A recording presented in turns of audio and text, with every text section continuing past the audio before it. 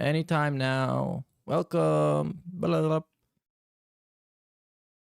Let me just find the song. Hold on. There it is.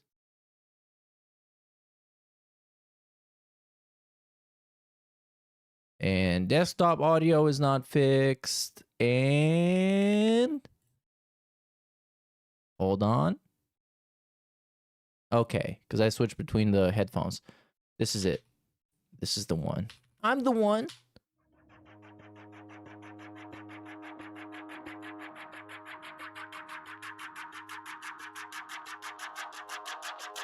Who? They all wanna know how I live my life. Who? How I spend my money, how I treat my mom. Why? You ain't got the answer, Sway. Wanna milk dudes on the internet? I'm truly like. Okay, go. Cause if he does, I'm a too big bills. Won't get paid on time. Cause I can't afford to lose another pay pick. June's gonna make everybody think I'm crazy. Show the world how I made a stationary statement. Slave trade joke, but I swear I'm not a racist. I said I loved you, but I didn't mean it. On a feels a nagger, eat it. Skin complexion like a white cheddar cheese it. And I'm getting that feeling, it time June. Please don't ask my viewers why they could. Yeah, he gon' show my lousy interview. You can eat it with a spoon. Cause in time, yeah, in time, gambling addiction, alcohol abuse. Cash advantage for money matches I lose. You can eat it with a spoon. Cause in time, yeah, in time, June. I got a feeling June gon' call me out. For doing dashing everything, even though I have gout. Shrimp balls and barbecue, I'm in the mood to chow. All right. Food, some gabagool, and I want it right now. He's gonna expose me and I ain't ready for it. 672 and Derek, I hope he ignores him. I'm just a little streamer and I can't really afford it. I swear to God, if he slanders me, I'll get a lawyer. I don't know what to do, so I'll act nice. Try to beg less, yeah, right. Stop talking about steak, this is my night. Dog's coming out, so I guess I better act right. Please don't ask my viewers why they could. Yeah, he gon' show my lousy interview. You can eat it with a spoon. Cause in time, yeah, in time,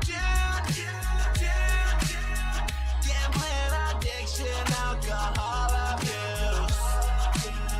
Cash advantage for money matches I lose. You can eat it with a spoon. Cause in time, yeah, in time, cause in time, yeah, in time, Borrow alert. yeah, in time, Fuck all you hoes!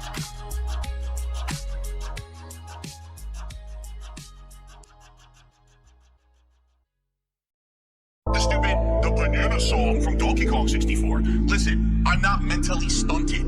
I don't know what you're referencing, stupid. No one understands your memes because they're dumb. They're for dumb children, mouth droopers, you fucking morons. Stole that shit. I want banana, tasty banana. Put it in your mouth and squeeze. Put it in your mouth and squeeze. I want banana, tasty banana. Put it in your mouth and squeeze. Put it in your mouth and squeeze. It comes to channel. Listen, I'm mentally stunted. It comes to channel. Fixated, autistic. What? It comes to channel. I don't know what you're referencing, stupid. It comes to channel. Channel, what a banana have to do with channel? I'm up here. You're down here. I can't hear you. You're below me. Cause I'm not on your level. It comes to channel. It comes to channel. comes in denim. It comes in denim. It comes in denim. Listen, I'm mentally stunted, It comes in denim. hyperfixated, autistic. It comes in denim. I don't know what you're referencing, stupid. It comes in denim. Denim, what bananas have to do with it? I want banana, tasty banana. Put it in your mouth and squeeze. Put it in your mouth and squeeze. I want banana, tasty banana. Put it in your mouth and squeeze. Put it in your mouth and squeeze. It comes in denim. Listen, I'm mentally stunted, It comes in denim. hyperfixated, autistic. It comes in denim. I don't know what you're referencing, stupid. It comes in denim. Denim, what bananas have to do with It denim? comes in denim. Listen, I'm mentally stunted, It comes in denim. hyperfixated, autistic. It comes in denim. I don't know what you're referencing, stupid. It comes in denim. Jasper just did that. Denim, what Jasper just did that. It comes in denim. It comes in denim. You wanna milk dudes on the internet? It comes in denim. I'm lurking and I'm stalking. It comes in denim.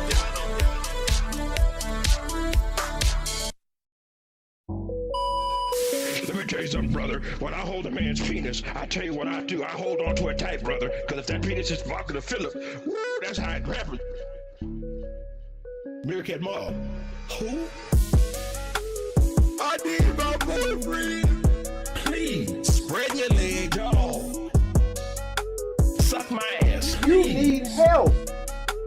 Please. Dog, I'm not a good dog. I'm a good sissified boy. Effeminate man. Spread your cheeks. They all soft. Dog. I need my boyfriend. Jasper just did that. Spread your leg, dog. Suck my ass, please. Jasper just did that. Dog. Philip came in from his office with a moist beard, and he rang out his sweat ring stained shirt. I maneuvered myself over to Hey, welcome all the Shroom Dukem Raiders. Big ups. memberships for you. I've been listening to him all morning with the cooking streams and shit. I would highly recommend you check out that experience. I forgot how those two dorks were called, but they're very heartwarming and wholesome. Spread your leg, dog. No. Suck my ass, please. Please. Dog. I need my boyfriend. Please. Laying on your back, dog. Suck my ass, please. Please. Yeah, the part of hold on. Everybody for the 1K. We finally made it. We did it, and it could not have happened. Yeah, whatever. But you might have heard the fanfic at one part of the song. Some of you might not know this is Pastor Eric Miller. He was making like fan fictions about how, well, that wasn't his fanfic. It was the detractor fanfic of how you're gonna have sex with Phil. But it's him making it up. Anyways, this is another song like that. I'm just saying. Oh, Philip. How there are times I wish you say I'm divorcing Kat. Oh, there's times I wish I could be the one sitting in the car next to you. But Philip, it's just one day this may come true. Oh, Philip. You complete my butthole. I need you, Philip. Oh, you complete my butthole. Oh, I need you, Philip. Put baby on. I need you, Philip. In between his folds. Oh, Philip. Hot piece of man meat. Stay on top, daddy. Hot piece of man meat. Because when you're on top, hot piece of man meat. We can enjoy being on the bottom. Oh, Philip, if I could lick your beard, I would. Dog, you fucking Philip. face. I Fucking need you, Philip. You complete my butthole. Oh, I love you, Philip. I need you, Philip. He was really into it. He really dedicated. Oh, I miss him every day. You complete my butthole.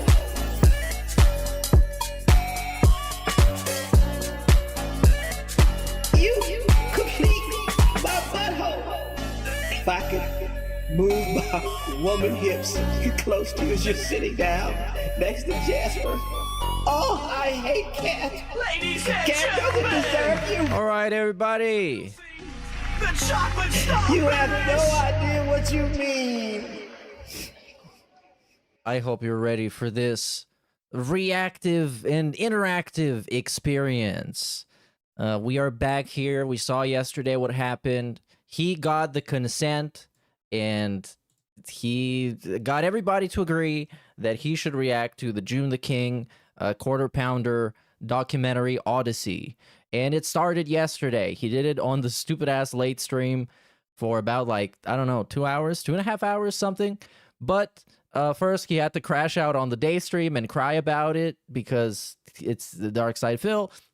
So this is probably going to be around like a 4 to 5 hour stream. We'll see. Because I want to get everything from yesterday out of the way. Okay, first things first, let's rip the Band-Aid.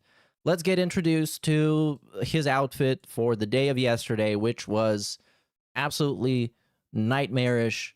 And I don't know, I guess it kind of speaks for itself. Just look at how he's dressed. Just look at this. What is going on, everyone? Good morning. Okay, let's have 5 seconds of you just observing and making up your opinion of what you can see. Okay? Okay. That's it. I don't know if I should even comment this. Like, what are we doing, man? What are we doing? Like, every day he is more naked than the previous day. Every day he's showing more skin. And I don't know, like, why? No one asked for this. No one asked for more this. Morning and welcome to the morning show. Yeah, I wish I could censor it. I can't censor this. There's no way outside of me just making like a... I wish I could have like the facial tracking thing, so I can just make his head be like a bulbous thing in the middle of the screen. And then that would be the whole screen. Hold on, let's not fuck up my whole layout, but instead do this and then make it big like this. I think this is a compromise. Lovely Thursday. Yeah, because I can't be looking at this chest hair. It's so fucking disgusting and gross. 26. It's super. He looks musty as hell, man. He looks like musty, emaciated, hairy, greasy, gross. This is the show. It's Can't do that. Chill and build up attendance before we begin with Pokemon. We're gonna build up attendance. That's right. So, are you excited? No. Oh, and already flexing. Come on, Already flexing. Looking at himself flexing.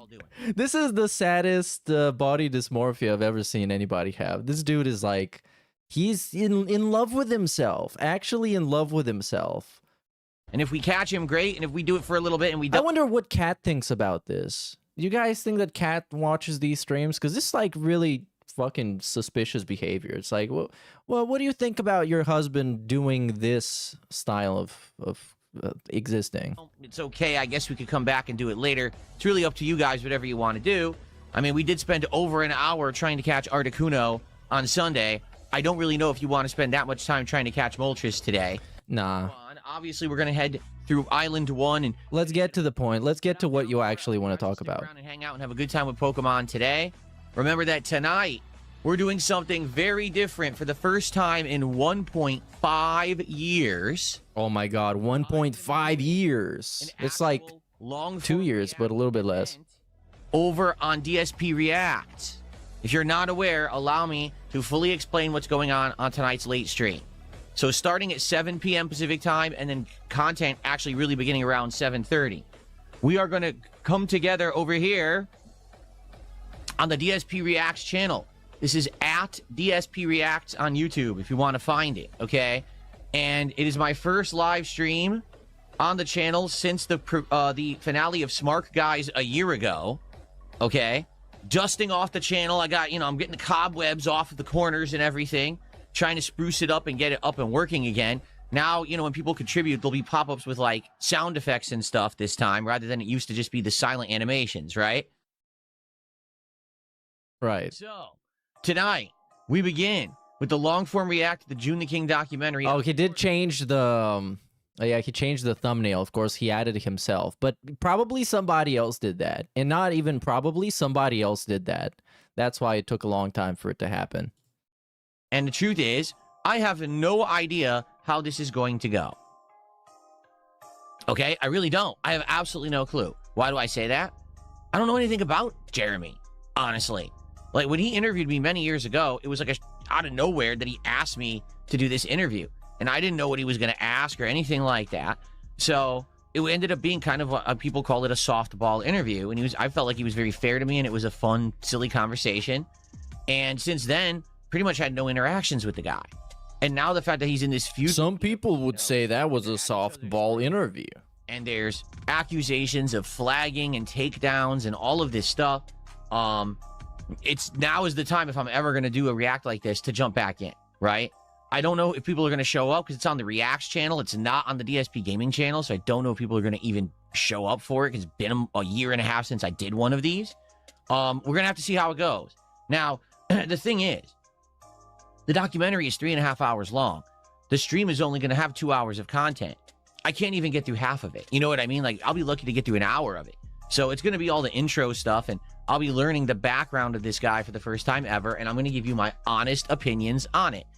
It doesn't mean I dunk on the guy, because that's not what I do. And you know that. Like, when I react to stuff, I react to it fairly, honestly. Oh, that's the worst type of reacting. Experience take on it. The worst type of reacting is when a guy thinks that they're like a fucking scientist or something. Like, you're doing movie criticism, and you have to explore the themes and the substance and the subtext in the documentary. Bro, you're watching a documentary about a lol cow. You can make fun of him. That's literally why it exists. I'm an 18-year YouTuber. He's an 18-year YouTuber. I know how the system works. I know how all this stuff works. So I might have a unique perspective. He knows how the system works, by the way.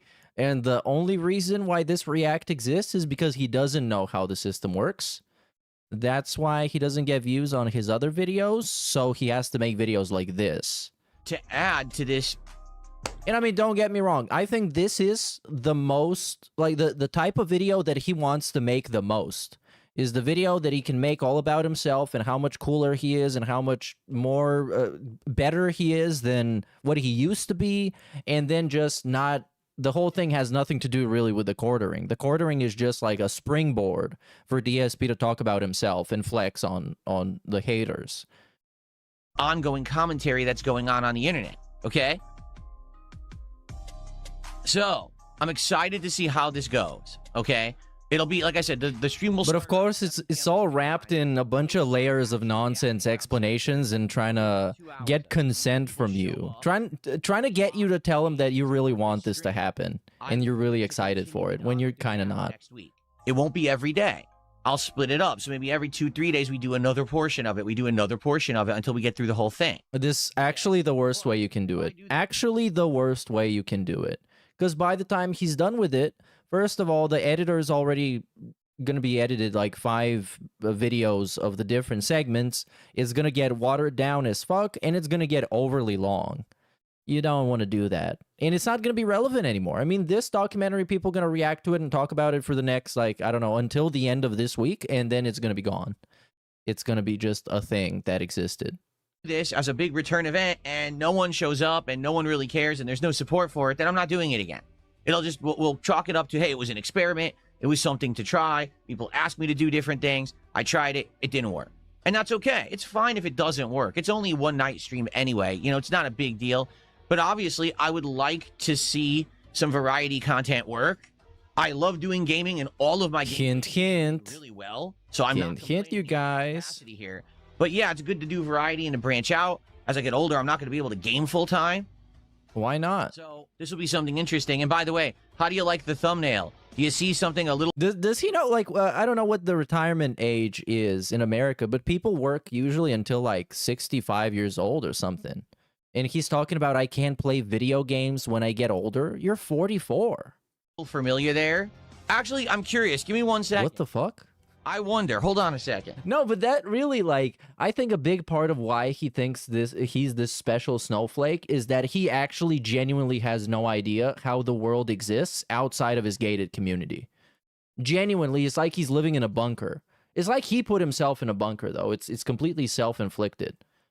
And he ends up looking like an alien because he thinks he's the only person to ever exist, but he has no idea that people exist outside of that. And then he shows up on stream bragging about his wife making him a sloppy joes from scratch. Like actual cafeteria food. Like middle school food. It's like, whoa, she made mincemeat on the stove with spice mix. Oh my god. And then act like it's changing somebody's life.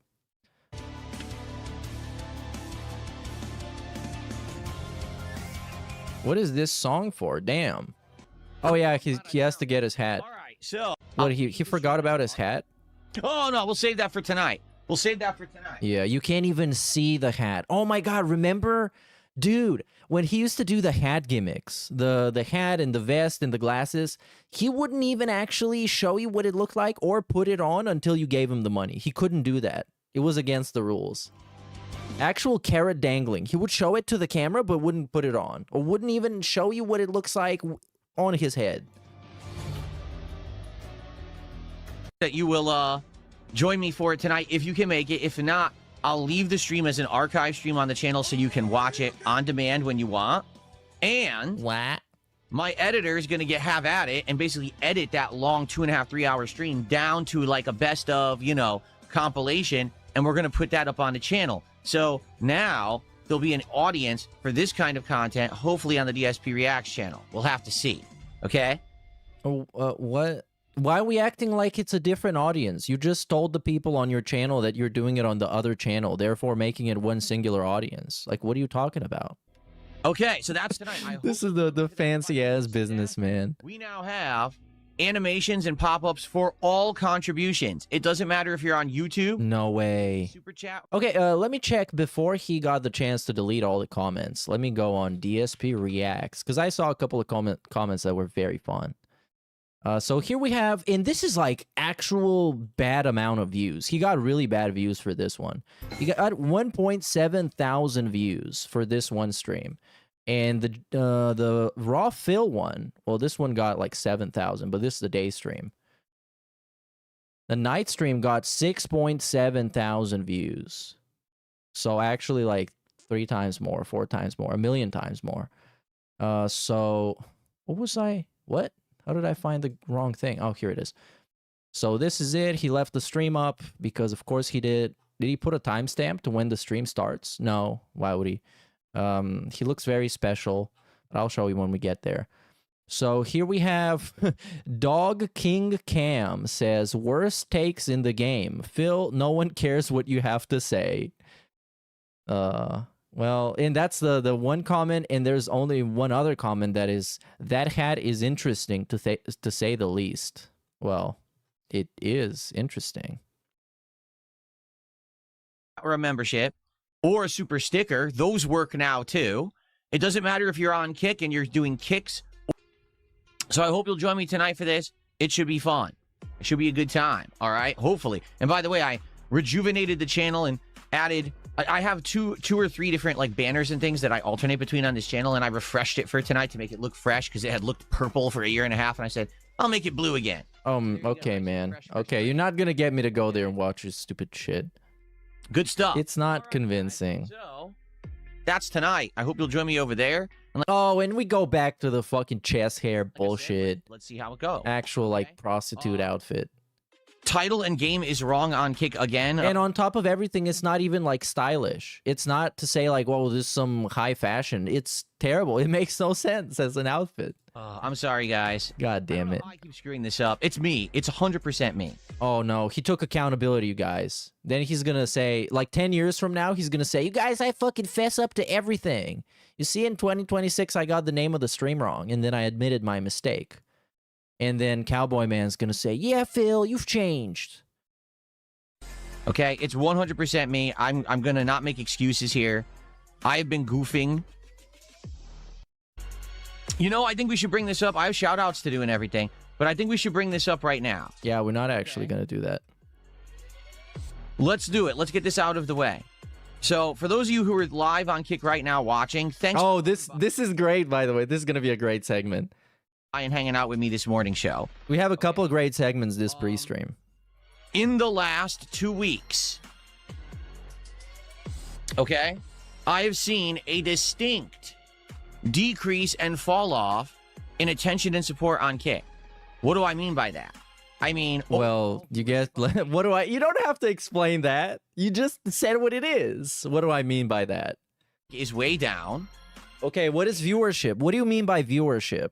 You like people outside of your house trying to look in? Like what are we talking about? Support is way down. Look, what is support? Like people in the streets protesting for Phil?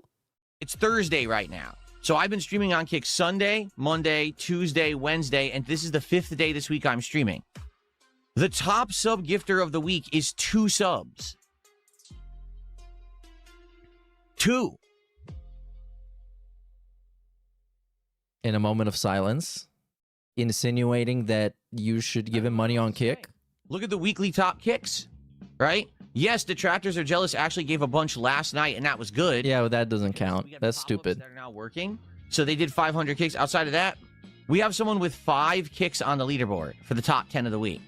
Do you see? And before people say dumb stuff like, oh, well, you get KCIP, Phil. But that's the dumb stuff you said. You know, the Kick partnership program that you get paid for views and people chatting in your stream chat. You said that. You literally bragged about it. It's nothing. It's nothing. Stupid. KCIP. It's not a lot of money, even though I said I get money, just to spite the trolls. And even when he said that, we said, but yeah, dude, you got nothing, though. So the trolls win again? Doesn't emote to a hill of beans. You understand that KCIP, okay, only adds up and becomes relevant if you have a viewership. Like if I had 300, 400, 500 people a day watching me, maybe 1,000 people a day watching me on Kick, then KCIP income would be significant. Okay? Yeah, that is true. That is true. He said he got a good amount, but also he said that just to spite the trolls, just to piss them off. And that's obviously not true. 50 viewers a stream? It's nothing. It's pennies. It doesn't make me anything. So what do you want, man? Like, how many paychecks do you actually want? Like, how many? We get the YouTube. On YouTube, he gets like 5 different things. He gets probably even more than 5. Super chats, memberships, super thanks, ad revenue. What else do we got? That's 4. And super stickers, if that counts. And the new gems. Is that the gems or jewels or whatever? Jewels, I guess, because YouTube is awesome.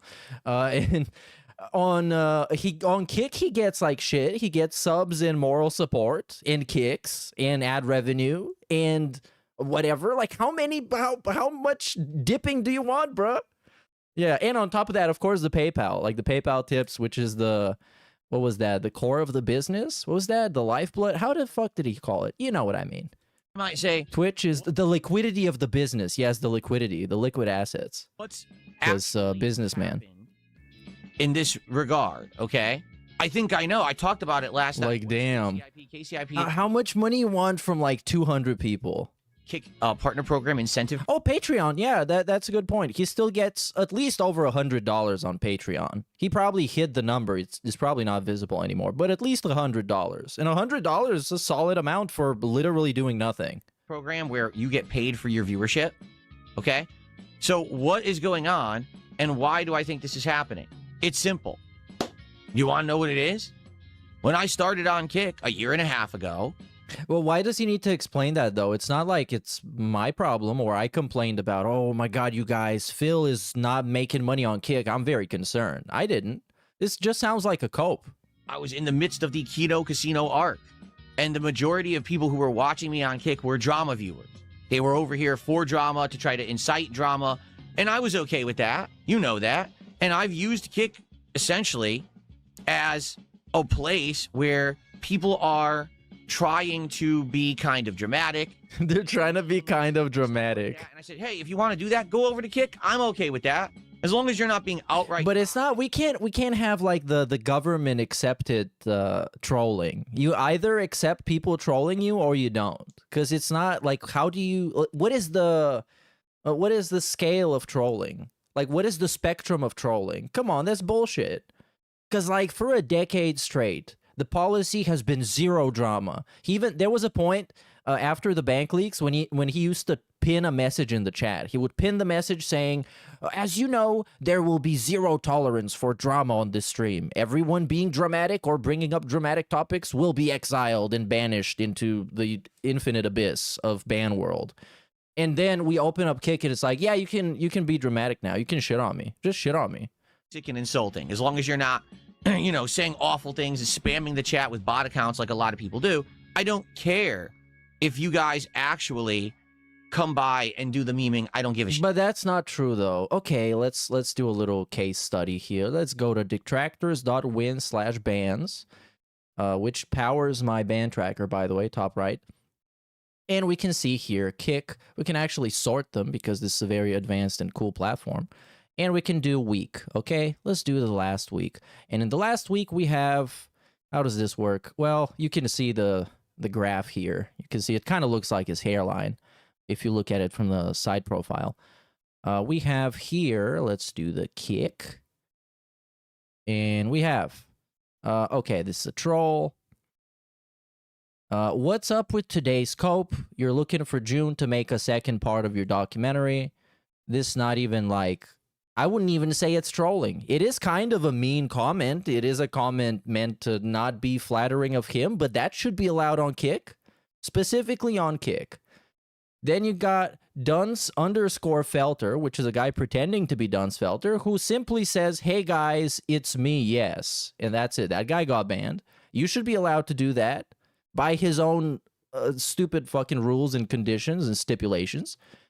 We have, I don't think anyone ever gave a fuck about those, King, which I don't even know what that was in reference to.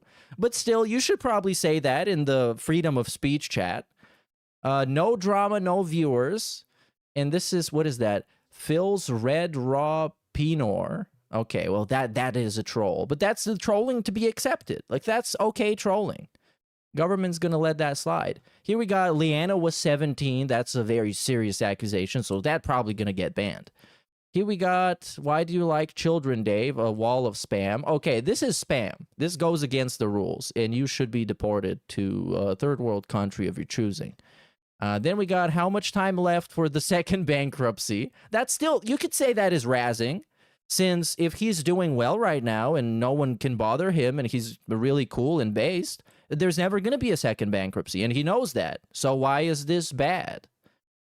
Then, you didn't beat a single one, LOL. This, I don't even know what it is. It's obviously not trolling. So, yep. Here we have spam, of course. Get it banned. Get that as banned. And so on and so forth. But you get the point. And this is just from yesterday. Some of those. So, yeah. And here we got, you got over $250. Shut the fuck up about support. Well, yeah. Do you think your barber is a detractor? This should have been left. But you get the point, right? Oh, never mind. That was a jump scare. Right? Wrong. And to be honest, I would appreciate if people did that only in the Kick chat, because that would allow those who were there to hang out and interact about the games to actually do so on the YouTube side. And the year and a half that I've now been co-streaming, it's been that vibe. It's been like, you know, the YouTube side's there for the games. Oh, the didn't beat a single one is about the trolls in Mario Kart. He crashed out for a few minutes over. Well, I did use one of my tools called the Snort Stamper to get some general timestamps for both streams. So I'll make sure to skip throughout this one and try and get all the gold dust.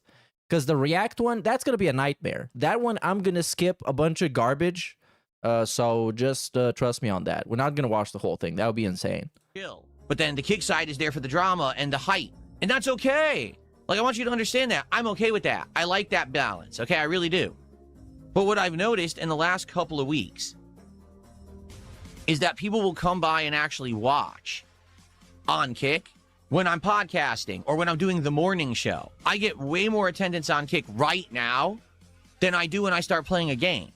When I switch over from the podcast or the morning show to a game, all of a sudden, people are like, there's games on a gaming channel? And they turn tail and run for the hills. They're, oh, I gotta get out of here. I can't stand video games. It's like, you realize it's called DSP gaming, right? And he's so mad, as if that's gonna get him to watch him. I guess a year and a half. It's so exciting. Honestly, expecting to do like drama content all the time. And I outright even said a year and a half ago, I wasn't gonna do drama content all the time. I wasn't.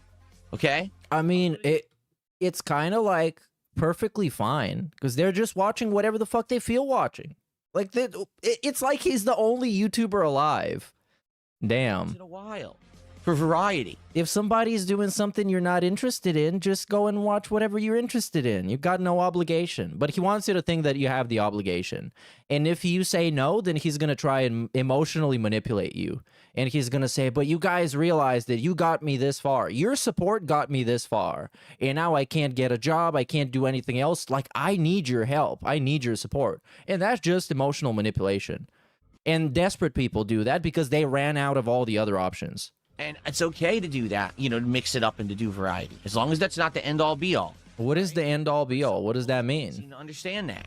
And now it seems like no matter... Oh, yeah, the end-all, be-all is being extremist Phil, being the Al-Qaeda Phil, where you're like, okay, I'm going to do all the time, I'm going to do drama. Like, every day, I'm going to do drama, and I'm going to do dramatic streams with other people, and I'm going to go on LolCal Live. Yes, as if anybody expected you to do that at any point.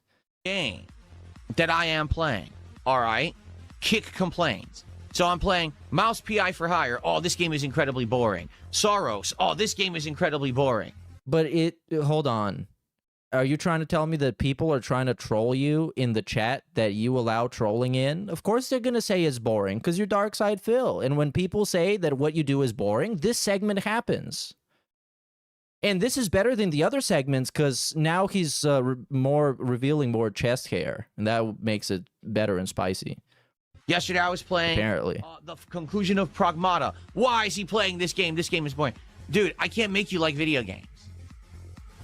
I can't make you like video games. There's nothing I can do to convince you that video games are good and entertaining and fun. I like them.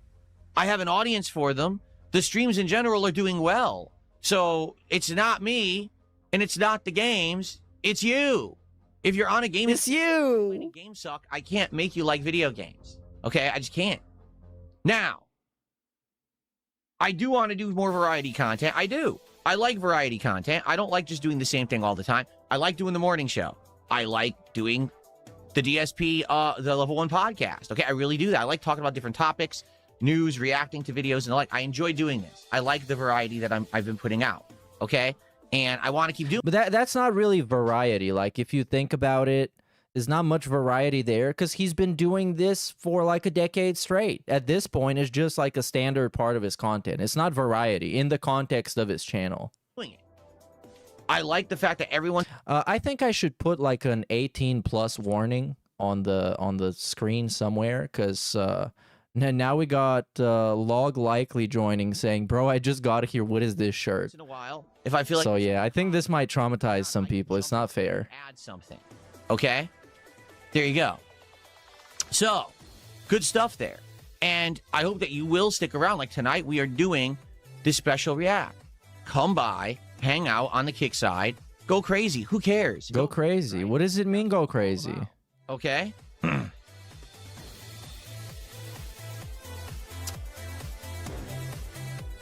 So, I hope that you will come by tonight and hang out with me if that's what you want. If not, then don't. If not, all right? then don't want. The truth is, I don't mind. We should do that. It's not a big deal. It's not, this would be the best. It's a freaking, I'm not even kidding you. It's a plugin in OBS. All I do is I put in the Kick channel information, Okay? Daily, I have to update the schedule. Okay? I have to update the stream information. And that's it. There's like no work involved in it. It's very minimal.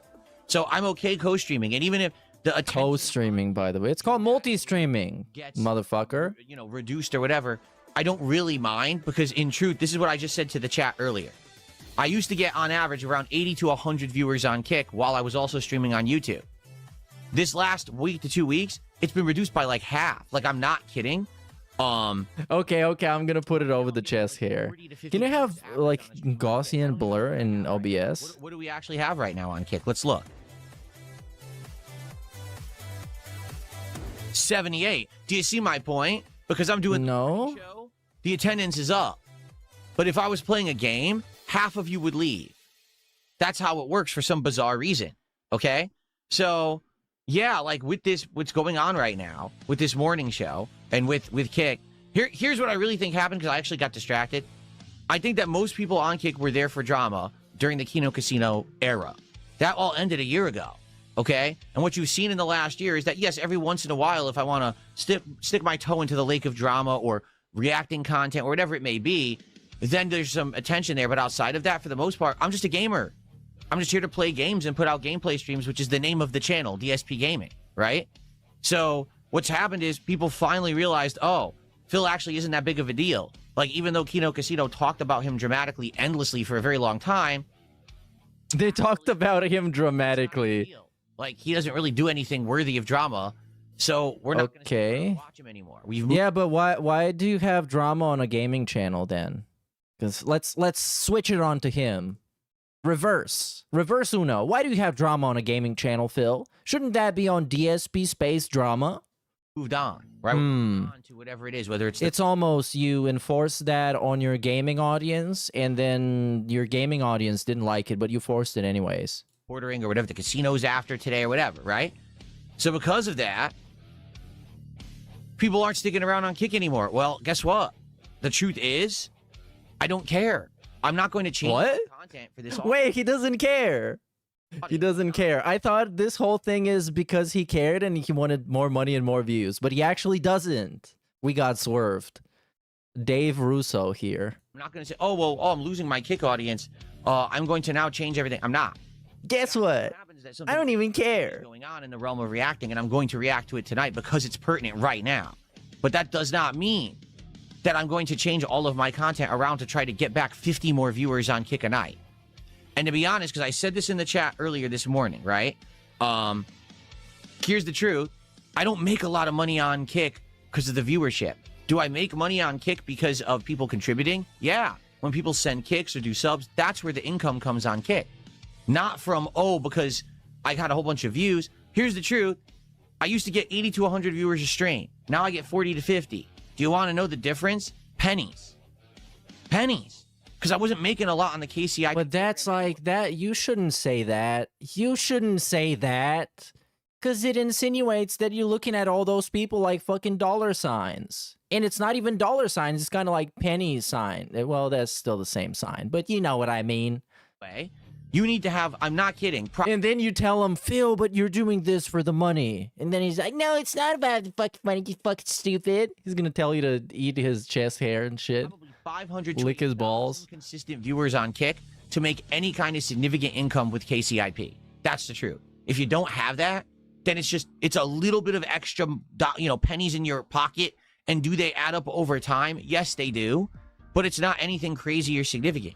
So I don't really care that I have 50 viewers instead of 100. It's not a big deal to me, all right?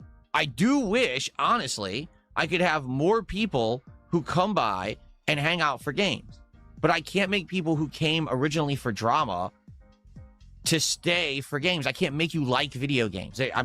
That's not my job, is to convince you that video games are good. No, it's not. If you don't like it, then, I'm never going to convince you. Okay? So the truth is, I hope you guys will still hang out. Whoa, that's a great ending to the segment. You just shit on everybody. And it's like, yeah, it's a fucking gaming channel, stupid fucking idiot. And then it's like, yeah, I hope you're still gonna stick around. I love you.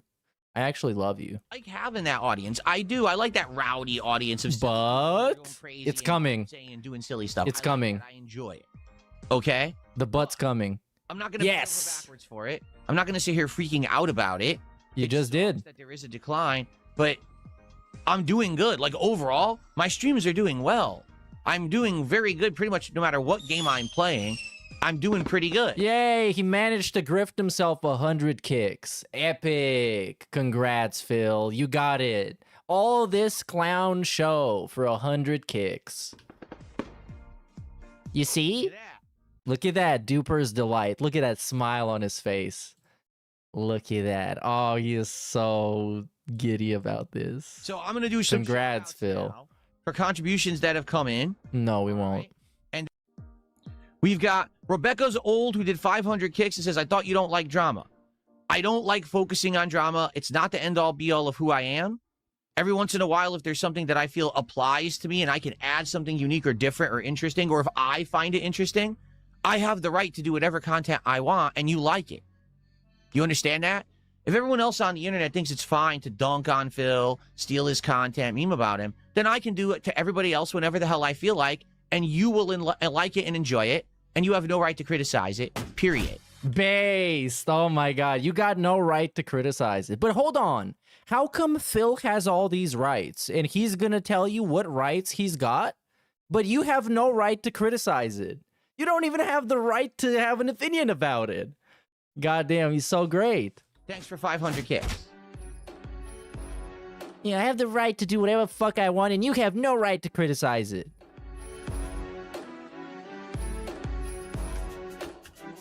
And again, for the record, Take you to the dented shop. differently than everybody else. When I react to this documentary tonight, No, you don't. You don't even know how everybody else does it because you don't watch anybody else. it's not going to be an endless hail of insults. No, you don't watch anybody else. You just know that you don't like them because they're stupid and make more money than you, and people like them more than you. Perspective of, oh, I hate the guy already. I'm literally going to learn from a matter-of-fact perspective about the quartering. I want to know who he is, how he started on YouTube, what he's all about. I know nothing about him. Zero. I Okay. don't know how old he is. I don't know if he does content similar to mine, different from mine. You know, what does he do? I don't know. Let's find out. That's the whole point of reacting to this documentary, is to learn about this guy that everyone is currently kind of either embroiled in a battle with or dunking on. Okay? Okay, yeah. And if you don't like it, you have no right to criticize. I love that. You have no right to criticize it. Can see everyone's kicks. So I want to say thank you to Extra Bondage, who sent 50 kicks and 10 kicks. I Okay. can now see them. That's a big update. Now, Massive super update. stickers and kicks And? now show up in my queue and have pop-ups and everything. So everything is fully functional now. It's amazing. I can now give full... Oh, this is gonna be epic. This is gonna be a based fucking segment. Pattern Player Paulie did a $5 super chat. Now listen to this. Listen to this mentally challenged deficient moron. You ready? Not Already great. like the quartering, you're desperate, and he says you're Y-O-U-R, not Y-O-U apostrophe R-E. He doesn't even know how to fucking spell. I love it. You're desperate to control the narrative about you, so you banned everyone on Kick, which is why you have over 27,000 bans. Literally actual based message. Awesome message. Literally exactly what's happening here. And like I showed you, a bunch of bans were just like, hey, Phil, you are hypocritical about this. And then that guy got banned. Out of however many bans I have on Kick, I don't know how many I truly have, most of them are bot accounts from the same person. There was a guy who, for a span of 6 to 8 months, daily was creating bot accounts by the dozens. And he was preloading these accounts into the chat, and then he would use them to all talk and spam at the same time. I actually don't know who he was, but he's a mentally deficient weirdo who was doing this, and all of my moderators were having a tough time handling it. It was actually Dunsfelter who was coming in each... Oh, that's so awesome. That's so awesome. I love when he admits that mentally deficient losers are making shit hard for him and owning him. And this guy was going so hard being the completely useless idiot retard that it was making it difficult for all his mods to handle it. Imagine getting fucking mogged by mentally deficient losers. Each morning and seeing, oh my god, 200 new accounts followed Phil. And why do we need Dunsfelter again? Why do we need Dunsfelter to sweep those motherfuckers? Exactly for that And reason. they're all botted names, and he would just ban them all. I wasn't even doing it. He was, because he knew if he didn't do it, they were all going to start spamming. And But dude, we act like this. I guess you would believe him if we didn't have every single message here. We got every single message. And of course, a lot of those are like this one. This is like a copy pasta. This is a copy pasta. There's some of those like this one. These ones, obviously like sock accounts. A bunch of those, though, are absolutely not. And we have all their messages here that got banned. And that's like literally matter of fact and transparent for everybody to see. fucking around with the channel during the course of the day. And this went on, not even kidding, this went on for like 5 to 8 months. It was like a long period of time where this guy daily was coming and doing it. So what is the point here? The debunk is that a bunch of those accounts were bot accounts, but still you don't address the actual core of the message, which is just like the quartering, you want to control the narrative, and once it spirals out, you just start banning everybody, which is true. The number of banned accounts has nothing to do with the content of the channel at all. In fact, I almost never ban someone on Kick because I'm mad at something they said or something like that. It's usually they're spamming the chat. And Literally are, though. Come on. Come on. No matter how much he bans or censors, he can't change the fact that a Kiwi farmer fucked Jenna. This is it. This, if anything, is like the most harmless trolling you can have in his Kick chat. And it's called Outviewed by the Chiking. By the way, very cool. no one can talk because there's a million fucking messages on the screen. You know what I'm saying? So what you're saying is absolute idiocy, spoken like a mouth-drooling idiot with complete no factional, rational thought here. You're just a moron. Like this one, it wasn't even making fun of him. It was making fun of Jenna for getting fucked. He just sent me more money too. I mean, he's that dumb. Okay. So who is that? It was fake PPP because his name is Pattern Player Pauly. What? What did that have to do with PPP? Fake PPP? So he actually gets us Fake PPP. I cannot explain the extent to which he got mentally demolished by Kino Casino. Dude, every time he thinks about somebody that he hates and he talks about him without specifically name dropping Kino Casino, he's talking about Kino Casino. He's describing him perfectly every single time. Okay, Eat Your Teeth did 100 kicks and Daddy Big Bucks sent 100 kicks. So thank you two for sending kicks. I appreciate that. And then Glorious Draven resubbed on Kick, and then an anonymous gifter gifted 5 subs on Kick. 1, 2, I'm counting right, yes. And then I already said the fake PPP did the super chat. The fake PPP. Let's see here. On the someone tipped $2.60. I don't know what the significance of that amount is. And they said, "Can you go bald, my glorious king? Darkside bald would bring in so many more fans." I mean, could I go bald? I very well might. It might happen. Like, I might lose all my hair, but the thing is, I'm 44, and no, probably not. Is messed up, but I'm not really losing hair. It's just skewed. You know what I'm saying? Yeah. It's not even, and it probably never will be for the rest of my life. I guess we'll see what happens. I could go bald. Now, if you're saying, would I shave my... No, I don't think he's ever going to go bald. I just don't think it's going to happen. Probably not, unless there's a good reason to, and there really is no good reason to.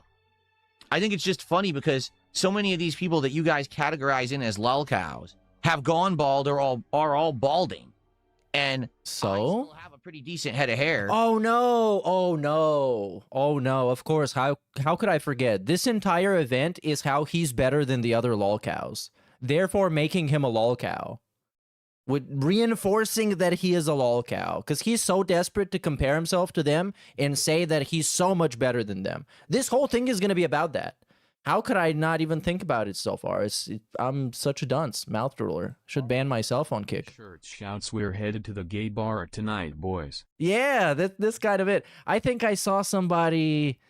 How did they? I didn't screenshot that. I think they said this looks like a lollipop that was dropped on the floor of a bathroom of a gay bar. That's how they described him, and kind of, I mean, accurate. If you remove the censorship for a moment, you see what I mean. And you just got big ups Furious Cinnabon. Dumb shit. Like, and Kid Wills says this. Wearing these outfits, you agree? Well, he must be gay baiting somebody. I guess it's whoever takes the bait. Doesn't have to be OIC in particular. I think he's gay baiting himself the most because the guy who gets the most excited out of this is DSP looking at himself in OBS. So, I mean, yeah, kind of drooling over himself. Match in with all those other lolcows we talk about all the time. Well, guess what? Get used to it because I'm not like them. As you can see, I'm actually physically healthy. I'm happy. I'm not a fucking disgusting mess. Okay? I mean, that's debatable. Anytime soon. It doesn't matter how much you will it. Sure. It's not going to happen. Okay? It's just not. Sorry. But I think that's what makes him a brilliant lolcow. It's for the specific reason that he's not like that. Like, he's not suicidal like Boogie. He's not a complete, desperate, depressed mess like Wings. He's just like a seemingly normal person who's actually absolutely fucking insane. And it doesn't take long for him to show it. Make fun of me for things that actually you can make fun. Like, say my face looks like it's melting. Okay, I'll agree on that one. Like, I really wish that I could get rid of the jowls and everything. Maybe they will. I think they are starting to go away a little bit. I think it's just going to take the jowls time for them to go away. But I think they are starting to go away a little bit. It might what, the snort sacks? A year or two of heavily working out and stuff, which I will start doing once I get like a machine to do so. Oh yeah, you need that. But there's not much I can really do about it. He needs a machine. But what happened with the machine though? So what happened? Did he pick what kind of machine he wants? He's gonna get some really stupid thing. No, I don't know how jowls work. I don't. I have no idea how jowls work. I don't know what else to say about that. I don't know how to get rid of them. Like I said, jowls. That I had actually taken care of myself when I was younger, and then it wouldn't be a big deal.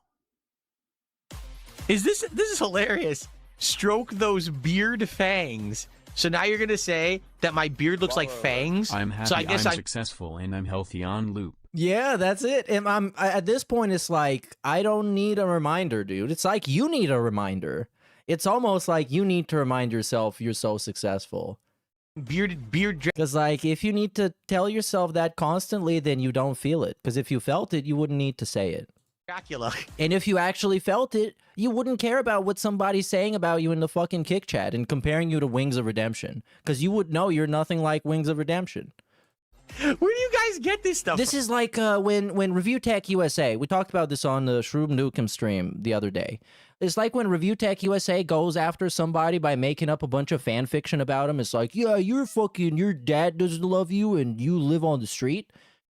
But you know that's not true. So he deals 0 damage. You have immunity to that because it doesn't get to you at all because it's just not true and you know it. So it's just, yeah. I actually think that's funny.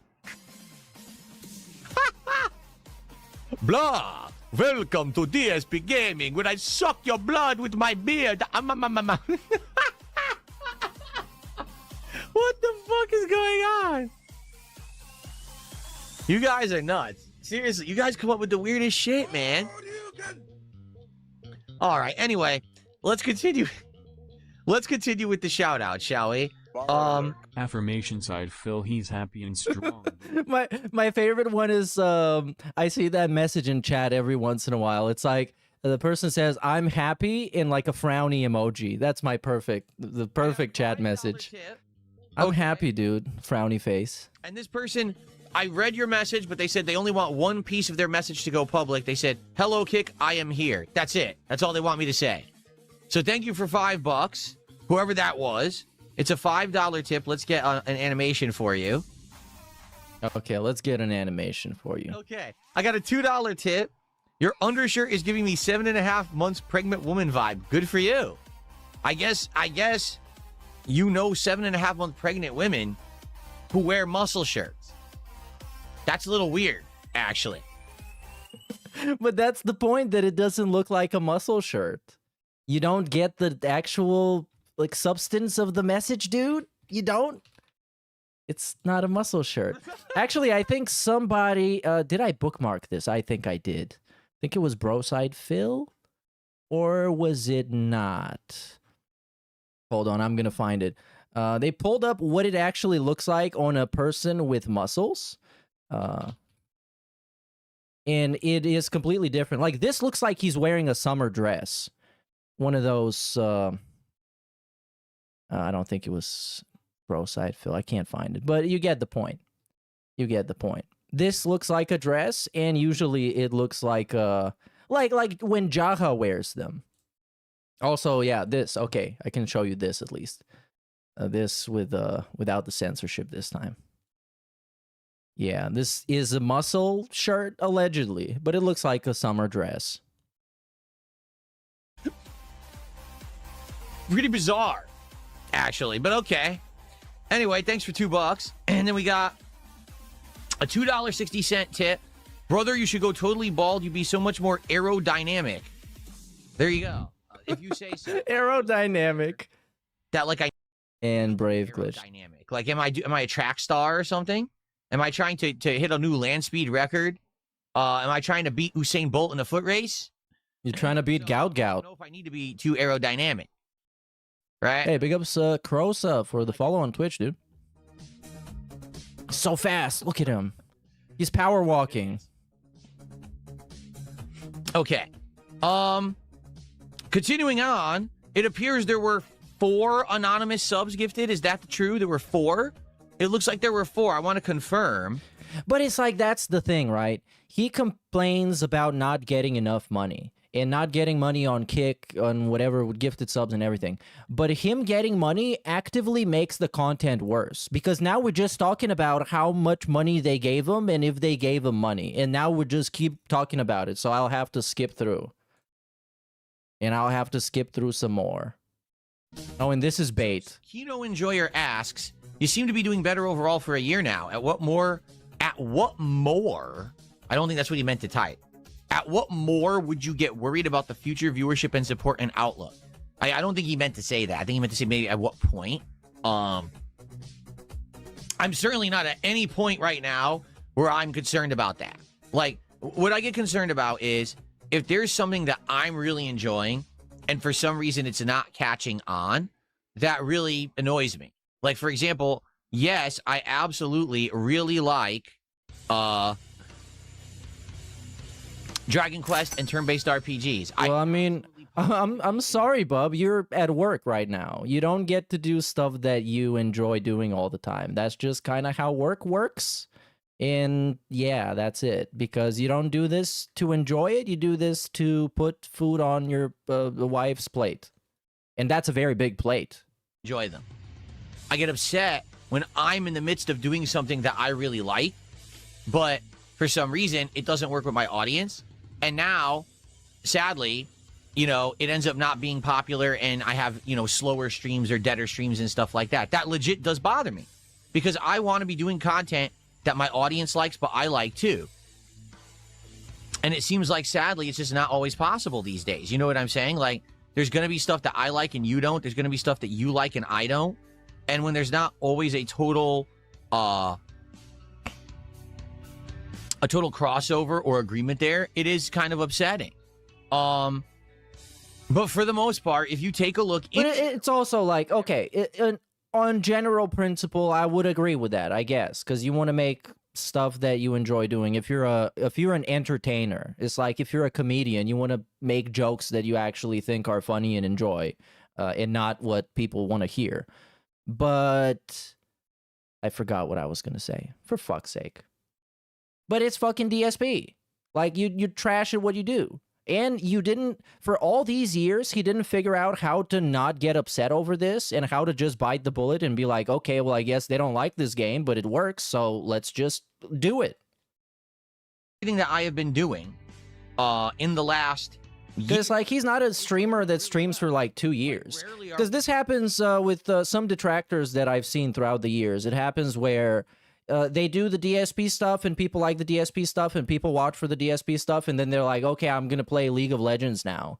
And the views instantly drop, which is the most predictable thing that could happen. But they actually get fucking salty about it. And it's like, bro, you kind of should know why you're here and what people like.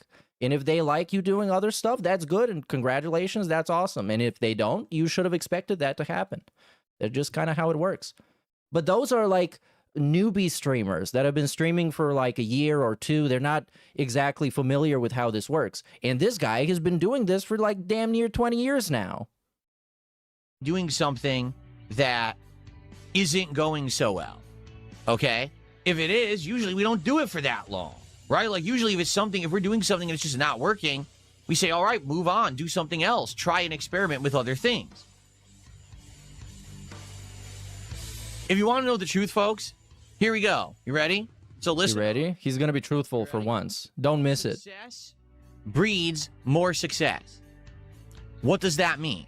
I don't know. I want you to compare the situation that I was in 5 years ago with the situation that I'm in today. But you said you were successful 5 years ago. Like, why are we retconning this as if he was, like, miserable and the worst?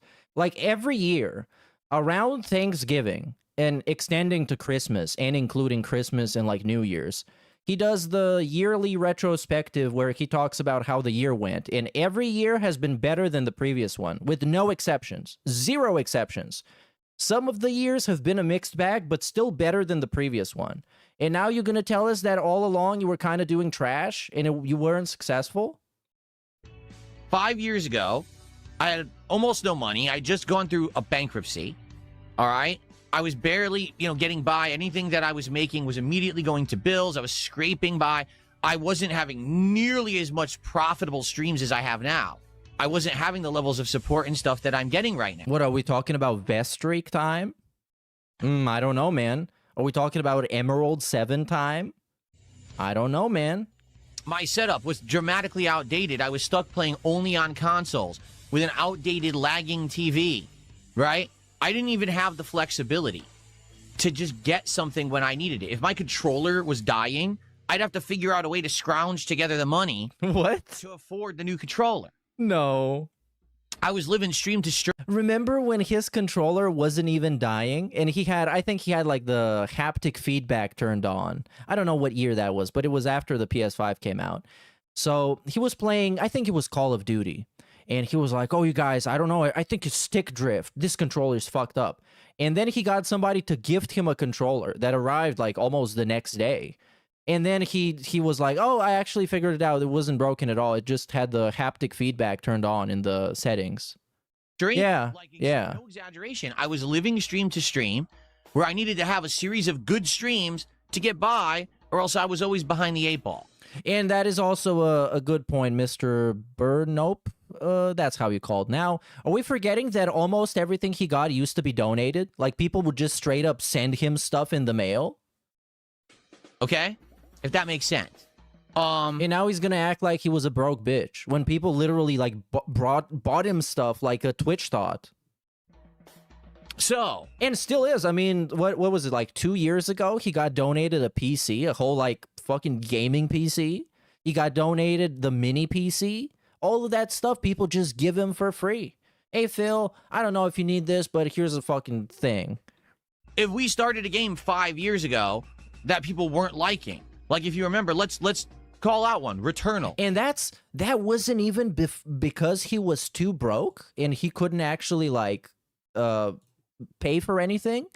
It was because he didn't want to spend the money that he would get on tips and on the other stuff, like his regular paycheck, on those things. He wanted them on top of the regular paycheck.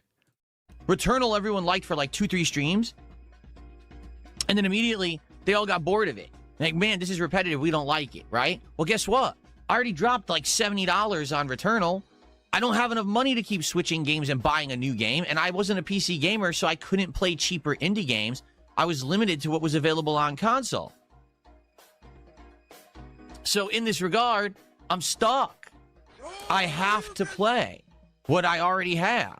So I would have to do these lengthy playthroughs of games no one wanted, and they would take weeks to months to beat, and my attendance would go down, and my support would be low, and it would be like failure breeding more failure, right? But what's happened is, in the last year and a half, okay, I have decided...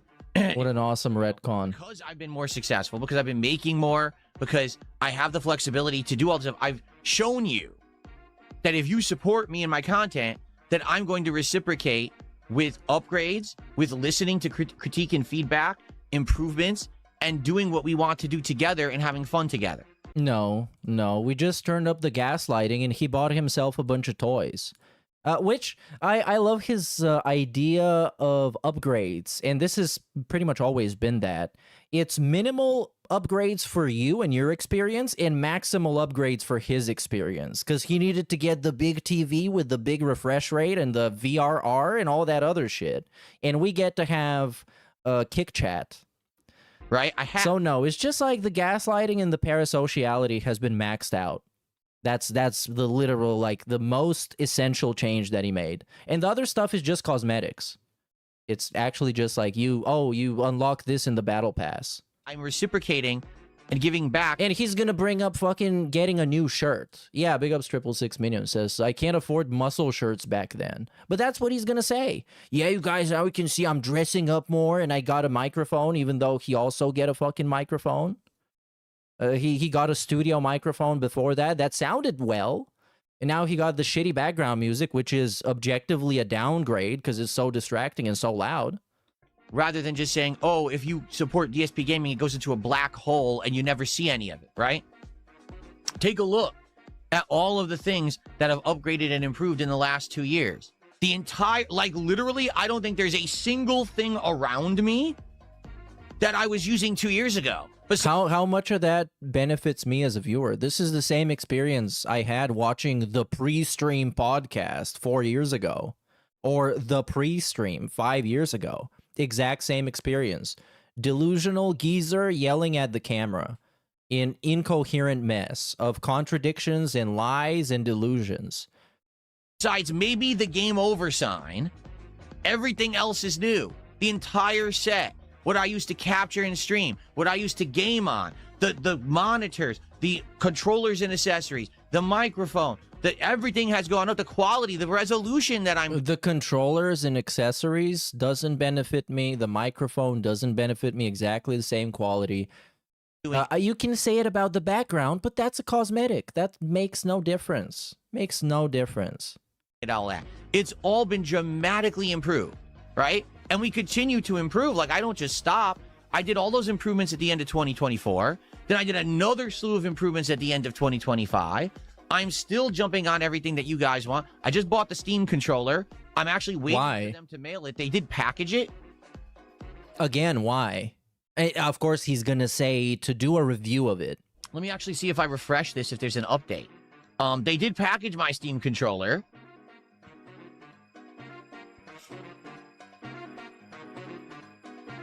But that's it. They only packaged it. They haven't shipped it yet. So as soon as that shows up, live review, right?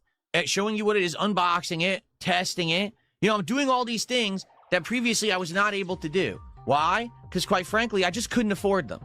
All right? But now things have changed. Again, because of your overwhelming amount of positivity and support towards my content, the success is breeding more success. Does that make sense? And that's really... No, you should repeat yourself again. That if I get to that certain level of just feeling sure about myself and knowing that whatever content I do will work, and if it doesn't, we can just shift right away to something that does, that I'd be good. But everyone was always, you know, wanted to jump on the meme. Everyone wanted to be like, well, you see, Phil is a lost cause, Phil is a black hole, Phil is an endless e-beggar, and no matter what, if we support him, he's just going to piss it all away. Well, that hasn't happened for 2 years now. Now, the narrative hasn't changed. Every idiot on the internet still wants to push that old narrative and completely ignore all of the improvements and changes that have happened, because if they acknowledge them, that means their narrative is broken and they don't have any content to make.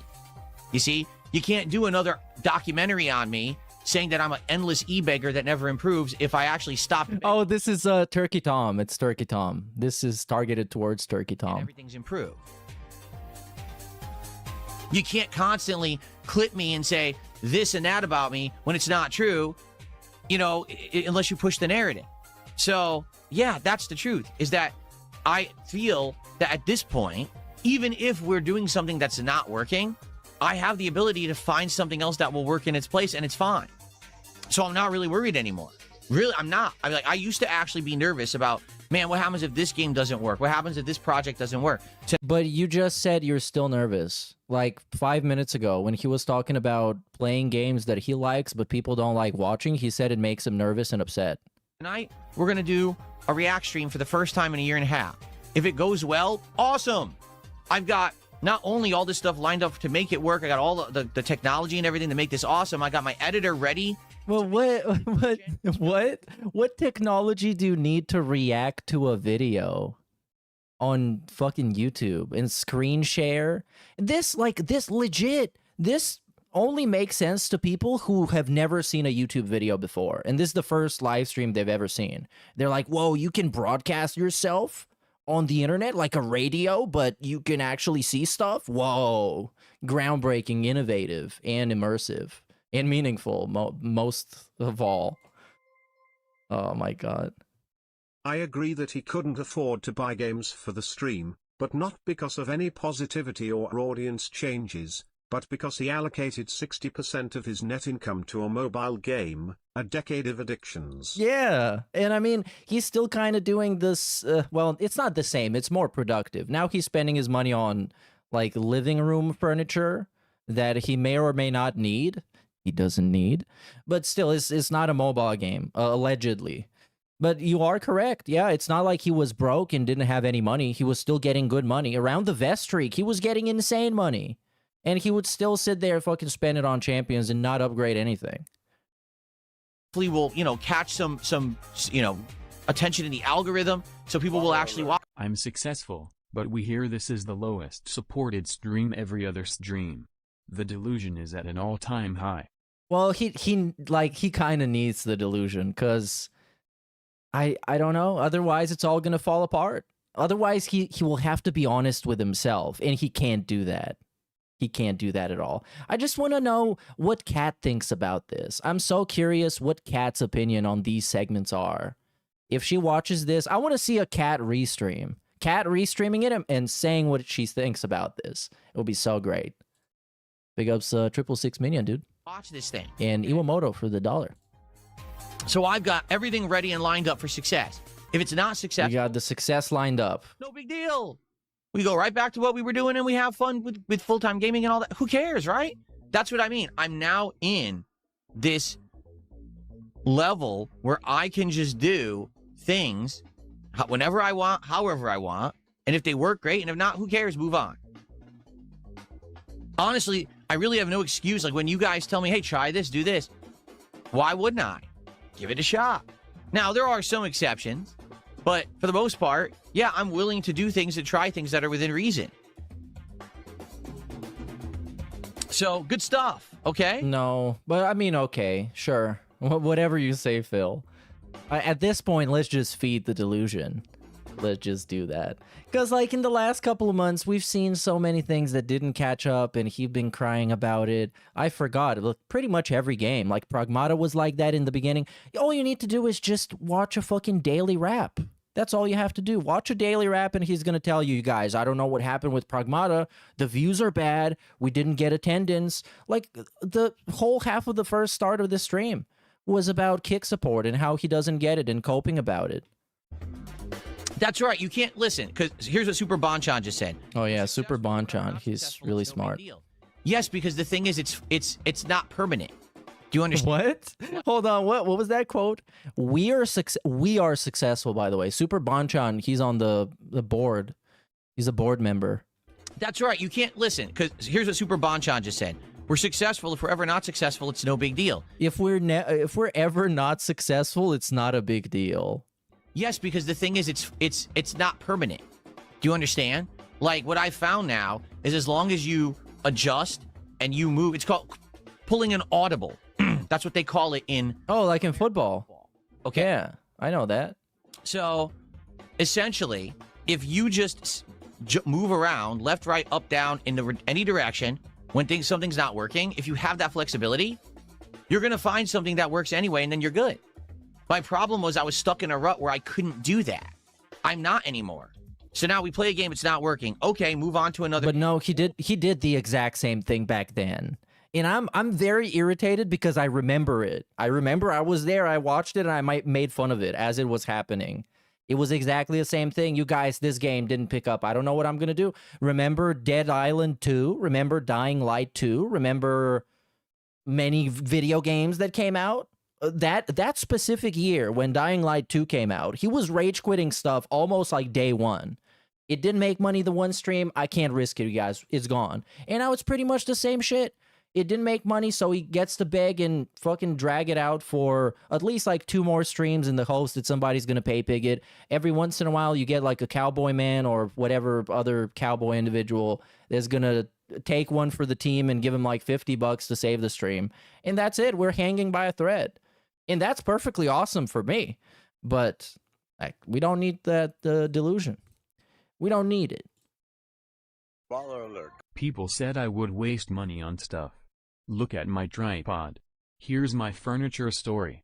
Ivana workout machine. Guys, have you seen my muscle shirts? This, I'm all for that, though. I agree with you, bro, Sidefill, but I'm all for that. I want DSP to spend his money on the most exquisite and amazing triple S tier Bowflex that you can find. If it's like a one of one, like directly from the factory, custom made, engraved with DSP's initials on it, perfect. The more, the better. More is more. I love that. I want him to spend his money on stuff that is really hard to get rid of, especially if it's very hard to get rid of. I love that. Definitely knows a thing or two about audible pulling. Oh, yeah? Well, that wasn't very audible, but I didn't want to hear that. I didn't want to hear that. I saw enough. We got more than enough. It's just kind of like with the chest hair. That we don't need more. I'm giving up. Big ups, J-Dog Arcade. Is already a better gamer than he is. What if she were a better streamer too? If she restreamed him and played into the bit, she could make tons. Well, that it's kind of going into like lolcow live territory of the fake content, the manufactured drama content. I don't think it's gonna work outside of like the first stream. And she's not really good with commentary. What she's good with, though, and I'm going to give her credit for that, is the, I guess, quote-unquote game sense. If you sense how a game is played and just pick up the mechanics right away. She knows that a lot better than DSP. A lot better than DSP. I mean, like, it's not like DSP is the golden standard of that. He's like the yellow paint standard. But still, she's way better. Or, if everything else around me is going on well anyway, then you can keep playing the game that's not working and enjoy it for yourself. And that's what I just did with Dragon Quest VII. Do you see? So... Do you see? I'm good. I'm just not... You know what I mean? I'm not worried anymore. He's not worried, you guys. I could, you know... The sky is not falling. Shut up. Things and some Stop looking up. I've finally, for the first time in years, my channel's hitting the algorithm again. People have been coming by saying, I can't believe it. I was watching a video and it gave me DSP Gaming as a related suggestion. Oh my god, I can't believe it. I am watching your video and commenting for the first time in many years. I didn't even know that you still existed. It's happening. I am actually getting back into the algorithm again. Is it a huge boon? No, I'm not getting a giant spike of attention. But you said you were, though. Doing what I'm doing. But he said that quartering video, and that quartering video that got like 8,000 views and a bunch of positive comments, it is the only reason why he's doing the quartering react. The only reason. And I keep doing edited videos and different kinds of content. Chances are maybe I would, right? I don't know. Maybe you will, Phil. Okay. It's never too late. Tons of shout outs to do. So to go viral. $5 super chat. Oh, and this getting skipped a 1,000,000%. What is that? Both sides demand. What? Oh, bro, what is this guy talking about? The community 2-0. I said, was there a point where you hid how bad things really were or pretended things were fine? Was there ever a point where you quitting this morning, like 15 minutes ago? Did you watch the previous segment? I've already talked about all of this publicly, okay? But who do I got in the NBA playoffs? Sadly, Oklahoma City Floppers. They're going to win another one, dude. They're going to win it. Because they ruined basketball. Like, what can I say? This is not basketball. This is flop ball. You know, this is fucking pro wrestling. They're taking more bumps than shots. Cripsy? It's like a fucking the bathroom of a nightclub. I was in a point where I was literally up to my eyeballs in debt. And because my income and you know, viewership and attention on my content on YouTube had waned so much, For a result of many factors, and we're not here to get into the factors because some of it is my fault and some of it is detraction and shit like that. Detraction. Combination of factors. The direction of detraction. I got myself into so much debt. There was no way out. Like, literally, there was just no way I was ever going to pay it. And so it was a matter of, am I going to lose everything? Are they going to take my house away if I don't, if I can't pay it? Am I going to lose my car? Am I going to lose, everything? My credit was already shot. So I was in a situation where I was literally, what payment do I make? Because I can't do them all. So what's the most important payment to make right now? Just to get by.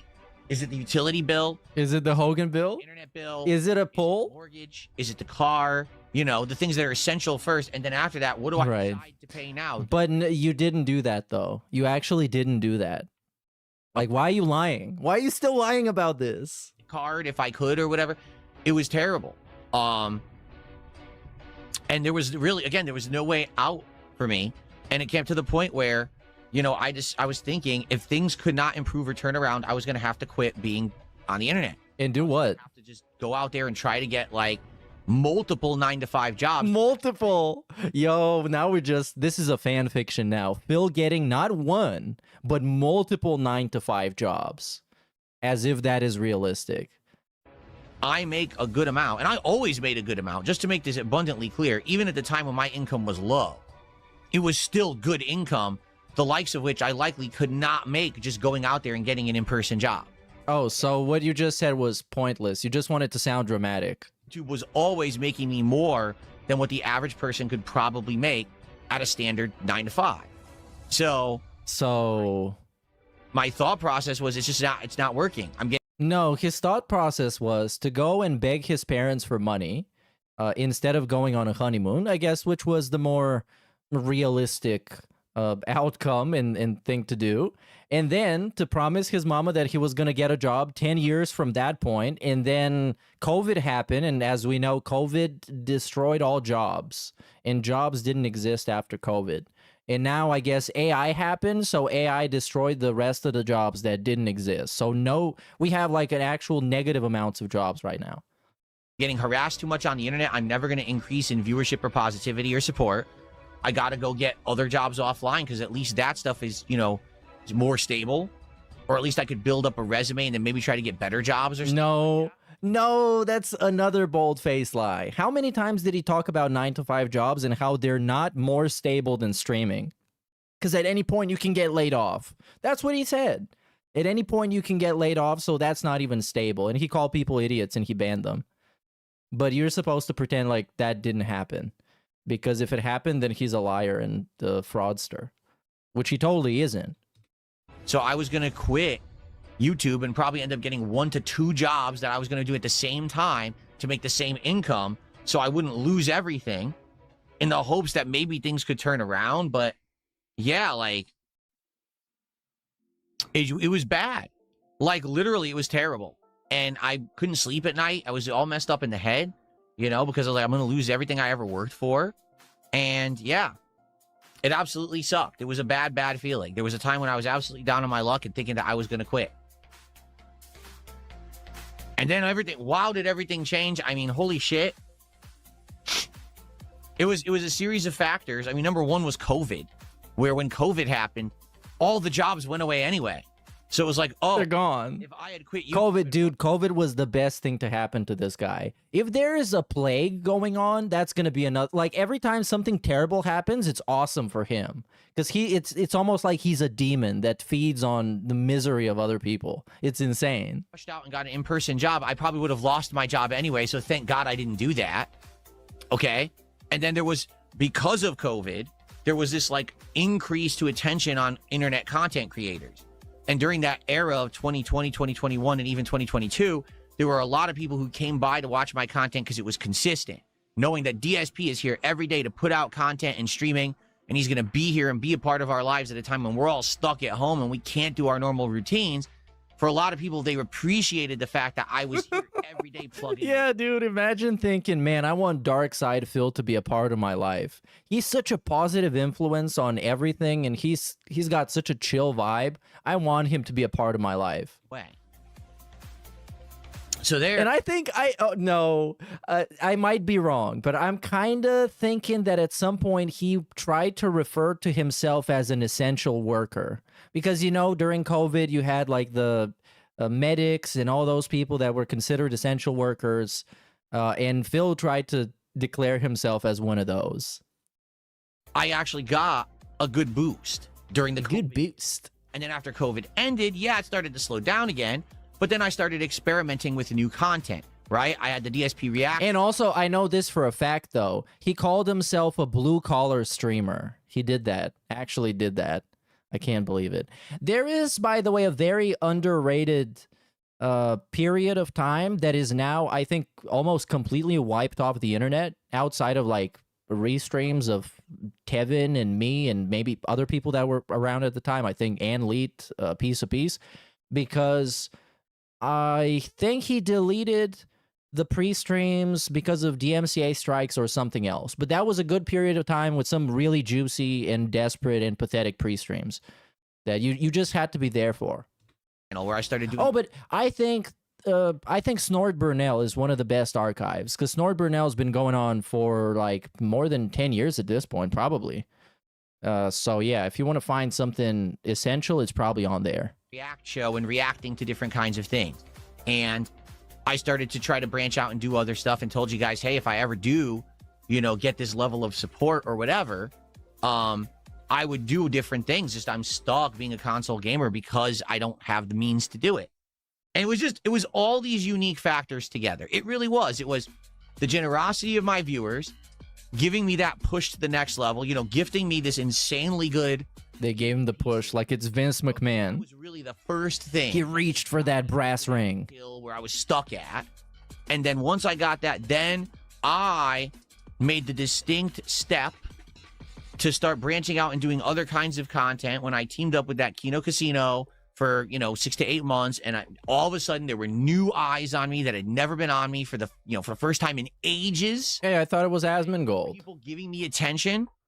To the point where I had so much positivity that I started streaming and co-streaming on Kick, something that I never would have done previously, right? And then getting this big, you know, increase of attention and support for a few months allowed me then to invest that money right back into the business and get the new gaming and streaming PC, and that gave me a big boost of being able to do better quality and more things. Now, all of a sudden, I'm not a console gamer anymore. Now I'm actually able to... you know, do way more different kinds of content and you know, at a better quality. And I'm showing you guys that I'm willing to restart projects. I'll do Smart Guys again. I'll do this again, you know, trying different stuff. And basically, you know, even though the casino thing fell apart, that... Well, why though? Hold on. This is one of those things where we don't really have a definitive DSP narrative to what actually happened. Because depending on what day it is, he might tell you that he snaked them. He knew that they were going to snake him, so he knew that it was going to end. Or he's going to say that he got betrayed, or he's going to say that it was like a mutual breakup. So we don't even know what he claims happened back then. But we know what actually really happened in reality, which is that he planned it all along, by the way, in case you don't know. That's all I needed to keep running. And that's like, I love that. I love that. It would have been the best fucking thing ever for people to just go along with that narrative. Because, oh yeah, you planned all along to look really pathetic and get humiliated over and over again and be like the pet lol cow for a group of people constantly making fun of you. That's great. You probably should have planned something else, but I mean, I don't know. All of a sudden, I still had new attention on me. People were from the drama era were watching me. People from gaming were watching me. And overall, people are like, oh, we're used to Phil making good content. Which no one was. I was always the laughing stock of gaming creators. Or, God, everything Phil makes looks like shit, right? His quality is just ass. His camera looks like shit. His microphone's not that good. You know, he only can play on console. He can't play any of the hot new games, so he misses out on a ton of releases. He's just like plebeian, this schlub, right? And once I got out of that funk, that rut, and I was able to start branching out and doing the stuff that everyone else was doing, I think what happened was some people's eyes were open that, oh, Phil just ain't that bad. It's just that he was stuck, you know? Oh, right. So it wasn't his fault for being trash? All by myself. Everything I'm doing, you know, I'm planning and working on myself and figuring out. Let me What? All by yourself? The Mr. Feedback? Mr. I'm gonna make a thread where you're gonna give me feedback for what I'm supposed to do. Please tell me what to do that's gonna be successful.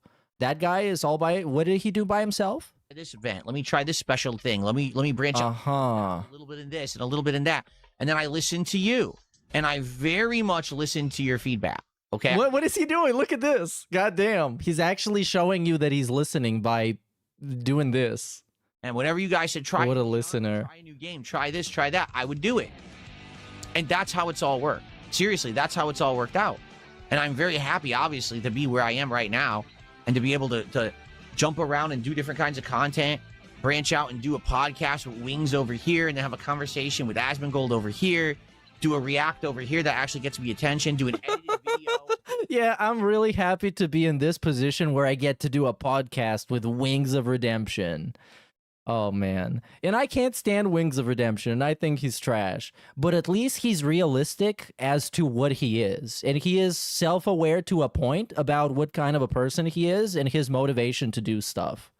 But DSP is just like, man, like, wow. Next level. Review of a game that actually gets me more attention than I usually would. This is cool. It's a good feeling. It's not just Phil just did the same thing every day. He's stuck in his rut. No one cares. It's very much not the case, okay? Now, certainly I'm not Mr. Popular, nor am I looking to be. But the fact that I'm at least in the conversation about stuff is a good thing.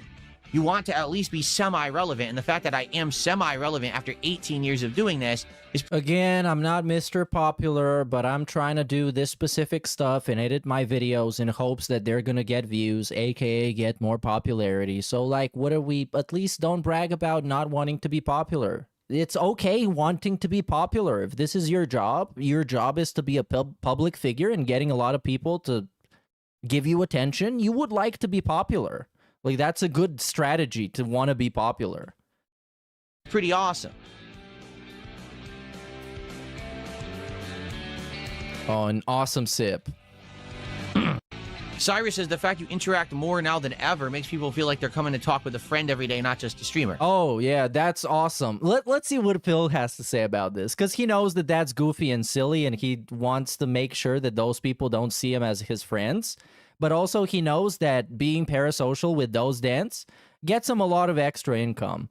Because what did the Cowboy Man say in the interview? Sometimes Phil doesn't acknowledge my messages, so I just send him a super chat to make sure that he does.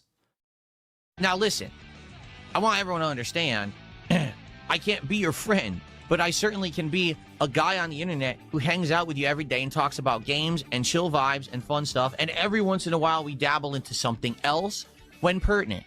All right? What does that mean? Yeah, that sounds like a situationship. I'm not your friend, but every once in a while I get to do something, you know, chill vibes, you know, we enjoy each other's company, you know. I mean, that would make sense since he's wearing this shirt. Interactive. I like having a social experience with my audience, as opposed to it just being me blabbing and playing a game. Okay, those old days of me just playing a game and doing stupid commentary over it are long outdated and done, and I'm never going back there. Okay. Cool. Cool. People, okay, this is very important. If you want to talk on tonight's stream, you have to subscribe to the channel right now. Let me take a look at it. Why right now? Oh, it's a 20-minute sub-only mode. Like a 20-minute sub-only mode? Why 20 minutes? Just do it like I do it, where there's no time limit, but you get extra subs. And it works, because it's better than me asking you to subscribe, because I don't like doing that. Subscribe to the channel to talk in the chat, so that way bots can't just join the chat and start going crazy. Bots? Right? But those, like, does he realize that those are not actual bots? They're just people on sock accounts. So they can just subscribe right now on all the sock accounts. Or they already have.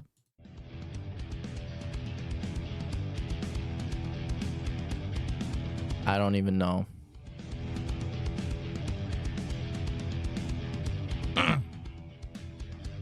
Anyways, let's move on a little bit further.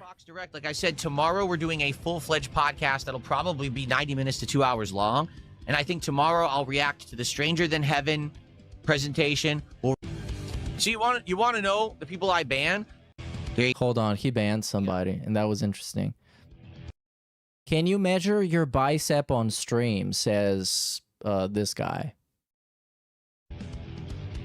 But that was not the person banned. It was Caitlin Mac something. Which I guess I can find here in the ban list. So here, well, okay, yeah. He's gonna tell you. If not, I'm gonna tell you. But let's see if he's gonna tell you first. So you want to know the people I ban? Like this person right here that just wished that I would commit suicide in the quick kick chat. That's the kind of person I actively ban. You needed to play victim. Bro, everybody's been told to kill himself on the internet, literally. It's almost like it's more often than somebody telling you something nice. That's about it. And also, that's not true. I mean, we had a look at the bans earlier. Come on. Only people I actively ban. Outside. But yeah, he said a shotgun barrel to the head live stream win. He didn't say, well, he didn't say you got to pull the trigger. Just be like, I don't know, maybe Russian roulette. Maybe we're going to do a gimmick. Maybe for a big contribution. He didn't say you have to do it. He said you need to be in a position where maybe you can get some extra sympathy for maybe going to do it. Of that, it's usually botted accounts. People who are making these duplicate accounts and just come in and spam, so we try to mass ban them. That's it. So when people do this dumb criticism, saying, oh, you ban everyone on Kick, that couldn't be further from the truth. That's just asinine shit that you're talking out of your ass. Yeah, I'm not sure about that, dude. 86 viewers. I mean, it's because you need to take his word for it, and his word is as valuable as his content, I guess. But we have actual transparency and visibility on who he bans and for what reason all the time on both platforms. Thanks to detractors.win, by the way. Because tracking the YouTube bans is a pain in the ass and is pretty complicated, so they make it a lot easier. But on Kick, it is pretty much publicly available information. Right now, you see what I'm saying? Whenever I'm not doing gameplay, I get decent attendance on Kick. It's literally only when I start games, oh, I can't stand games, then people leave. Okay, I don't know. In times like these, you gotta look for the fault in yourself, because those people, they don't give a fuck. If you don't do something that they think is interesting, they can leave, and they're totally in their right to leave. That's just how it works. Totally how it works. Let me see here on my timestamps. I think this is it's kind of over. 25 to 30-ish hours in. How many parts am I into the playthrough? Yeah, this is pointless. I am 31. Oh, wow, I'm even... So we got... Let's go to this point. Ooh, a max potion. I love maximum potion. Tentacruel. Do we get a Tentacruel? I know we have the Tentacruel. I don't know if we have the Tentacruel. Or is it here? Oh, here it is. Have I reached out to any tank top companies for sponsorships? Not yet. Not yet, but, you know, the possibilities are endless with, you know, what I've done with my health and my body. Perhaps someday you'll have the DSP line of tank top. Oh, exclusively on some business. That'd be amazing, actually. He couldn't even, like, do a back and forth with this comment without making a compliment to himself. I think that's a great idea. Yeah, I don't know, man, but I look really good and I'm very healthy and fit. Just giving me. Thank you so much. It's time. Ooh, a max potion. I love maximum potion. Okay, I think one more moment here. Let's see. At this point, Tentacruel. Do we get a Tentacruel? And yeah, this is why people tune out, by the way. He was in like 158 people watching this. And I guess if he hits the goal, it's going to be a lot less. Oh yeah, dude, he got like $300 for this. I don't even fucking know why. $300 off of 172 people. That is reasonable and making sense. So, I think we're ready to get into that piece of shit fucking night stream. That's going to be a nightmare. So let's get it over with. Let's rip the Band-Aid and head over to the Raw Phil Live tab and also click on the Quartering June React late stream. And the pre-stream is like 33 minutes. Yes! What's up, everybody? Outstanding. How's everyone tonight? Welcome to the stream. Hello, one and all. How you doing? I guess I should say welcome back if you're a long-time viewer. Oh, hold on. I got a shout-out. Look at DSP's special Sonic hat. This is going to be exciting. Driving while intoxicated and killing someone. Some of it was my fault. Some of it was the manufacturer's fault for making such tasty liquor in large bottles, and the guy I hit was on the sidewalk. The bottom line is, it was multiple people's fault. The bottom line is they should have put guardrails on the road so you can't crash into somebody else. And people should not be on the road, not even on a sidewalk. What are you thinking? It's crazy. The road manufacturers are stupid. Idiots. They don't understand how life works. You see Ric Flair going at Luca on Twitter SMH. No, but Ric Flair is at the point where, okay, Grandpa, you're a legend. Why don't you just enjoy the rest of the time you got? And we can just dismiss all your opinions and whatever you say because you are a geriatric and it's over for you. Like, thank you, Ric Flair, for your take. It's kind of like a DSP opinion, you know? You acknowledge it and then you're like, okay, thanks. Anyways, that's what you should do with Ric Flair. The dumbass nasty lip licker with that stupid hat. What? The lip licker. BTW Bulgarian boy, I got my friend hooked in a hilarious commentary and the way your music is. He tells me it comes in denim. We both are obsessed with the music. No, you don't want to be obsessed with my music, dude. You need to listen to who else? To DSP pre-stream songs and the AI background music. That's a lot better. But thanks anyways, big ups. Thanks for spreading the word and getting more people brainwashed on toxic commentary. Big ups. But it does come in denim. Channel here, which has been defunct for like a year outside of food. Oh yeah, the defunct channel. But welcome back, or welcome to newcomers as well, as we build up attendance here for a little bit. The attendance build-up session. Now he's going to give you context around what he's doing, and then when he starts reacting, he's going to give you context about the context he gave you, and then he's going to add more context. On 7:30 p.m. He's the human context machine. Build up attendance and see who we can get for this stream. So I hope you guys are ready to chill with Phil in that time frame. What is up? Man, he looks so goofy. What's up, everyone? Who do we got? We got early comers to the stream. Oh, no, we're not going to do that. Hold on, where are my timestamps? Let's take a look. Can I get this chin strap to work? Probably not. We got some technical issues here. Well, many people, I am co-streaming this both on my DSP Reacts channel on YouTube, as well as on my Kick channel. Ah, it is working. This is what I was wondering. Was stuff going to work tonight? Because I set everything up to work on both the YouTube channel and over on the Kick channel. And I have two separate sets of pop-ups to do this. I had to do it that way because you can only integrate it that your Kick is implemented into one system and not the other. It's hard to explain, but, you know, usually I use my Kick stuff for my DS. Oh, the background song, by the way, if you can hear, this is a version, I guess a knockoff of a song called Lush Life. It's a popular pop song. And it's almost like exactly like a one-to-one recreation. Gaming channel. So, wow, here we go. All right, already we got contributions coming in. Let me go ahead. Let's shout some stuff out because we already had some early contributions.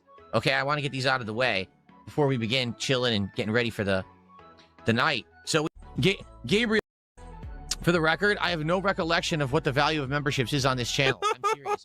I don't remember it all. Why did you need to say that? It might be like $1. No, it's not, Phil. Oh, actually, it might be. It might be because, and here I'm going to add context to the context. So when Argentinian, well, we have to add context to that. What do I mean by that? Well, when he started doing React stuff, the reaction videos, well, the videos that he would react to were picked by the members on a weekly thread. And you need to pay up for a membership, of course, unless you were Derek, where you could just beg for a membership in chat and somebody would gift you one. So what happened then is the Argentinian member bombs began. The war with Argentina in the United States of Phil.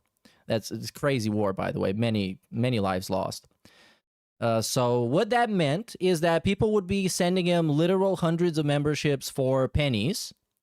And what that meant for the show is that it completely fucked up his whole format and his whole gimmick. So he had to change the value, the price of the membership. So you had to essentially pay more to get the same thing. And that's why he doesn't know.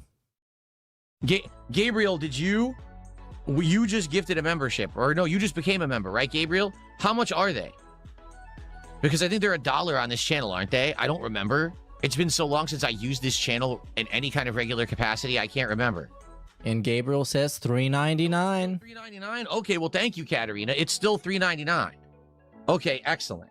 Good to know.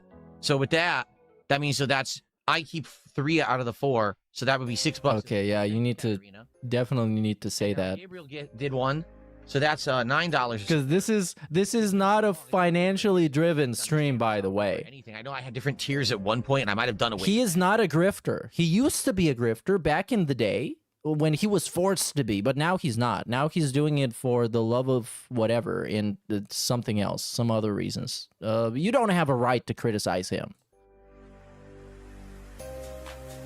I guess I did. I guess I get away with those multiple tiers then, right? I guess it's so confusing.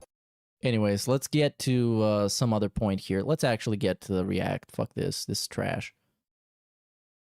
And he's going to take off the hat because he just needed it to, like, be this, to do this.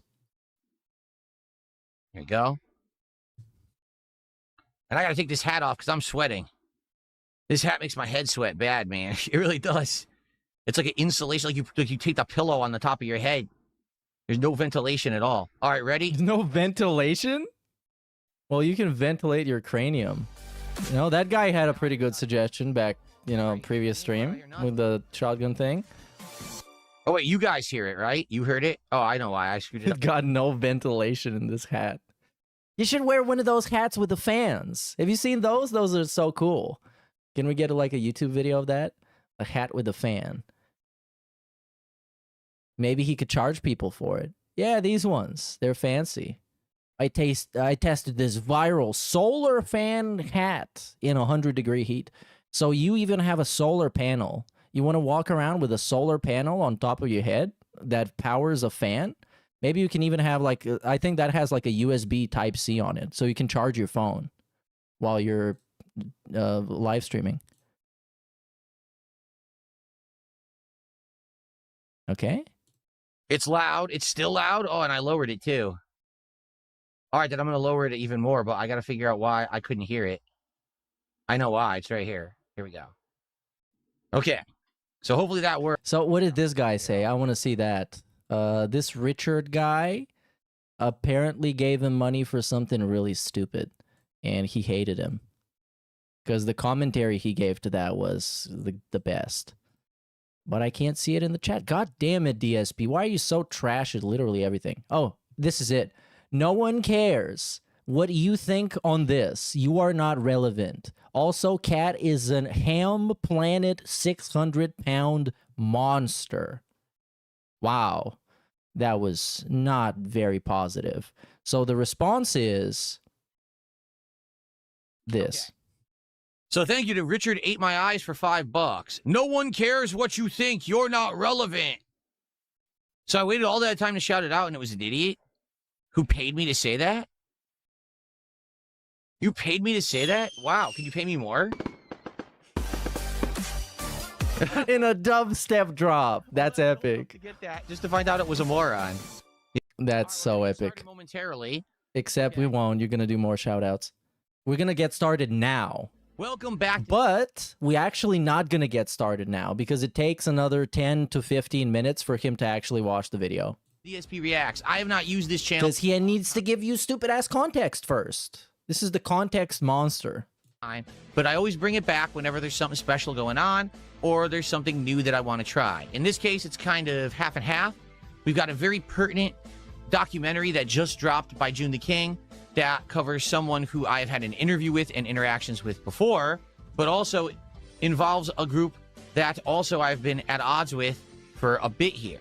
So I have a unique perspective because I'm not really aligned with either side. I just know that there's kind of this ongoing internet feud going on and all this drama going on.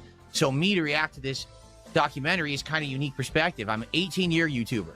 Okay, I know how YouTube works, the ins and outs of it, because I've been through it. I've been in the trenches with multiple channels and all kinds of projects and content for many, many years.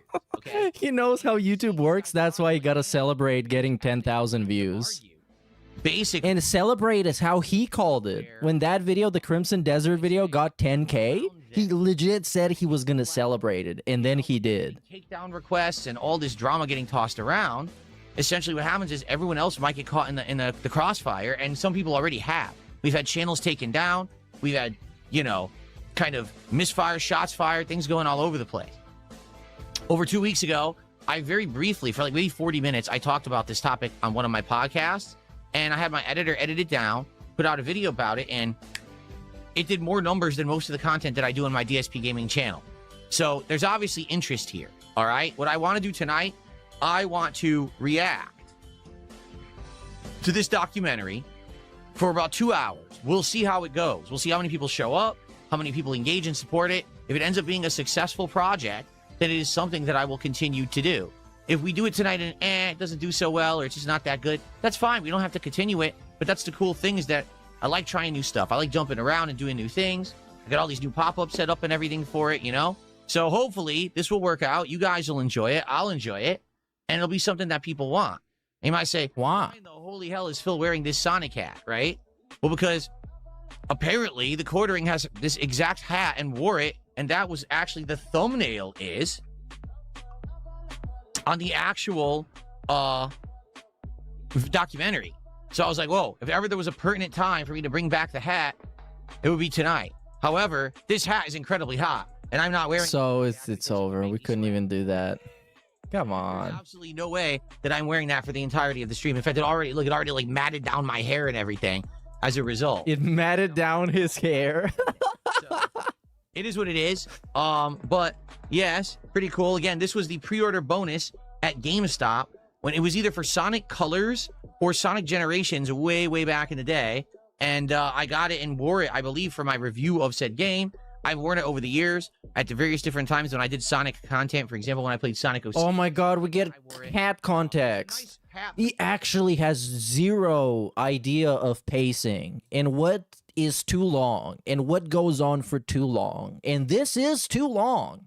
Problem is, it's literally like a pillow on your head, and it makes your head sweat. So I'm not going to be wearing this for the rest of the stream. I just wanted to wear it for the intro for some silly shot. Hey, big ups. Johnny Rico says, if he said I know how Scopely works, I would believe it. But he did. When he was playing the Champions game, he said that he knows how it works, and he really is very good at it. Comb the hair quick. He did. The restroom, and we will begin. So, there you go. And then we will start. And big ups Cabron James, who says, Mr. Me Too, can't believe how much he related to it. I can't wait to find out. I am on the edge of my seat right now. I'm almost about to fall off.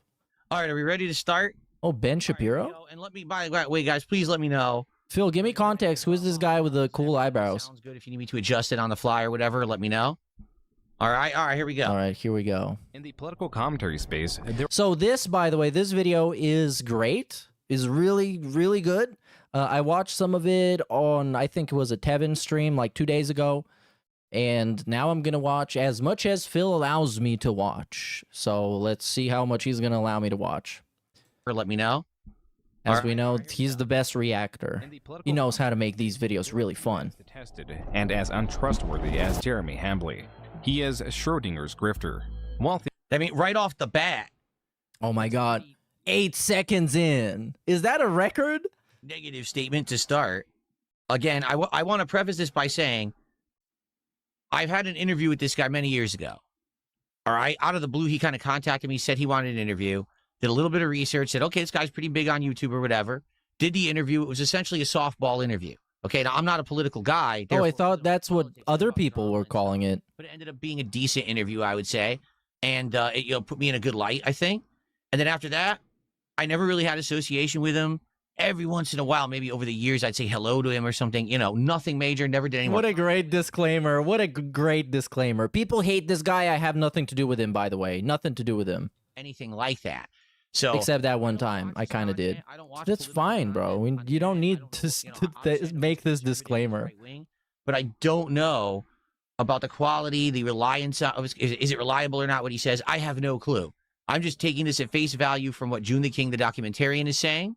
And immediately he slams him. So, okay. When there is doubt about his net worth, yet poor when fundraising through the guise of desperation. $80,000 in equipment. I've got $300,000 almost floating right now in debt. Holy shit, he's so affluent. $1 million a year just on coffee. Jeremy has an extensive history of fundraising for every facet of his business. Oh, this, by the way, real quick, I'm going to pause this. I don't understand, and especially pertaining to YouTube documentarians, why they're held in such high regard when there's plenty of documentaries that are just actual real documentaries, published, produced, and funded documentaries that are just straight up garbage and they suck. So a documentary isn't this high art form that is like next level shit. Like June the King videos, don't get me wrong, they're very well researched and entertaining. Displaying his over $10,000. But still, like, the way that Phil says it and the way that Phil uses it, it's like, whoa, documentarian, man. He's like the real deal. RC track with custom baseball mixed dirt, his $10,000 in trading card packs, which he opens live, and his saltwater fish tank devoid of living fish, but not of aggressive monetization. So is it a true statement that the issue that a lot of people have with him is that he's affluent? He obviously has money. He has all of these things that he kind of flaunts. But then he's always asking for more money. He's not investing it well. Is that to be the major criticism here, I suppose? Okay. I don't know. Can you have an opinion? And also, that kind of sounds like somebody else. Often coupled with stories of his struggles with irritable bowel syndrome and his penchant for urinating around his home. When you have no mortgage on your beautiful home, you can pee in it wherever you want. And the fact that they think this is some kind of own is weird. It's never something I denied. How is it not weird? Maybe it is something you should have denied. Like, no lie. Why would anyone need to know that on the internet? Like, why would anyone know that you have irritable bowel syndrome? And like for example, why would anybody need to know that you got gout? All right, I did 100%. Out of nowhere, my foot started swelling. Oh, gout segment. And I took a picture of it and shared it with the internet, saying, "Hey, does anyone know what this is?" And of course, everyone was making fun of me, saying, "Ha, what did you do? Did you break your leg or this or that?" So come to find out, I had gout. I said gout. I said gout. I said gout. I said gout. Look, another one. Fall gout. Okay, so gout is a serious, ongoing thing that you can't terminal. Get rid of. Terminal gout. I shared it with the internet. I never should have, because since then it's been a thing. Like, I think it was 2015. So here it is, 2026. 11 years, everyone making fun of me. Ha ha, Phil has gout. Ha ha, Phil has gout. Right. Now, the good news is I don't really have flare-ups or problems with it anymore.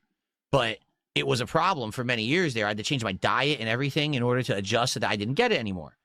Since then, I don't tell you guys anything about any medical stuff whatsoever in my life or nothing. I consider that oversharing, because if you share any of that stuff, people will just endlessly ridicule you and then try to get more information and get to the next level of information. You know what I'm saying? Last year, he had almost daily segments about his back and how it hurt, or he slept badly and it hurt his neck. He has daily segments about how hot he is and how hot it is in his office and stuff like that. So how on earth did anyone find out that he had irritable bowel syndrome and that he had peed around his house? Like, huh? And then he has to say that on stream and be like, oh, well, my coping of it is that I own my house. I can pee wherever I want. I mean, I own my house. I can pee wherever I want to, but I don't really want to. No, but he said when you paid off your mortgage, and you haven't, Phil. Prefer to pee in the toilet. It's kind of the preferable place to do it. So, all right, we're already starting to see some stuff. Decline of viewership, revenue, and respect for him have induced more outbursts, furthering his decline, and increased interest in his history, which he desires to conceal. So who is Jeremy Hambley? What truly motivates him? And why does he have over 10 channels spread across his nearly... Okay, he has over 10 channels. I don't know any of this. His main channel is The Quartering, over 2 million subscribers. Wow. That is incredibly admirable. He's got Unsleeved Media, which I'm going to assume is like a Magic the Gathering, 186,000. RC Flight School, so I guess RC Flying Planes, 14,000. Coffee Brand Coffee, 84. Please break it down for me. RC Skipper, so apparently has RC Boats, 2,000. Team RCN, which is supposed to be more RC stuff, 295, so that's like a tiny channel. Exclusively Games, 33K. Well, even this React channel has more than that. Hex Headquarters, only 1,000. Friends of RC, 16,000. Pokemon Headquarters, only 4.32 thousand. Claw Struck, is his Claw? Yeah, some people love Claw Machine. He has a Claw Machine related YouTube channel. Dude, he actually reads out every single one and tells you how many subs they got. RC Nightmare, 64,000, so more RC cars. And then he has a Jeremy Hamley, which appears to be like a personal vlogging channel, 255,000. So I use a scale here. His personal vlogging style channel has 255,000 subs, which is more than my main channel. My main channel yesterday has like 201,000 or something like. No, 230,000. That's right. I don't even know how many subs I have. He has more than me there. So he's like 10 times bigger than me in every degree, right? Okay. 2 decades on YouTube. An important part of grifting is to sell with confidence or with purpose, not in the belief of the product, but for the sake of personal gain. No, that's exactly what I was going to say. The title of this is 2 decades of grifting, and there's other alternate titles, and they all say like Schrodinger's grifter and stuff like that. Grifting, the term grifting, all right, is not in any way, shape, or form a positive term, okay? I mean, yes. Definition. Oh, okay, look it up. Obtaining money, property, or personal gain through deceit, manipulation, and confidence tricks rather than physical force. A grifter or con artist exploits trust, often using false promises or scams to trick individuals, and is characterized as a form of small-time or clever theft. Actual DSP description. I couldn't even find a description that would so accurately describe him. Because usually a grifter is just called like a small-time petty scammer and con artist. Okay. So this is not... And he gave us the whole thing. For a project, and that's called grifting, there has to be some insinuation that there was a lie, a deceit, a thievery going on for it to be called a grift. Okay? If someone just says, oh, you made money doing something on the internet, that's not grift. Yes. To justify their statement. So there you go. Okay. Jeremy Hambley in the 2000s discovered that he was seemingly good at 2 things: computer repair through his employment at a computer repair shop and persuasion. By the way, is the volume level good for everyone? Please let me know in the chat. This is a type of skill that I had realized working fixing computers, that I was good with people. I was good with sales. I was good with relationships. I was really good at relating to people. Jeremy, in enrolling in management computer systems courses at the University of Wisconsin-Whitewater, discovered he was not good at 2 things, just one. It was really just hardcore coding, which I'm awful at. Jeremy struggled with his programming classes, often skipping classes to instead stay home and drink. What? In a single semester, he was placed under scholastic probation as his grade point average dipped below what the University of Wisconsin-Whitewater was willing to accept. Wow. When I was in university, oh, okay, I was there on a partial scholarship, and I had to maintain a certain GPA in order to keep going, or else they were going to get rid of my scholarship, and I couldn't afford to go anymore. And already I was working and had personal loans and things that I was paying off. But I'll admit, I slacked off too. Like when I was in college, I honestly kind of lost faith in the education system because I busted my butt all high school, got to college just to find out the college isn't very good. Like the teachers weren't very good. I wasn't really learning. I was trying to learn coding. And this is, you know, when coding, right before the bubble burst on the whole tech industry, the computer science industry. And the teacher was atrocious. Couldn't even teach me how to code. Instead, he was just like assuming you already knew how to do it. Then what am I paying you for? Why am I coming to the university? You're supposed to be teaching me and you're not teaching me anything. Okay. So it was very bizarre. And I kind of lost my faith in caring about college, and I slacked off, and I would skip courses, and I would go drive and play competitive Street Fighter because I was into competitive Street Fighter at the time. I would go to arcades and shit instead of going to class. But even then, I maintained a decent grade point average. I still passed, you know, I think I got like maybe like B minuses, stuff like that. I still got through. I wasn't in any kind of like probation or in jeopardy of losing or being thrown out of college or anything like that. Jeremy, through a tribunal, was given a chance to explain why he should be allowed to return to the college. I decided to go into my tribunal and say, like, look, I'm changing my major. I think I'd be really good in marketing, and here are the many reasons why. I also said, oh, I'm having problems with my girlfriend and being away from home because I knew how to play on people's heartstrings, you know? Jeremy's... So this is where the grift comes in. That he's basically making half the story up to get sympathy so that they'll let him stay at the school. I also changed my major. Funny enough, I changed it from computer science like he did to business. Only I didn't do marketing, I did finance. Bro, this who said this? Cabron James. You actually called it, dude. Well, you didn't call it because you probably saw it, but I'm still gonna give you credit. Why is he making it about relating to this guy who is like an obvious grifting scammer? Like you don't want to do that. You don't want to make it be like, oh yeah, I'm just like this guy. I'm the same guy. Maybe I should have, bruh, because I'm probably a better marketer than a finance person. That's for sure. Plea work. He returned to the school to study marketing.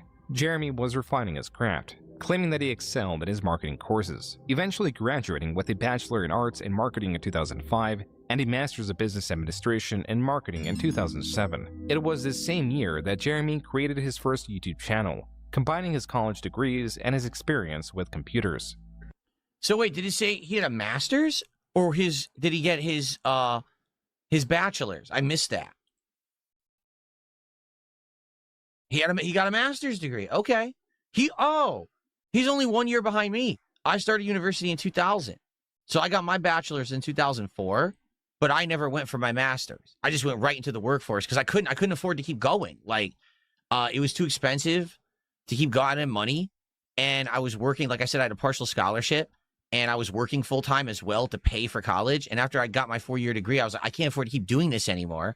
So I just went right into the workforce and started making money. He was able to actually get his master's degree. Well, good for him. That's good for him. Fundle Mang, thanks for $2. Says pick up the pace. Sure. What I'll do now is I'll pause and I'll talk even longer. Oh, come on. What I'm going to do is I'm going to take my time now to go over here. It's going to be on fucking asshole on purpose. But this is like doing this spiteful shit, especially spiteful shit that hurts your content. It doesn't benefit you. Yeah, sure, you're gonna be like dunking on some fucking idiot, but fuck still. And also, he's not an idiot. Okay, let's continue. In marketing in 2007. It was this same year that Jeremy created his first YouTube channel, combining his college degrees and his experience Computer with repair computers. training. The first video in our series, From the Eyes of a Computer Tech. Be Your Own IT was a channel primarily made to convince viewers to visit Jeremy's website, BeYourOwnIT.com. In both areas, Jeremy heavily promoted his personal computer repair courses, laptop repair courses, and even a guide on how to start a computer repair business. Eventually, he would sell the physical tools needed for computer repair. So in 2008, I had a full-time office job, all day 9 to 5, and I would come home and I would grind away pumping out videos of gameplay on my original Dark Side Filled channel. So that was like YouTube. We know. We know. I never intended to make any money doing it. We know. It's about the quartering. Hobby, because I loved games. I was doing this improv commentary. Jeremy was using YouTube as a way to advertise his online business and get people to do like stuff. He was like, his mind is always about making the dollar. Like when I started on YouTube, it never was intended to make me a dollar. It was just a hobby, just to mess around, to F around. I didn't think I would ever do it for a job. Him, like this was always his thing. The moment he started making videos on YouTube, it's how to make money. It's interesting. If anything, though, I can give the quartering more credit because DSP got laid off and then he was like, okay, I'm just going to sit around making fucking videos for the internet. And the quartering was more, I guess, entrepreneurial. The hundreds of videos encompassing guides, general information on computer components, and advice, few would be archived. The videos that were would haunt Jeremy for decades. At the office this week, we had a situation where one of the techs came across some pictures on a customer's computer that were of the child pornography variety. Whoa. I don't really know there's any tech. Oh, okay. I know why I muted it. I think you know what he's saying. It was the Jared Fogle variety is what he meant to say. There you go. It was the Derek variety is what he meant to say. This video is just to remind people that, you know, as techs, we read your emails, so to speak. I'm not saying it's right. I'm just saying it happens. So if you have things that you don't want computer techs to see, you know, maybe change the folder name when you take it in if you can. While some would see this video as informative in how computer techs have access to users' personal information, others would, eventually, view this as Jeremy, per his specific example, advising predators on how not to get caught. For the time. So, I mean, here's the thing. This was what, 2008? I'm not sweeping for Jeremy here. I want you to understand this. This is. Oh no, he's about to sweep for Jeremy. He's trying to give advice, but he's giving advice to do something underhanded for something that should never be hidden. And you know what I'm saying? So, I mean, I understand he's like, oh, so you should be careful about what you have on your computer. Here's how you can hide it. But wait a minute. You're telling them to hide things that are blatantly illegal. Like, that's probably bad advice to do on the internet. The thing is, back then, no one thought that way. I want what? Abundantly clear. 2008 YouTube, no one was thinking, oh, this, you know, sweeping for child predators and things like that. It was just say and do whatever, make content, whatever. No one thought that way. You know what I'm saying? Like, I used to do commentary that was over the top, sexualized commentary, racial commentary. Back then, no. Yeah, but that, like, that doesn't, it's not the same at all. It's not the same at all. Because I watch those videos on YouTube too with the fucking edgy commentary. I watch them too. This is not the same shit. Today, if I were to do any of that content, people would be monstrously offended and like, oh my God, cancel this man, right? Or mass report him or whatever. No, they would say you're based.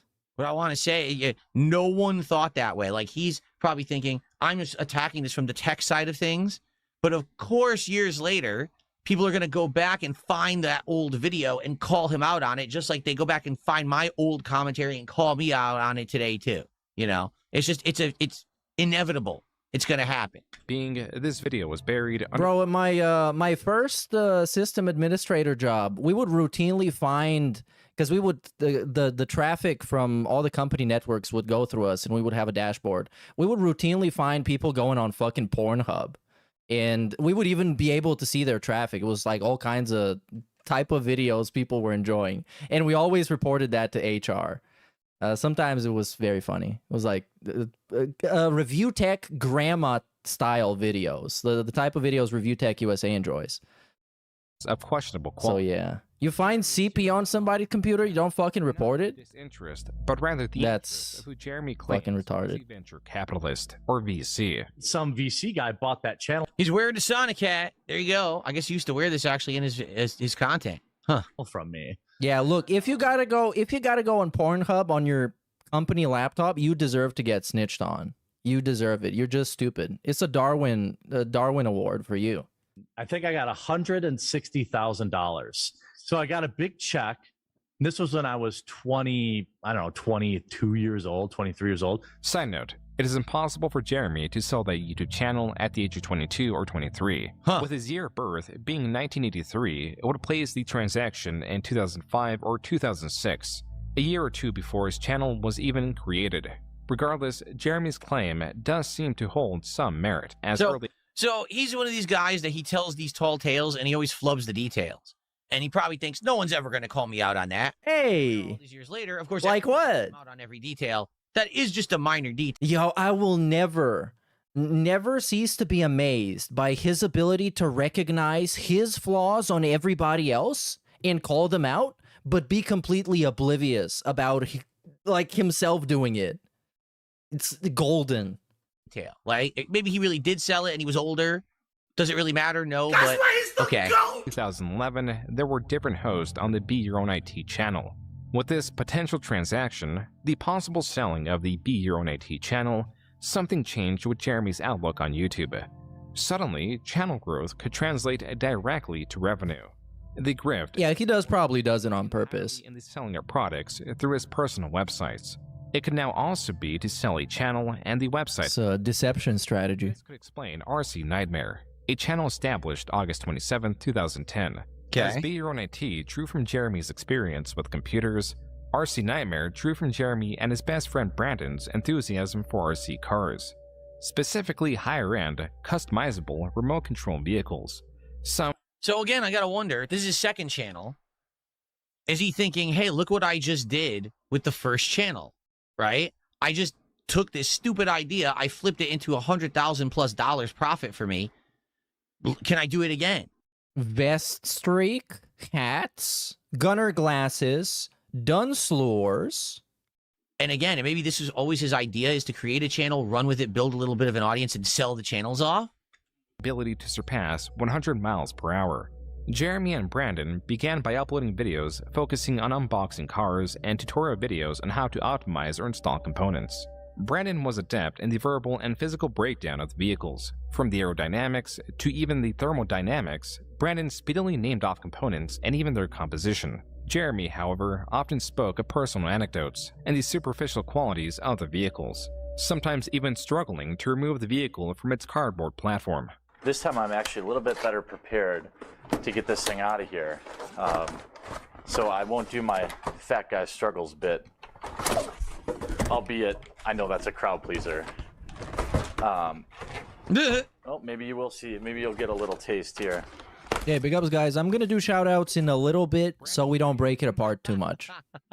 Just so you know.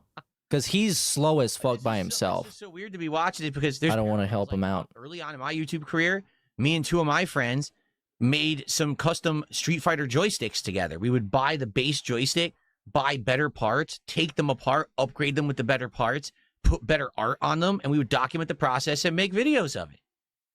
It's weird. There's like weird parallels here. The only difference is that with me, I never actually intended that this stuff would be like big money-making ventures. It was more hobbyist stuff. Well, it seems like with him, he is intending for that to eventually make him money. Of this sort often outperformed Jeremy's. Regardless, there was not as much demand for information on remote control vehicles as there was computer repair. Naturally, this was an issue. Without significant traffic, Jeremy could not grow his accompanying website rcnightmare.com, making it both difficult to sell and more difficult to bring advertisers on too. While Jeremy did utilize his tested strategy of nearly daily uploads, he also found a new way to boost both his channel's growth and his website's growth, even if it was artificial. Every 250 subscribers we get on YouTube, we're going to give away a truck. Up to 10 trucks. Boy. All the subscribers in the next week, we'll give them all away this week. All that we ask is that you subscribe to our YouTube channel, come over to our forum, have at least 10 posts in the forum. Now, these can be questions. Yep. It's the comments, fake or engagement answers, contest. And reply to one blog post. Hey, the guy that told people to go and like his streams, and he had like a likes thing. On November 16, 2010. Remember that? A different set of winners in January 2011. Yeah, the fake engagement amounts to over 1,000. He knows them all. Just 1 month later, Jeremy made another RC-related channel, focusing on RC discussion with both Brandon and Jeremy present. And in June, Jeremy promised free t-shirts to— Yeah, the actual dude, the fucking, how could I forget? Thank you, YouTube style channel. The clicking on the ads, and also other people pointing it out. The clicking on the ads, the actual like oldest trick in the book, literal fake engagement. And he smiles. That was a great fucking smile. I want to get that. Yep. It's the fake engagement contest. And reply to one blog post. This strategy appeared to have worked. Jeremy announced a winner on November 16, 2010, and a different set of winners in January 2011. 117 participants amounts to over 1,000 forum posts. Just 1 month later, Jeremy made another RC-related channel, focusing on RC discussion with both Brandon and Jeremy present. And in June, Jeremy promised free t-shirts to any user that reaches 100 posts on the RC Nightmare forum. Oh, by the way, since people asked yesterday, well, one guy asked, I made a letterbox thing for detractors, so I guess you can check out movies I like. Here, I'm pinning it in chat. Condition to win was based on referrals. So at this point, this isn't his job, right? He has a master's degree in marketing, but is he working a job as his full-time deal, and this is his like hobby, or is this his full-time focus? Because I'm not seeing where the revenue's coming. To be fair, by the way, he did apply his degree better than DSP applied his business degree. You know what I mean? Like, he's trying to grow the site so maybe he can At least he got something out of that time and effort. The sale of the first YouTube channel is just him. That's how he funds himself at this point in his life. Because I'm comparing it to me. At this point, I had an office job all the way through late 2010, and then I got laid off, and then I flipped my YouTube channel of 2.5 years into a way to make money by getting partnered with Machinima. So I'm just curious, like, how is he getting by at this point? You know, like, does he have a job, or is this it? Nightmare or friend of RC. Not included was the third channel in the expanding network under RC Flight School, covering remote control planes.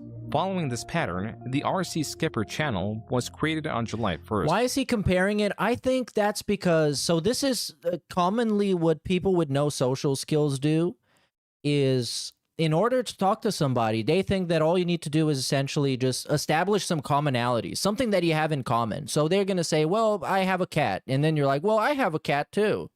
and then you just kind of make it about yourself and talk about yourself. And so that's kind of what his idea of reacting is. And that if you watch DSP Reacts, like the original series when he started doing it, that's pretty much exactly what it was. Like, I'm watching this video and then I'm going to tell you how that pertains to me and has anything about anything. Remote control boats. These channels, relative to RC Nightmare, saw very little growth, possibly due to their lack of uploads. Though RC Nightmare would see some monetization through advertisements and an online marketplace the following year, Jeremy evidently grew weary of solely focusing on RC vehicles. This explains the existence of Score10bucks.com, a website run by Jeremy. It is also tied to this Twitter account under his name, Jeremy Hambley. As for the website, Jeremy appears to have been drop shipping select DVDs. Quote, here's what we're doing with our advertising budget. Instead of building tons of websites to promote these DVD releases or buying up ad space, we spend our budget on $10 gift cards to a major online retailer. Everyone likes free money, and getting $10 for buying a DVD is essentially getting a DVD for free. Yeah, I mean, sure, except you'd pay for it. Was abandoned the same month it was erected. Jeremy, unrelenting, created yet another website. So he is trying attempt after attempt to find a way to make money, and most of them don't work. And he just abandons it and he goes on to another. Yeah, welcome to being a marketing major. that's kind of what it's like. RC Nightmare, this website. How do we package this so we can make more money? Through the Marketing Sheriff YouTube channel and offered one-on-one consulting. Quote, Marketing Sheriff also hosts high-level online marketing video lessons. Oh my God, and leads more contract negotiations. And members DSP discovers marketing. Questions answered right away. The Deputy Program is a group of the world's top-performing online marketing. And also, you know, this is a very interesting observation coming from a guy who the first thing he thinks about when somebody proposes him a new idea is how he can make as much money as possible from it and how it can be worth his while, including what he is doing right now. This is what he's doing right now. He wouldn't do this if people told him that he wouldn't make money, even though that's kind of what they told him, and they told him they don't want this. Negotiation, and all things business-oriented. Unquote. According to Jeremy, Marketing Sheriff in focusing on servicing higher-end clients would be his main revenue stream. Similarly successful was MTG Headquarters, a channel based on the popular trading card game Magic the Gathering. What's up, guys? Jeremy and Brandon here from MTG Headquarters. So intro pack $12.99. Now this was 2012. Now in 2026, what would an intro pack of Magic the Gathering cards cost today? Probably like triple, right? This stuff is just wild how it's blown up. What's up, Magic the Gathering? How's it going? While Brandon would make appearances on MTG Headquarters, this channel was largely run by Jeremy. This reminds me of when DSP had the idea to buy like card packs and open up card packs on stream. There were still more. That was right before the Kino Casino thing ended. RCS Spotlight. Both of these channels were soon abandoned, as was the fate for all of Jeremy's RC-related channels. As in early 2013, Brandon had moved, making frequent uploads unfeasible and decreasing Jeremy's passion for the channels. This will be the last time I explain it. Brandon didn't leave. He got a job, and his job took him to Kentucky, and I'm very happy for him. The RC videos soon paused across the board. Jeremy claims to have sold an RC channel, but is unspecific with which one. You know, and then I started a channel about RC cars, and I sold that. None of the aforementioned channels have seen any uploads outside of Brandon or Jeremy. Perhaps he means he sold the website. Only that too would be devoid of updates for years to come. Even the bottom of the website's homepage displays Brandon and Jeremy as the owners. Whatever the case, the RC channels and website remain largely inactive. Jeremy's focus instead was placed on his Magic the Gathering channel and his vlog/self-improvement channel, Me vs. Me. Okay, so what we're seeing here is in his early years, he sees very early success. Yes, thank you, Phil. Let's just recap what we just heard. That was very well presented and very easy to understand, but just dumb it down for me and then tell me how it's actually about you. With this tech channel, the IT channel, he sells it, apparently makes good money selling the channel off. Early times of YouTube kind of makes sense, right? Tries a whole bunch of other stuff, none of it works. His friend says, well, this isn't doing anything for me. I'm out of here. I got a job. I got to go make money. And he moves away. So that's the end of the RC stuff. So now he's on to the next, right? It seems like try something. If it doesn't work, on to the next, on to the next, on to the next. So, is this good or bad? Is there passion for any of it? Is he actually like the RC stuff? Does he like the things? I mean, if it's a business, then you don't have to be passionate about your business. If you are, then great, but you don't have to be. That's why it's a business. Get rich quick schemes that he wants to try to. Hopefully, it takes off, and then boom, I could just sell it, and I can go on to the next and go on to the next. Right? I wonder. Like it seems on surface level, he has passion for RC cars, right? But then, why didn't you do it to the point where like you loved it and it was part of your content instead of just abandoning it the moment that your friend was moving away? It's a little weird. Then again, if he's going to start now Magic the Gathering, maybe he loves Magic the Gathering and this is his passion. I don't know. For me, again, I'm trying to relate to this. You know, the game is what I started with on YouTube. I mean, why are you trying to relate to this? Just commentate on it. To this day, that's where my bread and butter comes from. You know, my content is solely rooted in video games. And I had passion for it. It's been more profitable, less profitable. I still stick with it. You know, never once did I think, oh, I'll just drop and sell DSP gaming or something like that. It was just, no, this is my thing. Was established under 2 goals: to lose weight from a starting point of 346 pounds and to drink less. Jeremy abandoned this channel and possibly his goals in just 3 months. It was here in 2013 with nearly all former projects abandoned. Oh my god, this is like Phil. Phil doesn't have goals anymore. In making videos opening booster packs to obtain high-value. Remember when Phil had goals? 2013. No, that was so long ago. 25,000 subscribers. Thank you to Guitar Player for re-upping your membership on this channel. I appreciate it. Yeah. Making it Jeremy's fastest-growing channel. Like his prior channels, he also created an accompanying website and focused on nearly daily uploads and giveaways. Gonna do a giveaway coming up. Stay tuned. So, I'm going to do a little bit of giveaway. Let's get right to it. And that's why I'm doing a giveaway right now, too. I've been trying to give these away, which are the event decks. Jeremy here from MTG. Oh, were they fake giveaways? Sicko giveaway. I mean, obviously, I kept the rares, so yeah, you know, I got to support the channel somehow. These giveaways still required users to subscribe to MTG Headquarters or the new set of trading card-related channels. These did not perform nearly as well as his MTG channel. It could be because of his lack of knowledge of the other trading card games. In this video alone, he misnames one of the most iconic first-generation Pokemon several times. Reverse Hollow Charmander, the Reverse Hollow Charmander, and a Reverse Hollow Charmander in the same pack. That happened in a different pack, too. Though it is possible that Jeremy has grown several channels for the sake of selling them, in a late 2013 vlog, he states it is because he is lonely. This channel could be a distraction to fill the absence of the friendship Brandon provided. I do YouTube for the community. That's the only reason I do it. I don't do it because I want to make money. Believe me, it's a money pit. I don't do it, you know, I do it to connect with people. I don't, this isn't as like pathetic as it sounds, but like, I don't have friends. You know, this is going to be pathetic. Friends really in general. And it's not because I wasn't popular, not because you know, it's just life happens. When you okay, if you have to preemptively set up something so it doesn't look like something else, it's something else. It's that thing. So he doesn't have friends because he wasn't popular.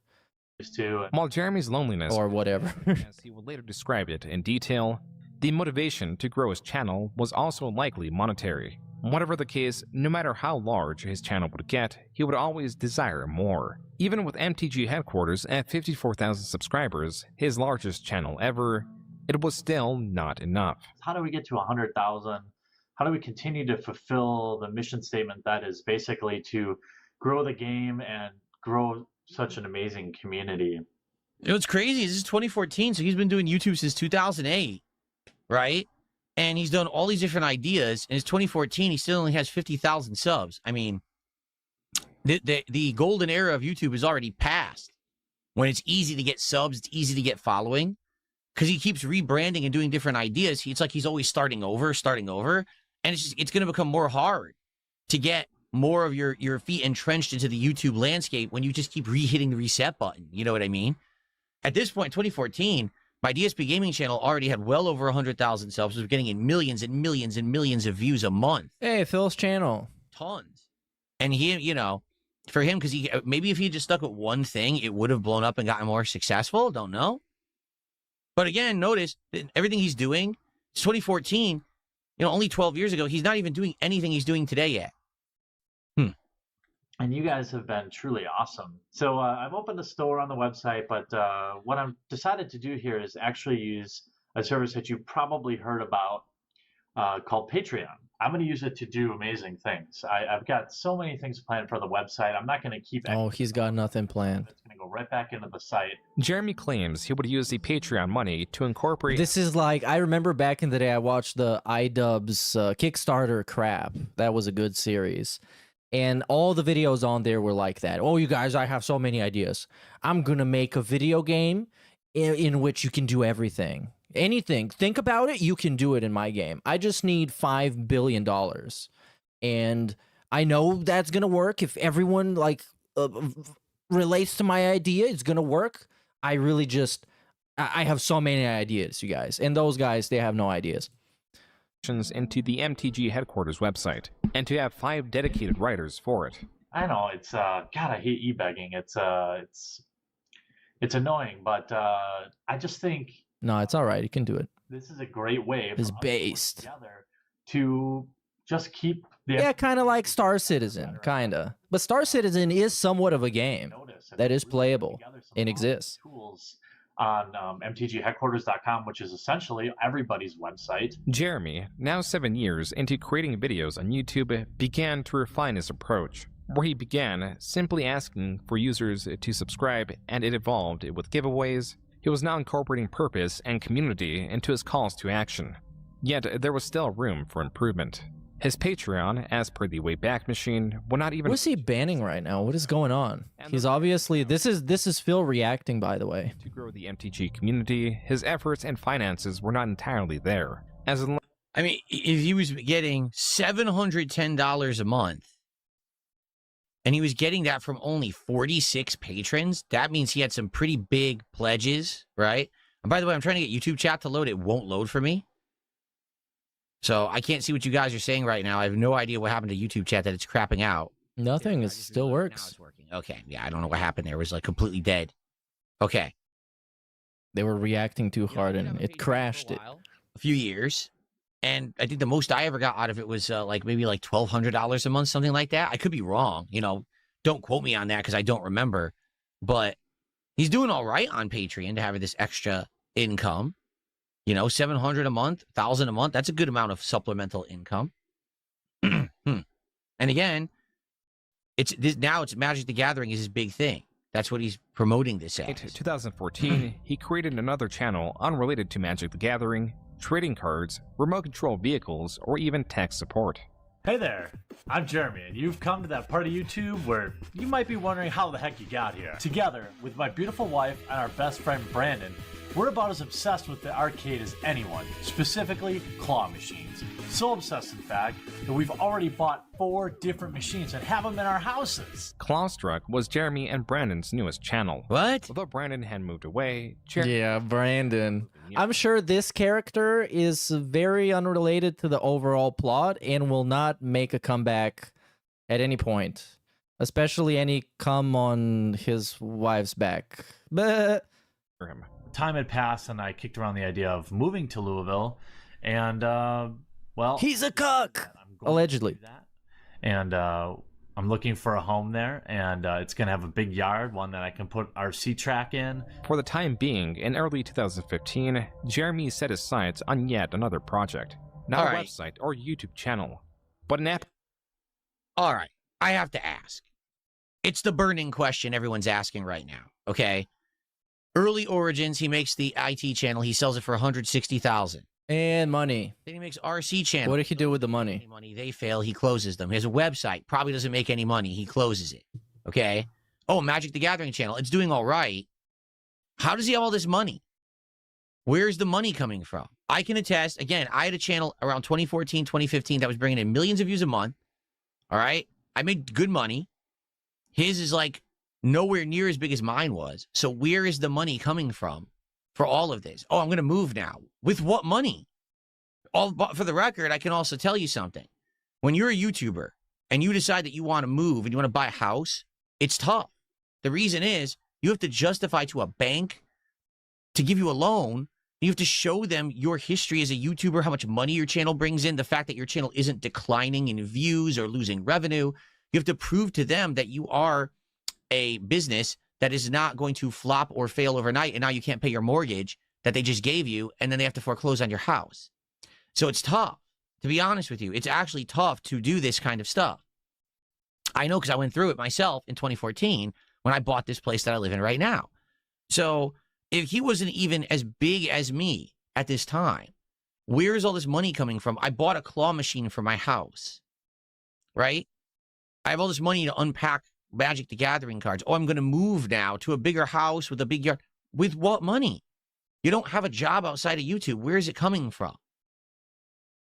That is the question that hits my head, because I remember the struggle I had at this point in my YouTube career. I'm moving across the country. I'm putting myself in tons of debt to do it. It was hard to get a mortgage. It was hard to get a mortgage because of the nature of my work. And, you know, it was a struggle.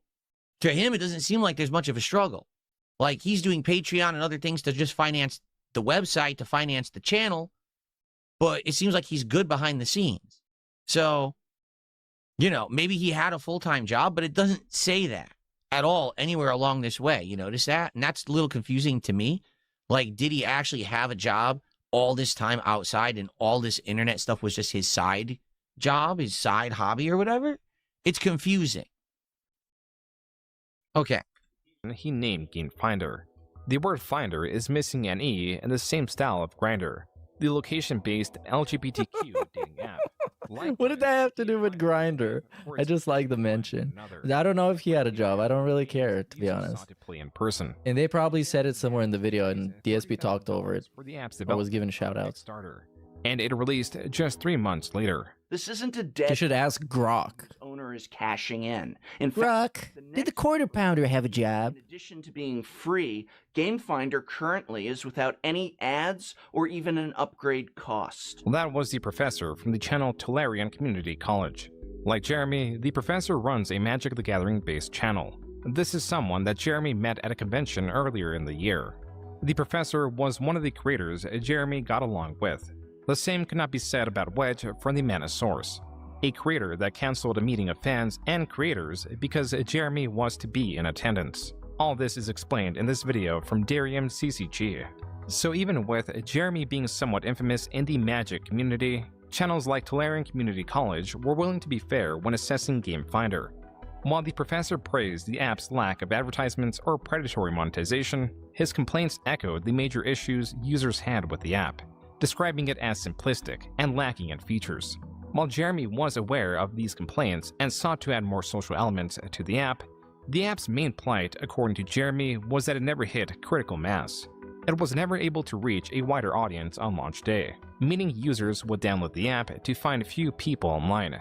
Jeremy claims the app also had budgeting issues, such as spending too much on rewards for Kickstarter backers and too much on the development cost of the app, claiming to have spent $10,000 to $20,000 more of his own money to market it. Being someone who's never dabbled in Kickstarter, GoFundMe, and stuff like that, is it just easy to do these things? Like to just say, hey, I'm starting a project of an app or a website or a business. Just throw me money. Yeah, you can do that. If it's a flex goal, you can just do that. He hasn't done anything in the video game space whatsoever. I mean, what is the Project 7 reboot? Is the same thing. Hey, give me that much money and I'll make a Project 7 reboot. Well, anyways, I'm not going to do that. I'll actually make a trailer. Well, anyways, I'm not going to do that either. It gets scammed. Whatsoever. All his projects up to now have been RC cars, you know, Magic the Gathering, claw machines. All of a sudden, on a whim, he decides, I want to do an app for gaming. It's like a social network for gaming. And then it says he opened this you know, Kickstarter and he made $30,000, $40,000, $50,000. What? Is that how it works? People just throw you money? Maybe I got to start this. But you already do that. Not easy. Maybe I'm working too hard. You just don't have a goal. You just have people throw you money so you can continue being successful, which is kind of worse than promising something and then not doing it, because you're not even promising anything. You're just promising that you will continue to exist. Problem. I'm trying to create meaningful content that entertains an audience and they reciprocate. Maybe I should just say, just give me the money. Here. But you kind of are. That's kind of what it is. Or something. Maybe I, but here you go. Can you just give me money on the hopes that maybe one day I'll make something with it? Joe's gonna make an app. Wow.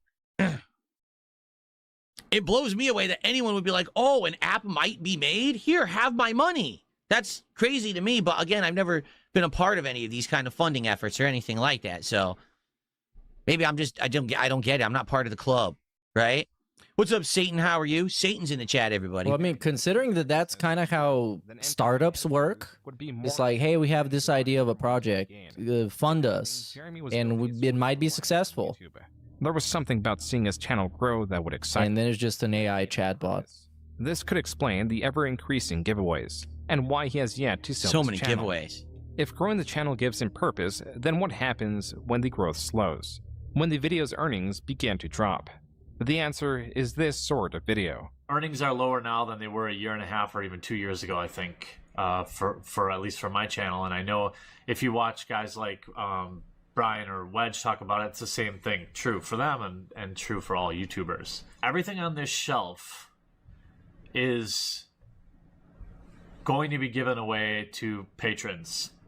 Each month I'm going to host several giveaways where any patron will just, win it from, even if you back for $1, you're eligible. I never... What is all that stuff? Like for me, okay, I gave stuff away, but I never intended to make any money off of it whatsoever, the stuff that I gave away. Okay. Well, you gave away trash. Giveaways during the fall. Bruh. Hardcore gaming season. You gave away empty boxes of video games. Like it was like, okay. Giveaway. And all I had to do was make a post on my phone. It was just junk. I didn't even care if you ever posted again. I wasn't trying to grow my forums. I didn't care how many people were on my forums. It was only the way that I could control it and make sure that it wasn't like fraudulent, that people were like gaming the system to get more entries and stuff like that. So that was it. And I gave stuff away for free. I never made a buck on giving anything away. In my way, in my head, the way I saw it was, people are already, out of the kindness of their heart, they're giving me their time. They're watching my content. My content is monetized. I am, having a good life as a result. So I'll give stuff back. And the stuff that I gave back was stuff I had already purchased to unbox for content. So for example, release day unboxing. I bought a collector's edition of a game. I unbox it. I show you the content that's in there to figure out if it's something that you would want. Okay. And then it would be my background. It would be in videos and stuff as decoration. And then later on, I would end up giving a lot of it away. A lot of it, like what, the game? What I'm confused is the game, right? Everything is like, we'll give away the game. If you already if you pay, and not the empty box for the game. To my Patreon, you have a chance to win this. If you engage this much, you have a chance to win this. So I guess I can understand. Is it grift? Because is he fooling you? I don't think he's outright fooling you. He's generating engagement and he's generating revenue in the hopes that you can get something after the fact. And like, I look at this terrible, it's terrible, not terrible, this tremendous amount of stuff that he's going to give away. And I look at this and I'm like, that's probably thousands of dollars right there we're staring at. Yeah, but I think June the King is just explaining what happened and not making the accusation that this particular thing is a grift. That's what I'm getting out of this. This isn't freebies he got. He probably this dude feels like the Quartering's lawyer. It's like, are you trying to say that this is a grift? Bought all this stuff, right? So, for what reason? Was this content that he unboxed and made videos and it was profitable for him? I don't know, because I don't understand Magic the Gathering. If that's the case, I guess that makes sense. He already unboxed it. He's done with it. He doesn't have anything to do with it. So now he wants to give it away, I guess. I guess that's what we're getting at here. Not that he bought this stuff specifically to just give it away, right? This is stuff that he unboxed and reviewed and made content out of. But is it grift? I don't know. That doesn't, to me, I don't know. Does it sit right? It's a little underhanded, I would say.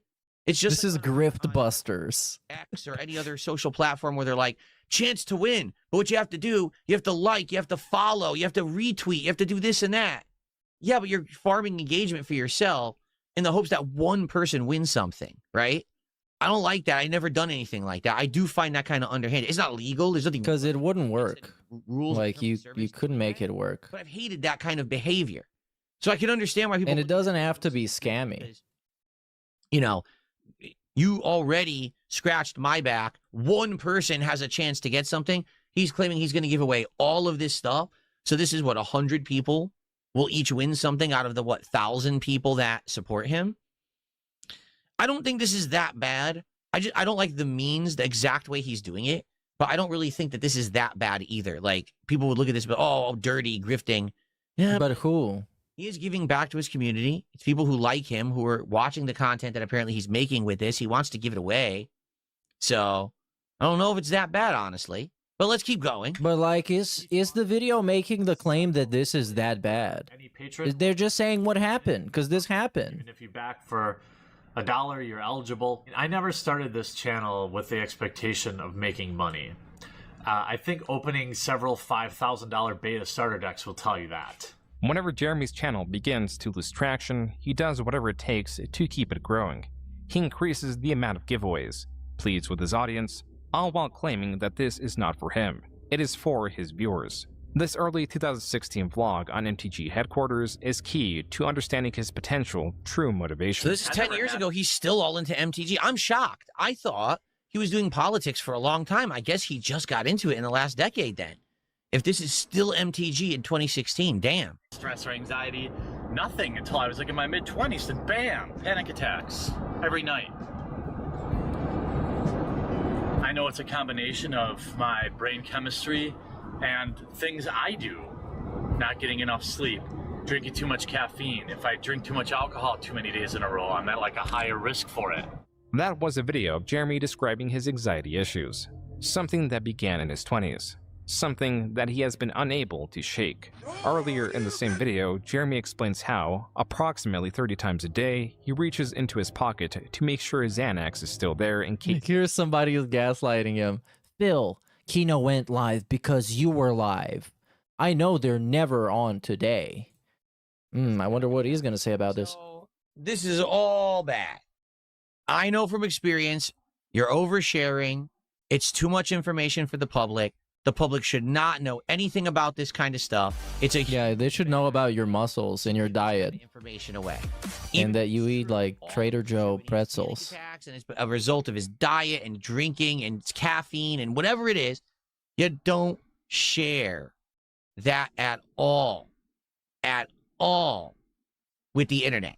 Now, I'm definitely someone who's done that in the past. I already talked about the gout thing and all of that. Gout. The last decade, I tried to make it a dedicated thing that I don't overshare with the internet anymore. Yes. We just tell internet drama merchants about our personal struggles, and pretty much, he pretty much told Triple P everything going on in his life. His wife's health issues, his pets dying, his parents being about to die. What else? Pretty much everything going on with him. He told Triple P, the overlord of online drama. Okay. Yeah, he learned his lesson, you guys. That way. And then he showed everybody. Then he released all these messages willingly himself. Even though I still think to this day, Kino Casino weren't going to dump all of them. Maybe they were just going to show bits and pieces and be like, look at Phil here. He's being fucking scammy and he's talking shit about it's a Gundam or whatever. But I don't think they were going to show the whole thing. And he just dumped it all. Can't use stuff against me. But this is the kind of stuff, like now they know, oh, he's on Xanax. Oh, he's got panic attacks. Oh, he's got this. This is 100% going to become fuel against him to be used in the future. Guarantee. So, thank you to Sunset for 500 kicks. I appreciate that, Sunset. In fact, I think that's the most kicks of the night. It is. So let's get you on the leaderboard. Okay, but what did he say, though? He's not going to read the message. That was the guy who talked about Kino. And then we've got Kyrie over here on YouTube who did a $5 super chat and said, I hope the react is going well. So far, so good, Kyrie, but I'll tell you, it is slow going in the beginning here because this is all backstory, I feel, to like stuff that's going to be what people are interested in finding out about like today. This is all his history, his early history on YouTube. And I think now it's going to pick up because now I think we're about a decade Thank you so much to everyone who has supported. If you do, I'll go ahead and give it a shout out. Thank you in advance. Here we go. The rate at which he's been getting these has seemingly increased since his channel's growth has slowed. Jeremy specifically cites how he's already had 2 panic attacks within the week he made the video. What is being established is a vicious cycle that would bind Jeremy the more he fit into it. The more he would try to maintain endless growth, the more it would crush him. For the past year, I've been running myself ragged, trying to run a business as well as YouTube full-time. Why this video looks And like while shit. It's been worth every long night. It's unlikely I can continue this pace much longer. I'm just so tired all the time. Now, you may have heard of me talk about my Patreon for several months now. The truth is, the support I'm receiving on my Patreon is literally the only reason I can spend the amount of time I do now on these YouTube videos. What I so desperately want now is the chance to take my channel to the next level. Oh, another Kickstarter video. We just watched a video where this happened. Guys, I'm making GTA 7. A little, just 2 minutes ago, where he said the same thing. 2016, it appears Jeremy was reading a pre-written sales pitch. Yeah. Asking his audience to increase their support on his Patreon, allowing Jeremy to reduce the time spent on his clients for marketing the sheriff, claiming it is for better or more diverse content on MTG headquarters. While Jeremy did make good on diversifying his content with the increase of collaborations, interviews with Magic the Gathering artists, and even PowerPoint presentation guides, none of these videos could trump his simple, effortless card opening videos. As much as Jeremy desired to change and improve into something superior, he could not find any footholds, and was slipping into a breakdown. Now, I wish I'd done a lot of things differently. I wish I was friendlier with other Magic YouTube channels. I wish YouTube ad revenue wasn't less now than it was a year ago. Well, listen. I'm super guilty. I'm watching this and I'm feeling it. I'm super guilty. I did this pity shit all the time back in the day. Back in the day? Because I the pity shit. Any other income besides YouTube ad revenue, and I opened a Patreon. Okay, and that was it. That's all I had. Even though I live streamed, He feels guilty, you guys. like I Can am. you believe that? I had no contributions coming in. Oh, he's really changed. He can feel guilt on ad revenue, and so I would literally all the time be like, "Oh well, ad revenue's down, guys. You know it sucks. What can you do?" But hey, if you pledge to my Patreon today, or you up your Patreon pledge, or you do this could help me out. 100%, I admit to doing this. Okay, I'm guilty of it, just like him. I used to do this shit. It was a different time. It was before I discovered interactive live streaming, how much better it is to have a social aspect where you interact with your audience. And yeah, stuff we like can milk them directly. You don't need to embarrass yourself in videos. You can embarrass yourself straight up on stream. Mess up. I used to do this shit too. So I see, I'm like, oh. But the begging got 1,000,000% worse when he was a live streamer. Because then it was like, emergency stream, you guys. I didn't want to make this stream, and I didn't want to talk about this, but we have to. It's kind of despicable. Yeah, and I used to do it too. You know? Thankfully, I don't do that shit anymore because I've become a better person, a better creator. But admittedly, yeah, I used to do it just like he did. 1,000 kicks just came in. Oh my God, I can't believe this. 1,000 kicks? Sorry, because That's a lot of kicks. I'm doing this a different way today, and I'm trying to find that leaderboard. Oh, crap, where did my... Yeah, this is really great. I hope the editor cuts this out. Like, what is the editor going to come up with? Like, we're 2 hours into this 3 hours and 20 minutes stream.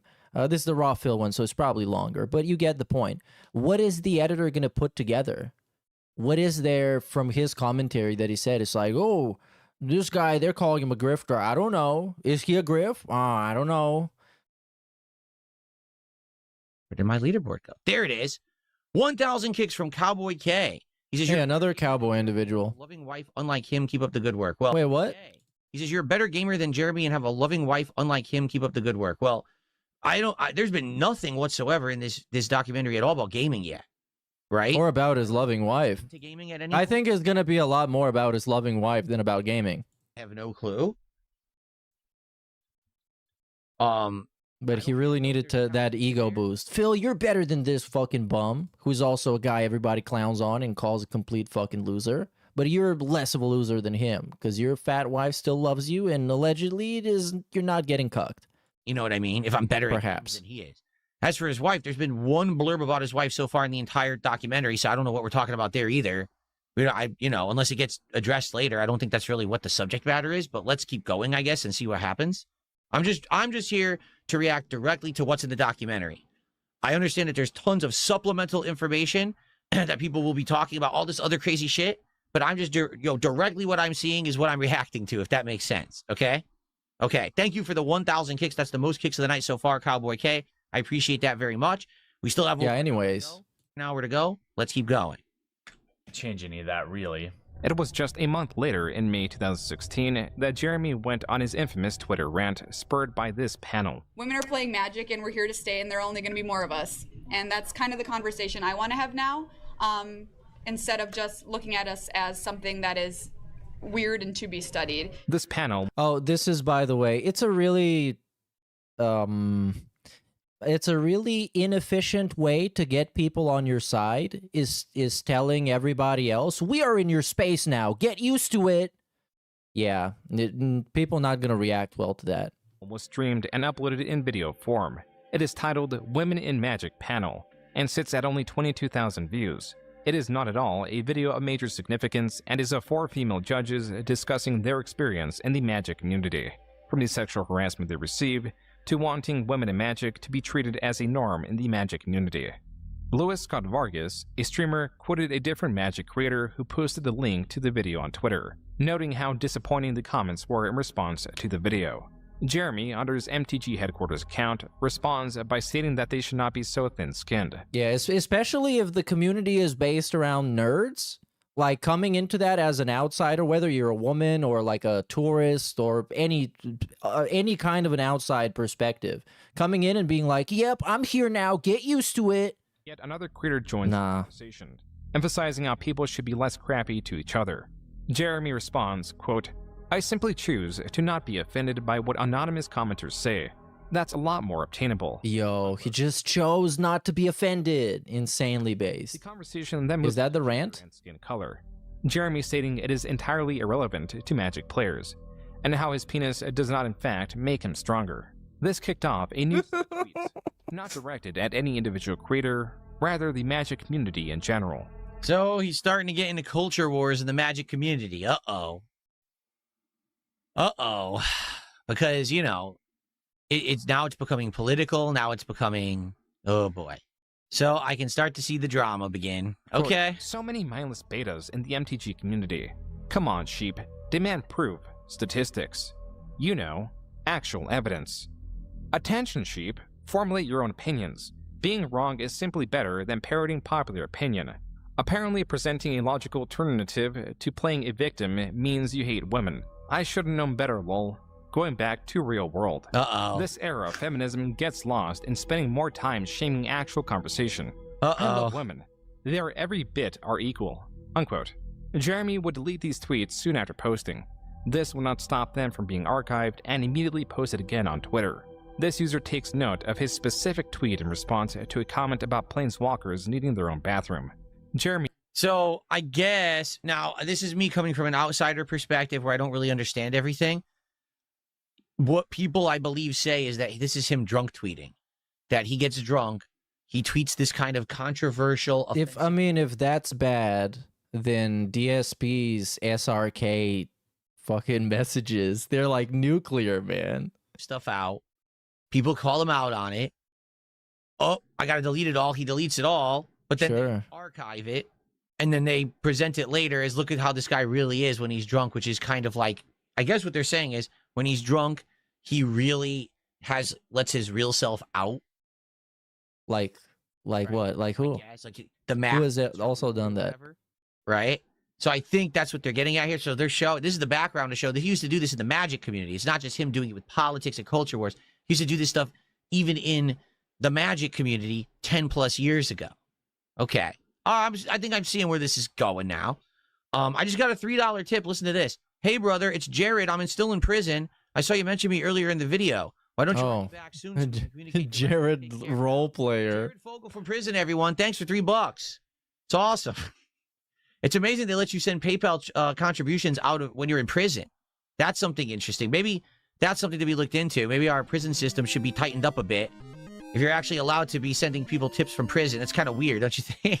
Yeah, that is kind of weird. 86, who just did 2,000 kicks over on Kick. Thank you, Suku. That's very generous of you. I appreciate that. You now take the top kicks position. Thank you so much. Hope you're enjoying. And okay, yeah, this is definitely getting skipped. You can now get pop-ups for kicks, which is really no, we're not enjoying it. Content. All of a sudden, supposedly now he's doing these weird tweets. Okay. That they should send their urine into the aether. This was viewed as a commentary about the controversy of trans people requesting to use the bathroom of their gender identity. Jeremy responds to this screenshot with, quote, "Things turned toxic, so I cleaned them up. But yeah, you're right. Planeswalkers should use their own bathroom in the aether, kid." Unquote. I mean, this is what was going through my mind. You guys think that joke is transphobic? You think that joke makes me a monster? Oh, he made an explaining video. According to Jeremy, the... Whoa, he's gonna unleash the monster. Look at this dude, he's so monstrous. His comments He's gonna unleash the beast on these Twitter fiends. Was not an honest commentary. Ooh, and this is 10 years ago. Okay, so this is 10 years ago this is happening. And now, again, you know, you fast forward to like today, what's going on right now versus 10 years ago. Okay. Even though Jeremy frames it this way, he would first attempt to regain the favor of the community with an apology on Reddit. Quote, "I want everyone to feel included in MTG. You can't really control how people react to certain things, and certainly Twitter is not a great place to have a complex discussion on gender issues. Everything I said after my original few tweets was at best insensitive and at worst outright wrong. Again, I am sorry." Unquote. This so he post has apologizes. exactly 100 comments and 0 upvotes. The comments cite Whoa, 0 upvotes? specificity behind the deleted Come on. and are distrusting of his apology. Huh. Some are even noting how often Jeremy is editing the Reddit post. To this specific comment, Jeremy responds, quote, "Yeah, it wasn't reading right. I am not good at writing, so that's why I do videos. I am just trying to apologize, and the comments keep saying it's not good enough." Unquote. Jeremy would address his tweets in video form. You know, drama. Bro, apologizing to the internet is never good enough. Like, when are those dudes gonna realize that apologizing to the internet is never good enough? So you shouldn't really bother. But you shouldn't really get yourself in a situation where you should make Reddit apologies. I thought, I guess, maybe I had to say that. That's why DSP never apologizes, because he's based. I know that, you know? It took about a month and a half. Gang Bang Style, what a name, who's actually the former Dr. Lexus. Oh, yeah, okay. Gifted a whopping 10 Why did we need that? to the Kick community here today. Thank you so much for... We need to expose him. Just so we can power trip on him, we can tell him. Also did a $2 super chat. You can tell him, I know who you are. Be careful, bitch. Be careful, I know you. You're the former Lexus man. On the leaderboard now, unless someone beats that record. All right, very nice. Okay, yeah, this is getting completely skipped. Super chat says, unfortunately, the Jeremy situation is a shit show. Yeah, it's gonna get a lot worse. Don't worry about it. By the way, one thing, these DX Racer chair he has. I used to see that chair everywhere. Was this a sponsorship that like every YouTuber had around 10 years ago? Because I saw that. Oh, hell yeah, DX Racer, that was peak. That people had. I was like, why does everyone have exactly the same chair? That can't be a coincidence. They all chose the same chair. That had to have been some kind of a common sponsorship or something Yeah, like. it was just popular. Yes. Okay. All right, let's continue. I don't know anything about it, but like I said, it's just weird. I've also seen that in red and blue, I think. So I've seen it in white, red, and blue very commonly, but it's always the DX Racer chair, the same one. Okay. Oh, wait a minute. Hold on. We got a frog contribution here. Oh, yeah, okay. Yeah. We gotta do that. All right. Jeremy to begin right where he left off. On Twitter, he changed his display name to MTG. Oh, he became the king of hate for Magic the Gathering. On his personal account, stated Wedge is a cancer, has 0 original ideas, and steals others' content, and tweeted even more, stating, quote, "Alpha personalities are the ones making all the money in MTG. Oh yeah, he wanted to be an alpha. Capitalizing on your beta-ness. The MTG community is not ready for truth. Cucks and white knights drive the entirety of the narrative. Wizards' discrimination is guaranteed if you have a conservative mindset. Community discrimination also guaranteed. I mean, look at their community team. Every one of them is a leftist. Don't be a beta lotus, folks. Be an alpha. Unquote. So wait, was that was him actually posting under another account? So 10 years ago, I had my incident, my accident. Okay, let's go back to him jerking off. We need that. Community. Interesting. Jeez. What was wrong with 2016? It was a very bad year for everyone, I think. Can we just forget that 2016 ever took place? No, 2016 was great. We had the last good XXL freestyle. The following week, this time to make magic dank again, and tweeted, quote, "Straight truth, the reason you can't trust me is easy." 2016 we had XXX Tentacion, we had 21 Savage, peak 21 Savage. Real numbers. Shitlords. Someone like had Migos. MTG is a snowflake. Nope. Unquote. In August, continuing this escalation, Jeremy announced Twitter was actually good. On Twitter. Back to his personal account, Jeremy posted DSP jerked off in response to riots happening in his area. Finally, Jeremy, on his MTG headquarters account, states there are no good-looking females or males with personality, and that the vast majority of MTG YouTubers have subpar production quality and are boring. It seems like he's having a breakdown. It seems like again, if he actually likes MTG, but all of a sudden now, people have turned against him for the comments he made, probably drunk tweeting, and he's just, I mean, this is the quintessential endless crash out. Is it not? Like, it's like the big, like the damn. He keeps going. And I don't know. DSP has, even though it's not threads, it's like one-off tweets. Probably more unhinged on average, but it has nothing even close to present day quartering Twitter. Because present day the quartering Twitter, you would think he's like an anime villain. You would think he's like a pro wrestler cutting a promo in 140 characters, or like, is it 280? It's too much. We need no characters. Yeah, Twitter should be all about emojis. And going. On the Magic TCG Reddit, users commented on Jeremy's ongoing rants. One former creator blames Jeremy for why he stopped making videos, specifically due to how Jeremy's low-effort pack openings flooded YouTube, potentially burying their higher-effort content. Other commenters shared the sentiment and denounced Jeremy, deeming his content as low-effort garbage that is composed of opening packs of Magic cards. The following month, on September 8th, Jeremy released a 28-minute video addressing his ongoing controversy, saying that he needs to clear his name while claiming Reddit is a hate fest.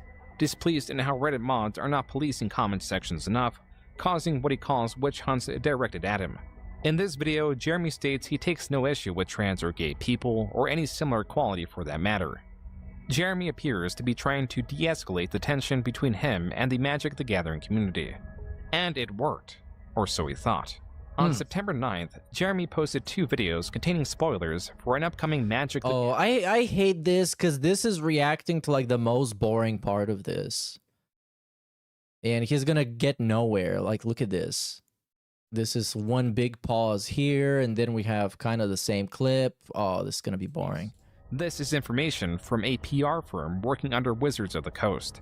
The creators of Magic the Gathering often delivered to select content creators as a way to excite their audiences for upcoming cards. But was he supposed to post them? Because they're saying they're really spoilers. Was he supposed to post that information, or was he like under a non-disclosure agreement to not share it? These videos performed terribly compared to Jeremy's pack opening videos. But the significance of this was not that it was meant to garner viewership.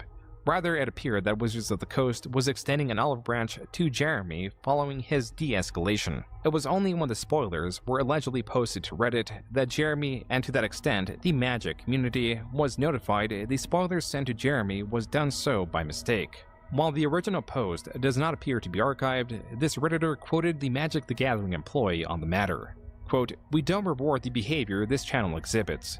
When we preview sets, we provide a handful of cards to our PR agency to use with outlets who aren't part of our core audience. When one of these outlets passed on using these cards, they reassign the cards to this outlet without doing research and also without checking with us first." Okay, folks, I do have to say something about this. Okay, he's about to say something. Bullshit, bullshit, bullshit, bullshit, bullshit, I am going to blow the lid off something right now. Oh my God, he's about to whistle blow. Watch out. This is bullshit. This is PR speak. This is, oh, we want to cover our butts after the fact. The truth is, none of these companies that give out promotional product, free game codes, free card sets, any of this shit, give a shit. All they want to do is they want to get their product out there and into the hands of people who will make content and provide free advertisement for them. This allows them to not have to spend as much on their advertisement budgets, but still get the word out about their products. It's the creator push, the creator hype, as opposed to, oh, here's an actual, dedicated marketing campaign we had to do to push this new event or new product or whatever it is. But isn't that what they kind of said? Because they said we give a bunch of stuff to a PR agency to give out to people that they think they should give it out to. And the PR agency's like, whatever, we're just going to give it to a big channel. We don't care. That's the same reason why DSP got a bunch of free games. Like, he got that Tainted Grail special edition, whatever, because they didn't care about who he was. They were just wanting to, like, give out shit. But I guess that's kind of what he's trying to say. But it is correct, and they're not really hiding it. Like, he's not whistleblowing at all right now. Okay, this is bullshit, and here's how I know it's bullshit. I've been in exactly the same position. And when it's happened, I can tell you 100% it's a lie. And it's a lie. There's been companies who came out and... Oh, he said that... Okay, I get it now. He is doing this segment so he can have something interesting for the edited video. So when the video comes out, it's not just him being bored and June the King video playing. It can be Phil blows the lid on a industry-wide conspiracy that has been going on for so long. To me with detailed conversations, knowing who I was, what content I made, and the people that kind of stalked me all over the internet. They well knew who I was and said, hey, we still want to send this to you. Okay, send it to me. They send it to me. I'll do an unboxing. I'll show the content. If it's a game, I'll play the game. Lo and behold, my hater base goes after the company and says, why did you send this to DSP? Why would you do this? And then all of a sudden, oh, I don't know what you're talking about. We didn't mean to send it to him. It was a mistake, miscalculation. We're so sorry. It's bullshit. What that is, they want to get the hype behind it in the hopes that maybe their thing will be noticed by something positively. And if it doesn't, then they lie. Okay? But that makes no sense, though. That makes no sense, because he just said that he tells them in advance that he gets trolled and people widely dislike him, and then they're like, okay, we can get something positive out of this. What? I do not believe whatsoever it's like he's mixing up a bunch of different stories. This story at all, because this has happened to me about 3 times now in the last 10 years, where a company said, hey, we want to send you something. Okay. Send it, but you know who I am. You sought me out. You researched my channel. You found me, and you knew the situation. I even talk with these companies now and say ahead of time, understand you're going to get some backlash because I have this virulent hater base that harasses people online who associate with me positively. That's fine. We'll still do it. Here it is. And then I get it, and lo and behold, time and time again, it's exactly the same situation. I don't believe this at all from my personal experience. Maybe I'm wrong, but this sounds like nonsense to me. But wait, hold on. You can't have the big clickbait segment where you're essentially saying that you're blowing the whistle on an industry secret, and then you say, well, I don't fucking know. Like, that's kind of what happened to me. This sounds like they know this. They know the quartering. They know the relationship. You're either going to go with the hype or you're not. Before he's previewed it, and it's given them a little bit of a PR boost or a little bit of attention boost. They probably send it to a bunch of people. They like this free attention because they don't have to pay for marketing. Okay? But now, it just so happens, at this time, the quartering is in hot water for comments. Maybe they probably weren't aware of them, or maybe they were. Who knows? This is bullshit. Oh, we accidentally sent it to him. No, you didn't. Stop lying. Just say, okay, we didn't know that he was, But wait, you just say you don't know if that happened, and now you're accusing him of lying. Are you going to get your fucking story straight? Are they lying or you don't know? Trouble right now. I don't know if this happened. You're a fucking liar. Oh, we'll take the bat on that. Instead of, oh, no, you see, it was a complete, we fumbled. Shut up. I don't believe you. Sorry, because again, I've been through it. And then they'll be like, oh, well, oh, we'll never do that again. We're so Are you at least he's of course he's not gonna say what he's talking about specifically, because then you're gonna look it up and you're gonna figure out he's full of shit. Because it's so bad to deal with someone on the internet who, because I think it was OP Seats or it was Spawn Seats, I don't fucking know. The guy was essentially running like a drop shipping kind of a scam when he would buy a bunch of like generic chairs from fucking AliExpress and put his logo on it and pretend it's like custom gaming chairs, but actually are just junk. And he sponsored DSP, and people figured his scam out immediately and exposed him. And then he kind of had to shut it all down. And before that, he had a scam with cars, I think, or something else. Not exactly certain. But I remember I watched a lot of that on stream a while ago. You already knew who they were before you sent them the product. You put it on them. And then he said, I don't care, I got the chair. No, you sent them the product anyway. You know? In my case, the things that people say and do, you know, the toxic stuff my haters say about me, most of it's not true, or it's spun out of proportion, or it's shipped from 10, 15 years ago. It's nonsense. Okay, it is. Oh, so it's true or it's not true? Don't want any hot water at all. They don't want any negative association. Remember, they want the free promotion. But again, you contradict yourself, because you said that you notified them that there is a negative association with you inherently, and that will be negative marketing for them. And they said, yeah, we don't fucking care. And then they said, well, we actually care. But they don't want this actual fucking word salad, dude. On any of the risk of that free promotion. So then they lie.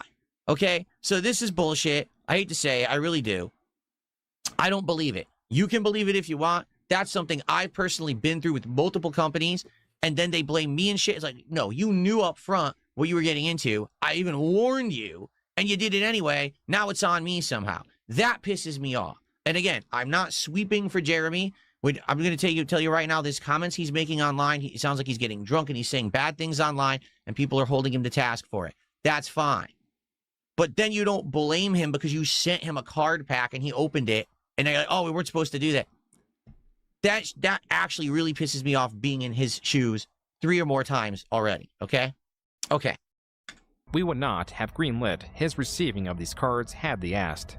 Unquote. Here I was, feeling like a total moron to think that Wizards had just extended the olive branch and everything was going to be good. Jeremy in this video compares that statement as an endorsement to witch hunt him, simultaneously claiming that Wizards of the Coast are listening to an extremely small minority of 30 or 40 people, while also stating that he is receiving a massive amount of hate.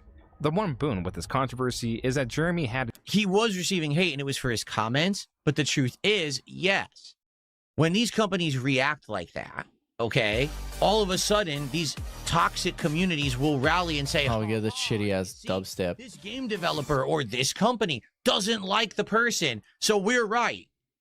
And that's the problem. Really, that's the problem.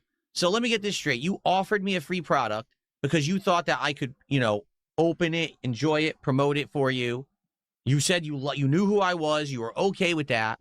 You send me the product. My haters go and harass you on social media because of it, even though I presented myself well with the product and I'm, you know, showing you what it is, and everyone's saying, oh, that's a good product, right? Now you're blaming me. And now what happens is when you say, oh, it was a mistake, we didn't mean to do that, we'll never do it again. Now, victory for the haters, victory for the online bully, victory. You empower these people. So this is wrong. What Wizards of the Coast did, but bro, come on, is legit wrong. And also, like, a lot of the times, the marketing department that gives out these game codes or whatever the product is, they got nothing to do with the actual development teams. Like, he thinks it's all some like weird coordinated thing. No, they just give a bunch of shit to a bunch of people, and some of them turn out to be fucking scumbags. And then you're like, well, I didn't want to give this fucking scumbag something. We just didn't do the research. They actually did wrong him. Okay? Again, I don't agree with what he said. I think that it was heinous stuff he was saying, and he was getting drunk and acting a fool. But what Wizards of the Coast did here, it did wrong Jeremy. That's messed up, because now he looks even worse. On top of the fact that he said the bad things, now he's got giant companies supposedly shaming him for it when they lied. That pisses me off because it's happened to me too. All right. For me, I get to the point where I just don't want to take anything anymore. Like, why would I accept a product from anyone when at any moment they could just completely lie about the situation and then say, oh, we didn't mean to do it. Oh, he's a bad guy and we're so sorry. Get the hell out of here. Thank you, Guitar Player, for a $10 super chat. I appreciate that very much, Guitar Player. Thank you for the support tonight. Found angle to solicit donations. One that could weaponize culture and anger, in combination that would bring him much strife, but also considerable wealth. You can speak with your wallet and take the plunge and back us on Patreon. Yeah. So here we go. There we go. Rally his troops and say, well, if everyone's going to crap on me, let's stick it to the haters. Let's stick it to Magic the Gathering and let Wizards of the Coast, let's stick it to them. Support me financially. That's the grift. Yeah, let's win. This is how we win. Right there. But, DSP, how many times has he said, we hit the goal, so my trolls, they don't fucking want to admit that I'm successful, but they're gonna fucking like it. Like, this is a million times, and it's been going on since forever, and it still goes on. Voice we can have. Yeah, glance at chat, you asshole. Can do. Wizards can't. Wizards won't fly me out to PAX. We'll go to see them at PAX. Hell yeah. That's big enough. Can I come? Fly to every major event, and I'll Am I gonna get to see your wife? do coverage for you, and I'll try to keep it real, 100%. This was the beginning of Jeremy's capitalization of outrage. In the following years, Jeremy would master his craft. Meanwhile, what happened? The audio is leaning to the left side of your ear? I haven't done anything with... No, that's his problem. Everything is my mic. As everyone seems good. So my apologies if something went wrong with the audio all of a sudden in the middle of... Jeremy revived Pokemon headquarters while still posting to MTG headquarters. The video announcing his return sits at less than 1,000 views. Jeremy posted on his Pokemon channel from late 2016 to early 2017. The channel failed to gain any momentum, with its videos far underperforming compared to videos found on MTG headquarters.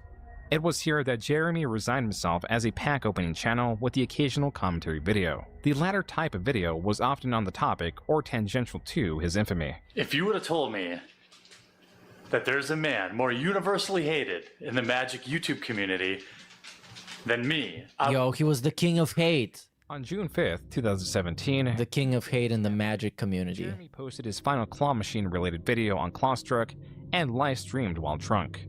While he often tweeted at or commented on other creators in the MTG community, there was one that he targeted unprovoked. Oh no. This was cosplayer Christine Sprankle. Serial virtue... Oh, I hate this part. I hate this part.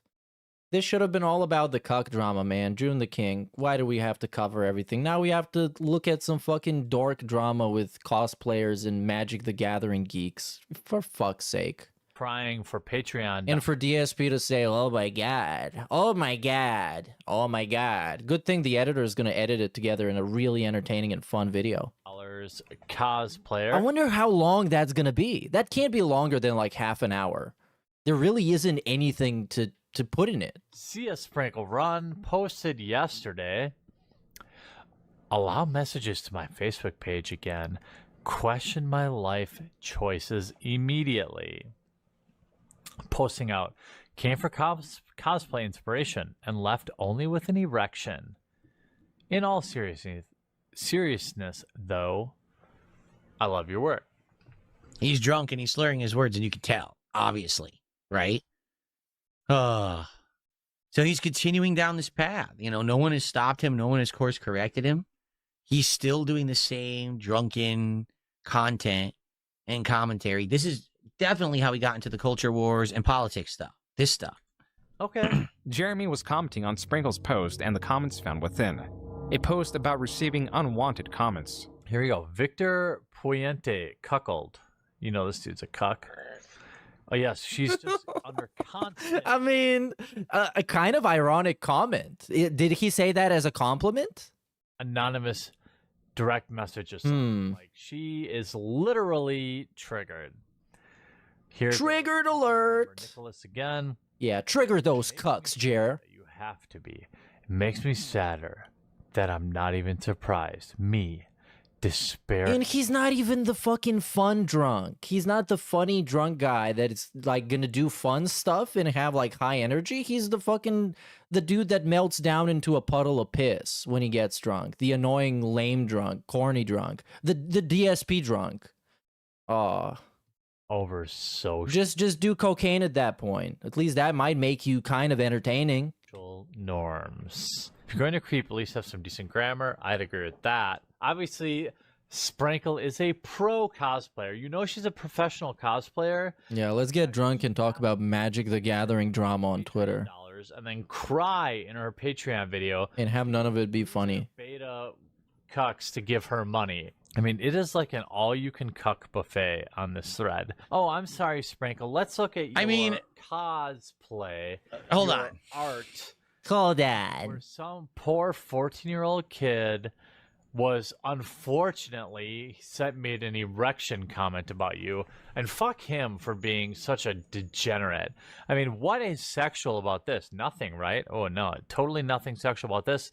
Oh yeah, here you go, Sprinkle. Another totally non-sexual picture where the Pokeball happens to be right on your fucking bush. Okay, let's see what we got here.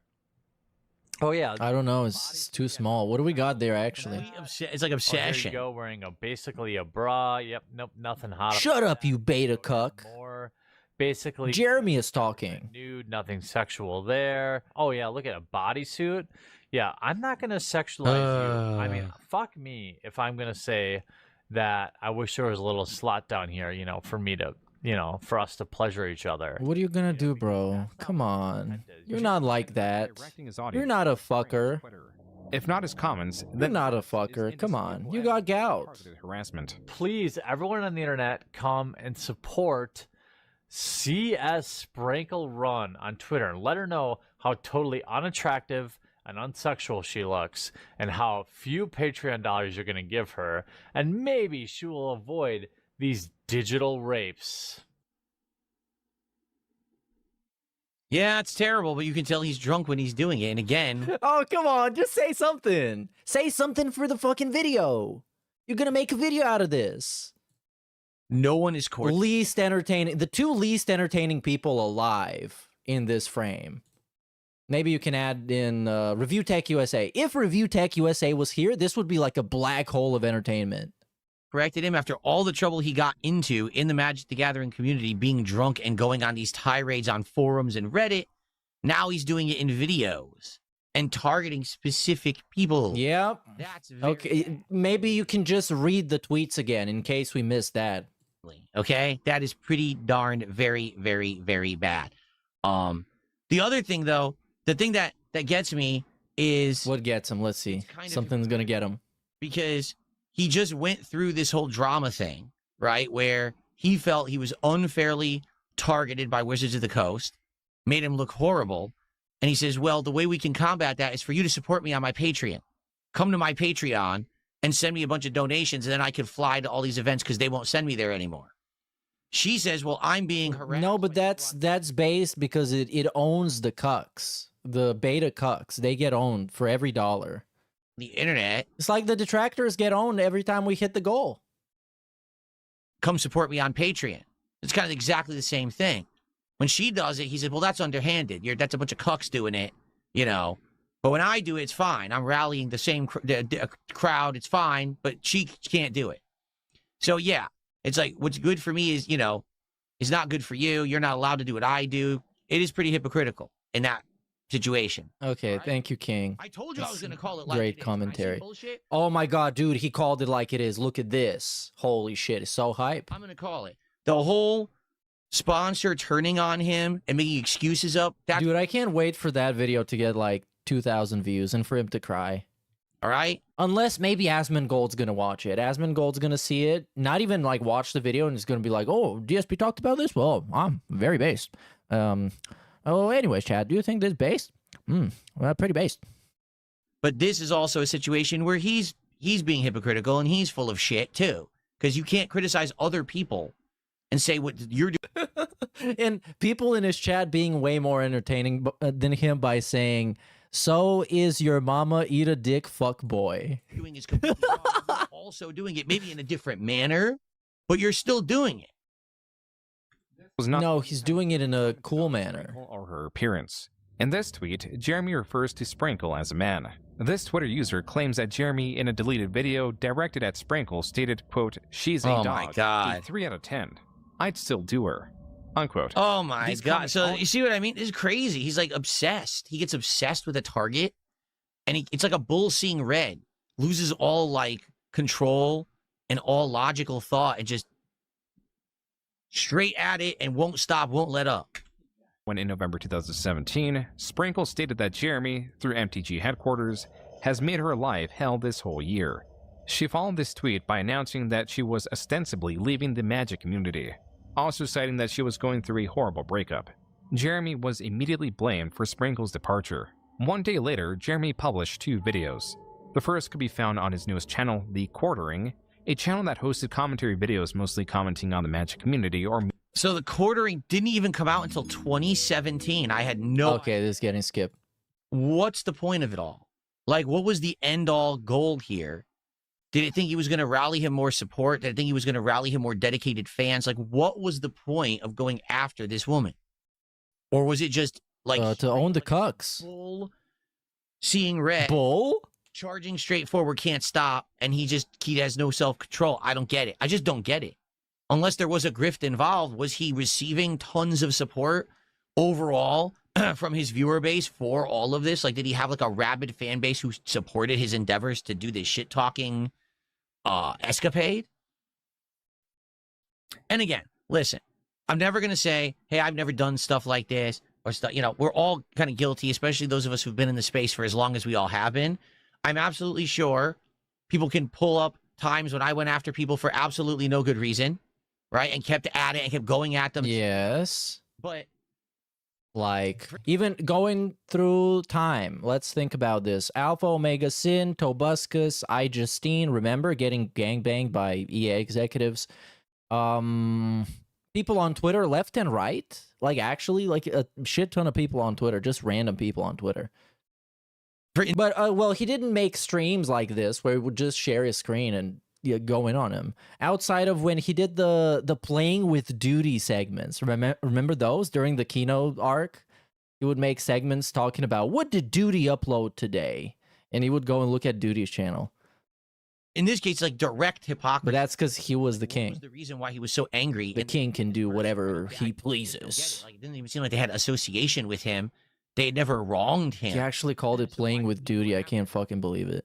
Thank you, Flatman, for $2. As I told you, this is a shit show. Oh, and of course, the old forum post. That's right. I mean, here's the SRK post. That was classic.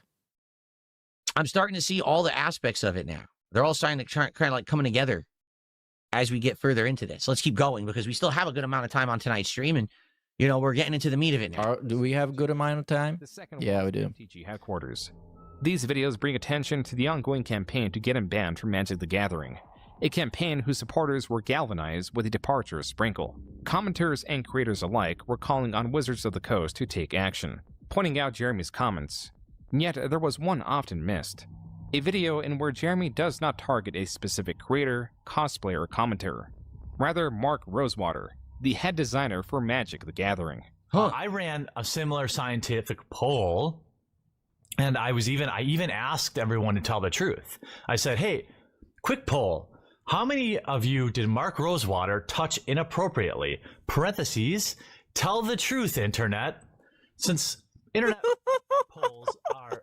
That's like a DSP poll. In parentheses, tell the truth. Because that's how you know they're going to tell the truth. Scientific fact, consider this your trial, Mark Rosewater. Now, I know he has me muted. That's fine. Jeremy created a poll insinuating that Mark Rosewater was a predator even after Mark had blocked him. This was Jeremy's attempt to discredit Twitter polls and also his response to Mark Rosewater citing a Twitter poll as evidence. So, I guess what's happened here is he already said it earlier, and now I think we're seeing this finally kind of come to fruition. If the internet... Oh, is Mark Rosewater also a dork? I would love that. I would love for everybody involved in this to be a complete fucking geek. That would be awesome. I guess he wasn't even the quartering yet, right? If the internet is going to make Jeremy a villain, and there's nothing he can really do about it, then he's just going to say, to hell with it, I'm going to lean into it, I'm going to completely become this devil-like character, and I'm going to... The devil-like character? So in this case, Magic the Gathering has already kind of thrown him away. The community has already ostracized him for his comments that he said in Twitter posts and Reddit. So now he's, well, forget it. I'm going to go all in then. If you really are going to hate on me anyway, and now even, you know, Wizards of the Coast are going to say, oh, we sent you stuff by accident. That guy's a jerk or whatever. That's it. Like, maybe that's what it is. Maybe it's not that he's obsessed, but he's actually trying to do the most extreme thing on purpose to piss everyone off and get attention for himself, since everyone was just so determined to villainize him. Does that make sense? I'm not saying this is a good idea by any means whatsoever. Okay? But I'm just saying maybe that's what actually happened here. He's decided to become the embodiment of what people were already categorizing him and making him out to be. So he makes the cucks correct then. Then he makes them right. Since you want a villain, I'll be the villain you want. Oh, don't be a fucking internet villain, dude. Come on. Especially if your wife's getting fucked by your best friend. Don't be a villain like that. Don't be a villain. I'm going to try to benefit. Just try being like normal. Now, what I'm curious here, hold on. Don't do the fucking internet wrestler shit. Did he benefit from it? Was he getting big rallying of new supporters? Was he getting tons of support on his Patreon? Were people subscribing to his channels and watching him in droves? Or was the whole internet kind of pointing at him and laughing and saying, what the hell are you doing? Are you crazy? Because that's really not what's being explained here. We're not seeing that side of it yet. Skull emoji, thank you for 50 kicks. Actually, not skull emoji. Suku, thank you for another 50. Okay. Suffice to say, Jeremy had time and time again made himself known to senior employees at Wizards of the Coast. On November 26, 2017, the professor uploaded a video attempting to speak to the MTG community and reach Jeremy. He calls for de-escalation, for community members to stop harassing Jeremy and for Jeremy to stop his own campaign, even though he knows how unlikely that is. This video was far more comprehensive than any other video commenting on the ongoing scandal. Most importantly, it contained a great deal of evidence that Jeremy was persistent in harassing his online targets. Jeremy, just being fair here, just being reasonable here, do you think that when someone such as myself, and this is just one example, makes a reply to someone that says, oh, you lost a follower over Nazi punching joke, but you gained a modern follower, seems like you traded up, to make an entire video saying I advocate political violence? I received so many comments about Nazis and the Holocaust and my being one and what I'm doing. And, you know, most of my family died in concentration camps. The professor's video saw mixed reception. While it was touted for the amount of evidence against Jeremy, some creators took issue with the professor's presentation and the alleged scope of 2 years that Sprinkle was harassed by Jeremy when there only existed months, not years, of evidence of harassment online. It seems to me like the way you're presenting yourself just... Hey, who was this guy? This was Dankula. Yeah, dude, I haven't thought about this guy in probably like fucking 10 years. Hardest to virtue signal for what you feel is... What a blast from the past. That was creator Count Dankula, a creator that would later start a podcast with Jeremy. He encourages his audience to research this for themselves. Advice that will go well to Jeremy's own response to the professor's video, not found on MTG headquarters, but on the quartering. So, I guess this is where he starts to do all his drama content on the quartering, and this is where the channel blows up, so it seems like. Flatman with the $5 super chat says the problem is Jeremy... I hate this so much, man. It's my least favorite type of content, and I have to watch Dark Side Phil react to it. The actual petty internet drama that is not entertaining, is not funny, doesn't have anybody I like involved in it, is just like pigs in mud. Anyways, let's go back to him playing the fucking video. Video opened with the professor's minor comment about Nazi cucks. But at least we get to own the cucks. Let's own some cucks. Concentration camps to strengthen your video about mean tweets. Jeremy failed to engage with the overarching arguments that Jeremy is disruptive and that he encourages unwelcome comments. Instead, Jeremy chooses to comment on the professor's superficial qualities. I want to point out, look at how disheveled he looks. I mean, bro, come on, man. Come on, man. Come on, man. Oh, this is Internet 101 these days, right? This is seriously Internet 101 these days, right? Someone brings up a bunch of good points, so what you do is you don't address them. You just insult them, insult their look. This is what LTG does to me. I'll be like, LTG, I'm better than you at Street Fighter. Let's play a match. Oh my god, LTG segment. No, this just got 1,000,000% worse. 1,000,000,000% worse. What? 1,000,000,000,000,000%. I was talking about competitive shit. And then on top of everything, the dude fucking chest hair is out. I'm going crazy, I'm dude. saying I'm a better player than you, yet you. But it's Friday, though. It is Friday. That's a positive thing. It is Friday, end of the week. Get to clock out at 6 o'clock. I didn't even do shit today. I challenge. Everything is good. Let's say something positive. Weather is good. I can go on the balcony and have a coffee or something. And I'm gonna make something nice for dinner. And my wife is gonna come back and we're gonna have a good time. And everything is super chill. Let's have a good epic set because I'm going to kick your butt in Street Fighter. And he's talking about low tier god. I just remembered. Your hairline's bad. What? What? It's classic misdirection, right? This is all the time. I'm not surprised. He has kind of a lazy face.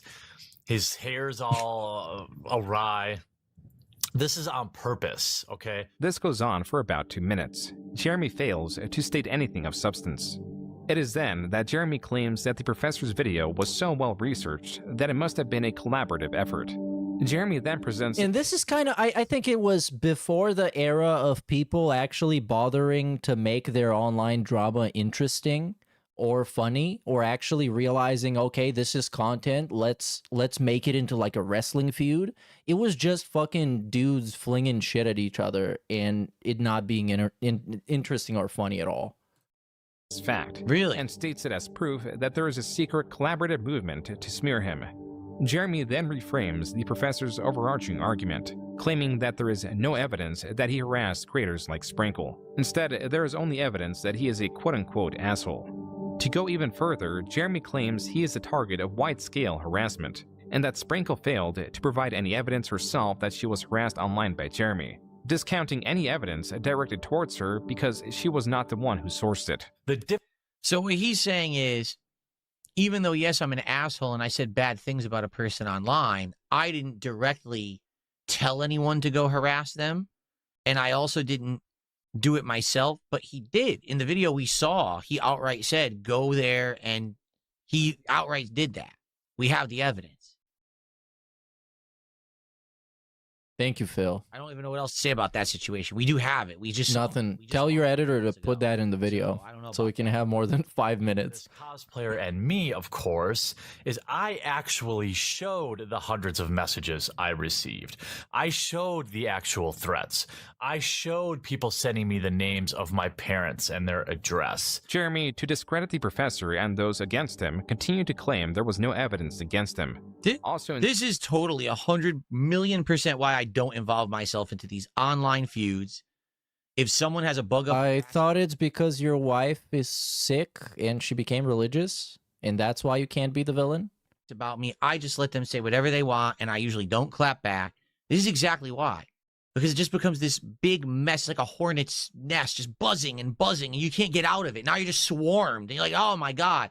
I can never get out of it and just be back to my own content, my own self again. When you get wrapped up in internet drama, it just becomes what you are on the internet forever. And I don't choose to engage with these online bullies and people. If you try to argue with them, if you try to do anything, then it's like a futile endeavor. It's like you're fighting the Hydra and you cut off one head and 3 more, sprout out from the neck. So I learned my lesson the hard way. I used to argue with my trolls and I used to argue with these people and be like, I'm dead. I have to prove my innocence and I have to do this. Now it's like, I don't have to do anything. All I have to do is make my own content. It's not a bad take, though, but he did, he actually does feed the trolls, and he had a completely pointless and one-sided beef with low-tier God that we just talked about. He had the same thing with Review Tech USA, 2 days ago. He talked about him. The Triple P, he keeps making sneak disses and just explicit disses. Like, it's good advice if you're following it. Dump on me if they want. Go ahead. Go dump on me on Reddit. Go dump on me on X. Go dump on me on Reddit. Shit. Just don't tell me about it. Don't bother me with it. Every day I turn on my own setup, my own camera. I have fun. I make a living. I'm good. That's all I care about. I don't want to hear about any of your white noise bullshit around there because all these people are just trying to generate attention off of your name all the time. So this was 2017. Admittedly, at this point, I don't think I learned my lesson yet. Sounds like Jeremy hadn't yet either. He was kind of making some very similar mistakes where I'm just going to keep clapping back. I'm going to keep arguing, going to keep defending myself. There's no point. At the one point you learn. No, the point is to own the cucks. You got to own the cucks, bro. No point in engaging the betas. Drama mob. You'll never get anywhere. Look at this guy. He's so disheveled. They'll also never be happy. When you have a group like this coming after you, whether it's warranted or not, you'll never appease them. Like, they'll always say it's not good enough and they'll want more. They'll want another pound of flesh once you've given them the first. So it's better to just go off on your merry way. At least that's what I've learned from my own personal experience. He did not delete anything. There's evidence, but he must have deleted it. Or in this case, the professor insists I did. While Jeremy does delete evidence, as was made clear as far as a year ago during his first major scandal, allegedly, the livestream where Jeremy fantasized about a slot in Sprinkle's morph suit and directed his audience to her Twitter page was taken down by YouTube under a community guideline strike, making it difficult to source larger portions of it. Yeah, so I wonder, what we saw might not even be the whole thing, is what they're getting at. There might be more to it. It also did not help that many of his Twitter accounts were recently banned.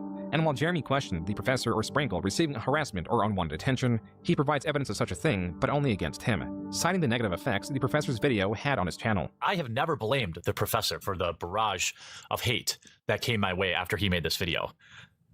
1,000 people unsubscribed from Unsleeved Media. Oh my god, he lost 1,000 subs. No way. To insinuate that Sprinkle is no way. I didn't think it was that bad. He lost 1,000 subscribers. I think most on YouTube, on his YouTube channel. She posted a dangerously false tweet. Let the hate mob ascend on me for going on 2 weeks now, and has done nothing to correct the situation. Though Jeremy claimed that the professor is a manipulator and failed to bring a shred of evidence forward, Jeremy, in his video response, skips all the evidence presented. Notice how in Jeremy's reaction, the video inexplicably jumps. This is because Jeremy skipped from 4 minutes 24 seconds to 6 minutes 55 seconds, over 2 minutes of voice clips, portions of his removed livestream, and more than 10 tweets directed at Sprinkle or cosplayers in general. Jeremy does not acknowledge this jump, and it was not the last time he would edit around evidence. This next jump is even more egregious. Jeremy pauses the professor's video at 7 minutes 25 seconds. 1 more second and he would have displayed the evidence against him that he claims does not exist. For the next 7 minutes, the professor shows countless tweets and video clips, all of which Jeremy skips, again not acknowledging that he did so. And oh no! 9 minutes and 1 second of a 20-minute video. Jeremy closes this video by insinuating the professor is similar to Adolf Hitler. Someone who is willing, as I said, to literally evoke the Holocaust. He's literally Hitler. A crusade to silence and ban someone whose ideas they disagree with. Someone whose ideas they don't have to interact with. Nobody's forcing him to watch my videos. Nobody's forcing him to read my tweets.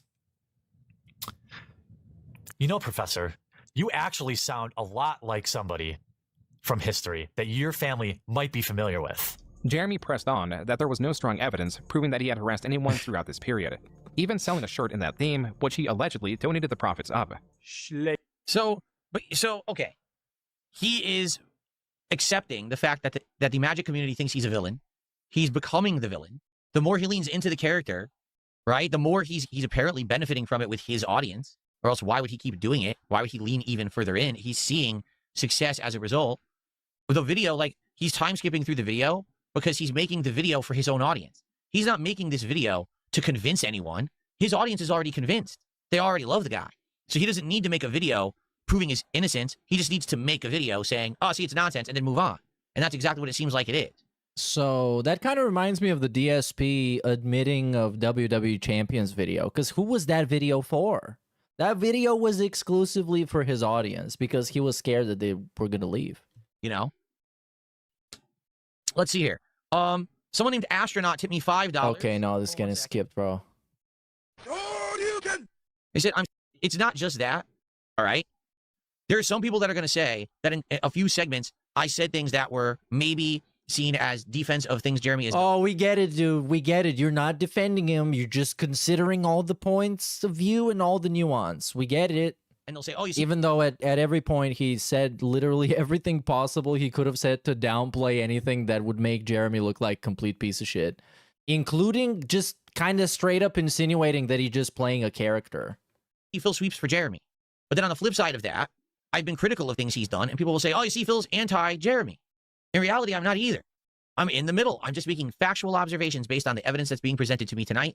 That's the best I can do as a neutral bystander, a commentator, someone who's seeing the situation unfold, and I'm just giving you my rational takes on it, and I'm trying to compare it to my own personal experiences. You should put that as a disclaimer in the edited video. We're about an hour in, just about. We're going to keep going, and we'll probably get another 10 to 15 minutes. We're about an hour in, and I can understand where the polarization is coming, where all of this is coming, this ire and this anger towards this man. It seems like... Yeah, because he's a cringe retard. It doesn't take long. ...into the internet villain persona. Like, once people started calling him a villain, he said, well, I'm just going to be it then. And as long as my followers are... Like, I think the first time I saw the quartering was about, I don't know, some fucking wokeness in a Hollywood movie or something. And even though, like, I agree and a lot of that shit is cringe, he just completely failed to make his videos entertaining or interesting in any fucking sense. And I just tune in, and I'm like, whoa, this guy's a huge geek. I don't care that I agree that Brie Larson sucks and that she's annoying and a bad actress. I don't really care about that. It's just like, this video makes me not care about anything at all. So I just left. And there's a lot of people who make similar videos that I think are pretty funny and interesting. And I used to watch them back then, but the quartering always been in that bracket of fucking weird geeks that are just not talented entertainers in any facet of anything. That it doesn't matter whether or not it's true, whether or not everyone else likes me. If I have enough people who do like me as that person, that character, that whatever it is, then I'm going to be successful. To hell with everybody else. Maybe that's really what's happened the whole time. Could be. Let's keep going. Show me the receipts.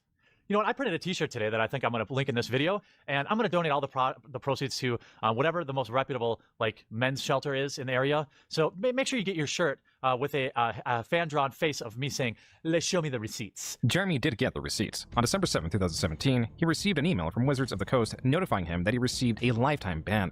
What does this mean? Oh, well, he ate it. But no, now he's a victim. Now he's a victim and they're persecuting him. And there's a campaign to silence him and he's a victim now. Because when you're a badass, a villain, you also be a victim. Because that makes you look a lot cooler. Ancient events. I can't play online. In fact, they actually confiscated... You should have cried.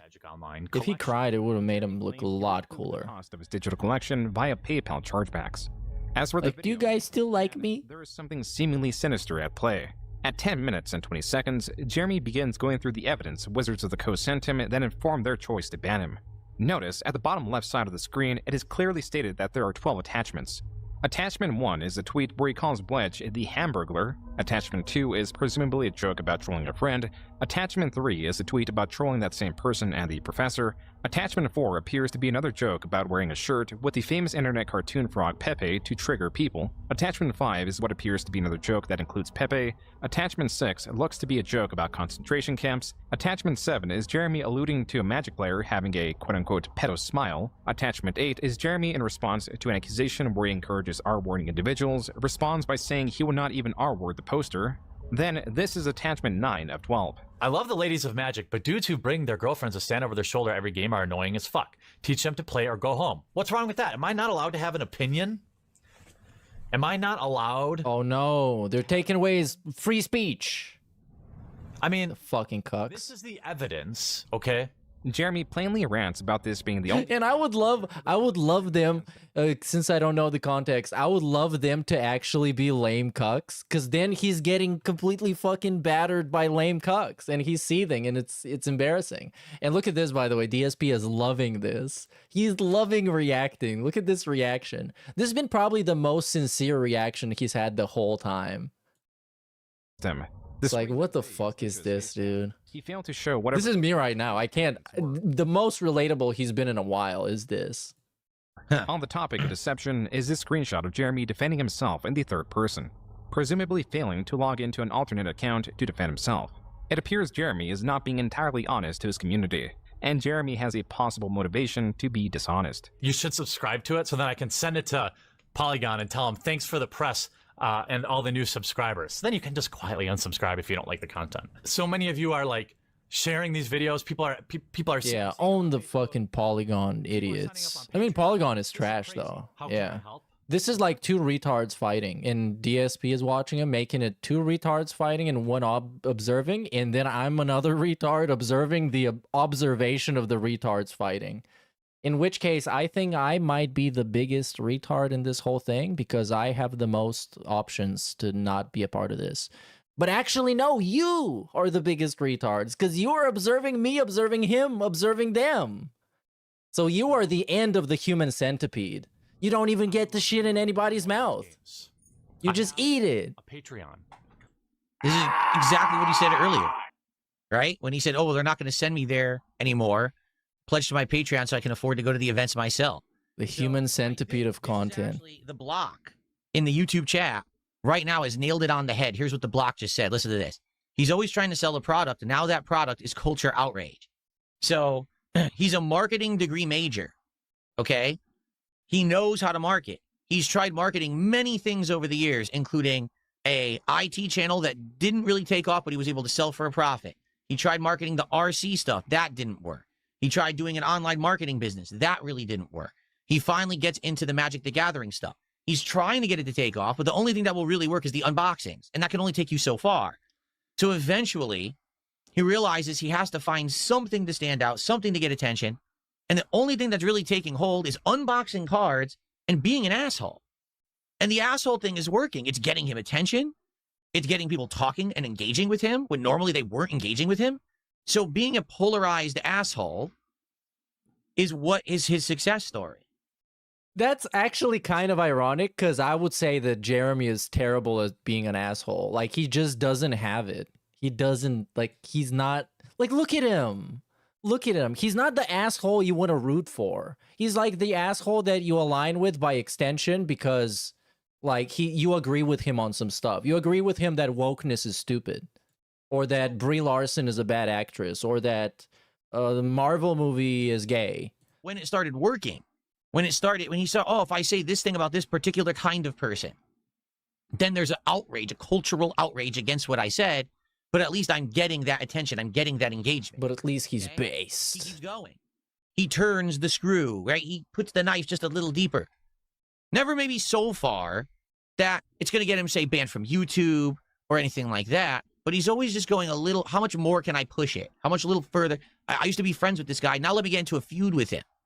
Because that's going to benefit me, right?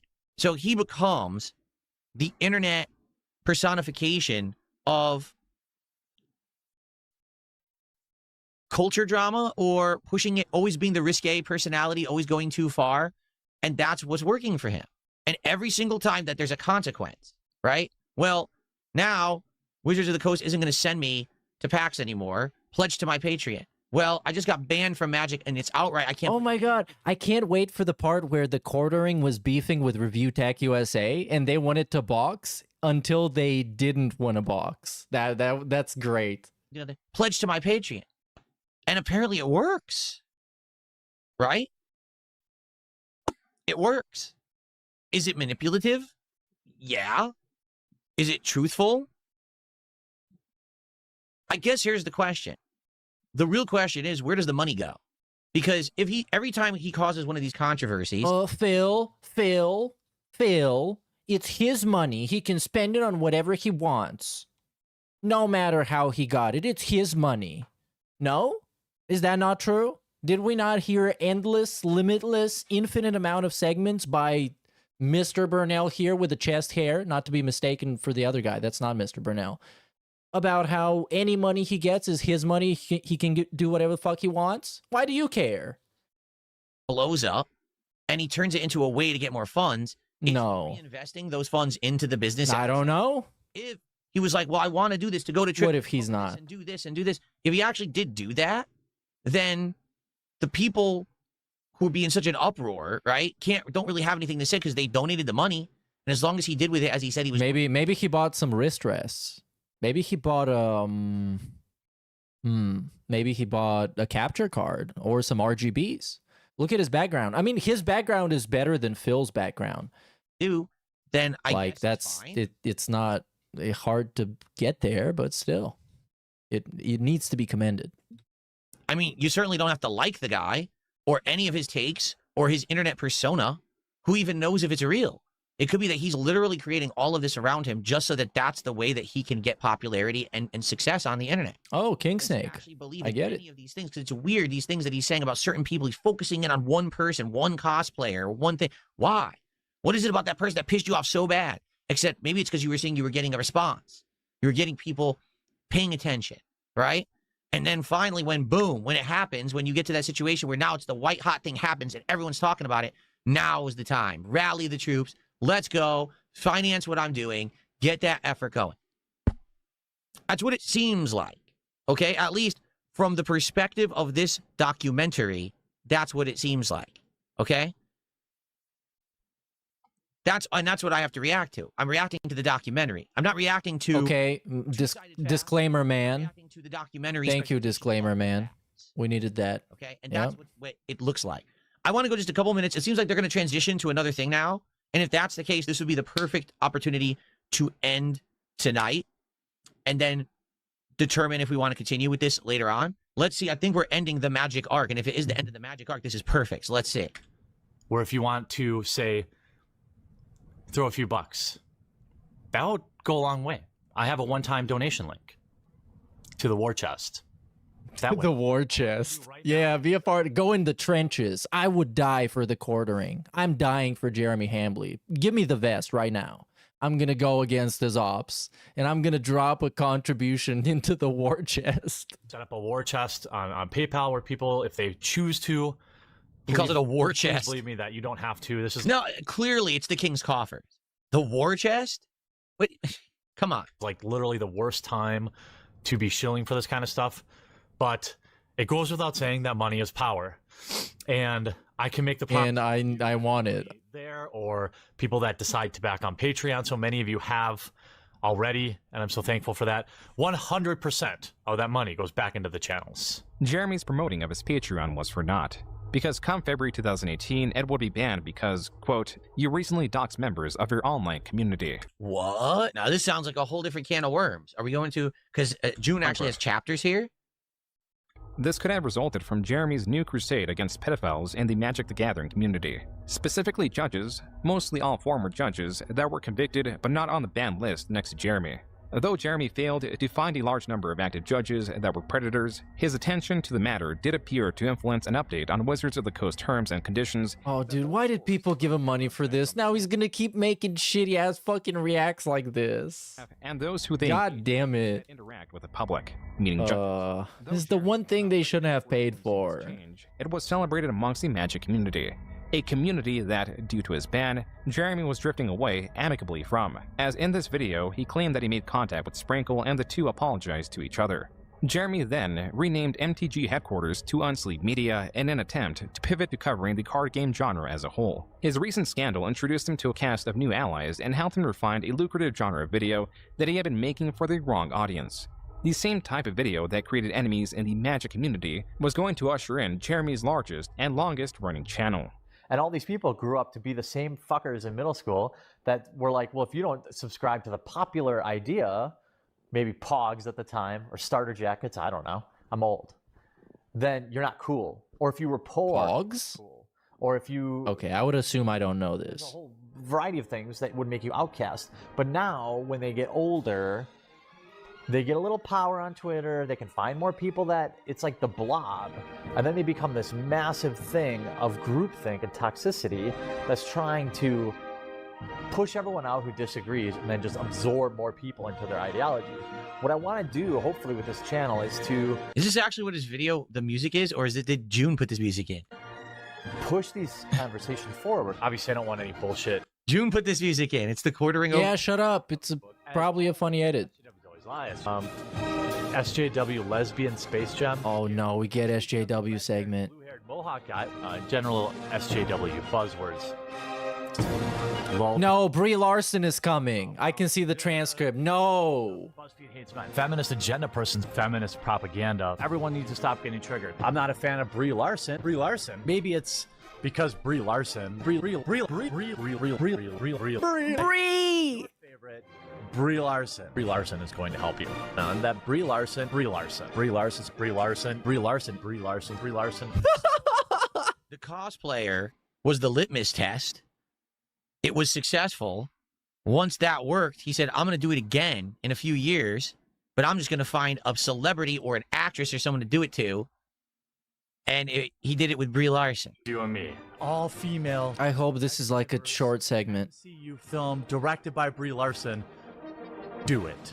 Just posting, my 5th Brie Larson video in 30 days. Oh. Things like that. I'm already known as the guy who makes 1,000 videos about Brie Larson. The action has got to be live. It's got to be in the moment. I also have to admit that I really dislike Brie Larson. Though Jeremy may be capable of having a nuanced discussion, for the vast majority of his videos, he certainly does not display it. In his past, his incuriousness and inability to formulate a cohesive argument has forced him, time after time, to make videos reliant on emotion or sensationalism to draw an audience. This is why Brandon's technical breakdowns in their RC channel often outperform Jeremy's. It is also why Jeremy was relegated to opening packs of cards in a game known for its complexity and strategy, areas explored and dominated by his contemporaries. When forced to create meaningless content, the only variable Jeremy can control is content frequency. Card opening videos were easily replicable. It created competition that Jeremy admitted he could not compete with. Guys like Open Boosters came along and... Dude, Brie Larson was like the worst thing ever. Because she was annoying by herself and going on like interviews and talking about, yeah, I don't want to make fucking videos for dudes, for like musty ass dudes. But then the musty ass fucking dudes came out the woodwork and started crying about it. And it was like, again, 2 retards fighting. And we get like the human centipede. You get it. In terms of... Get it? Forget it. Ultra rare vintage product. Brie Larson. This is not the only time Jeremy was outperformed by other channels. And also there were a bunch of claw machine channels. Here's some deep lore. They were faking their wins. It's hard to compete winning a plush, a Bart Simpson plush when these 15-year-old kids are faking winning Xboxes and this and that. So everyone lost faith. Jeremy is limited to producing sensational videos. He is deceitful and or manipulates footage to favor him, and he uploads frequently and typically on the same day the video was recorded. Jeremy is a perfect fit for a political commentary channel, but political commentary narrowed to only culture, and again narrowed only to pop culture. For Jeremy, the era of selling channels had passed. Now it was the era of selling outrage. If this was all that Jeremy did, he could be very successful. Only he has 2 major flaws. There is a part of him that demands respect online. The same part of him also seeks fellowship online. These 2 elements drive the opposite of the desired result. Thank you for your purchase, Sargon of Akkad. Oh, don't stop here. We need to watch. No, what? It's showing that was the end of his beginnings, right? Where he had started on YouTube, and now we're full on. The one interesting thing that could have happened. Him like quartering, drinking Sargon of Akkad's literal sperm. And he's not gonna watch it? Quartering arc. This is new stuff. So I think this is a good place to end it right now. He's actually gonna end it here. Yeah, he actually ends it here. Okay. Fair enough. All right, so let me give you my thoughts. This would have been interesting. At least he would have had something to say about it, or like, I don't know, goat laugh. Fuck it. First attempt. God damn it. And now we're gonna get the outro, which is like, oh, people are gonna say that I'm fucking defending him. I'm not defending him. Shut up. You're stupid. But also, I'm saying it from my own perspective. Okay, because that was a lot. And that's the first actual exposure I've ever had to any of that subject matter whatsoever. Okay? He actually just fucking sucks, bro.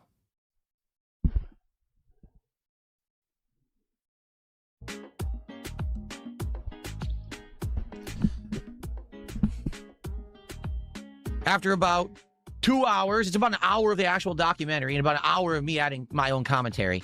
What do I think so far about the documentary and about Jeremy. Because I can't even say the quartering because we haven't even gotten to the quarter. Like, we're at the quartering now. Like, now it begins in his storyline, right?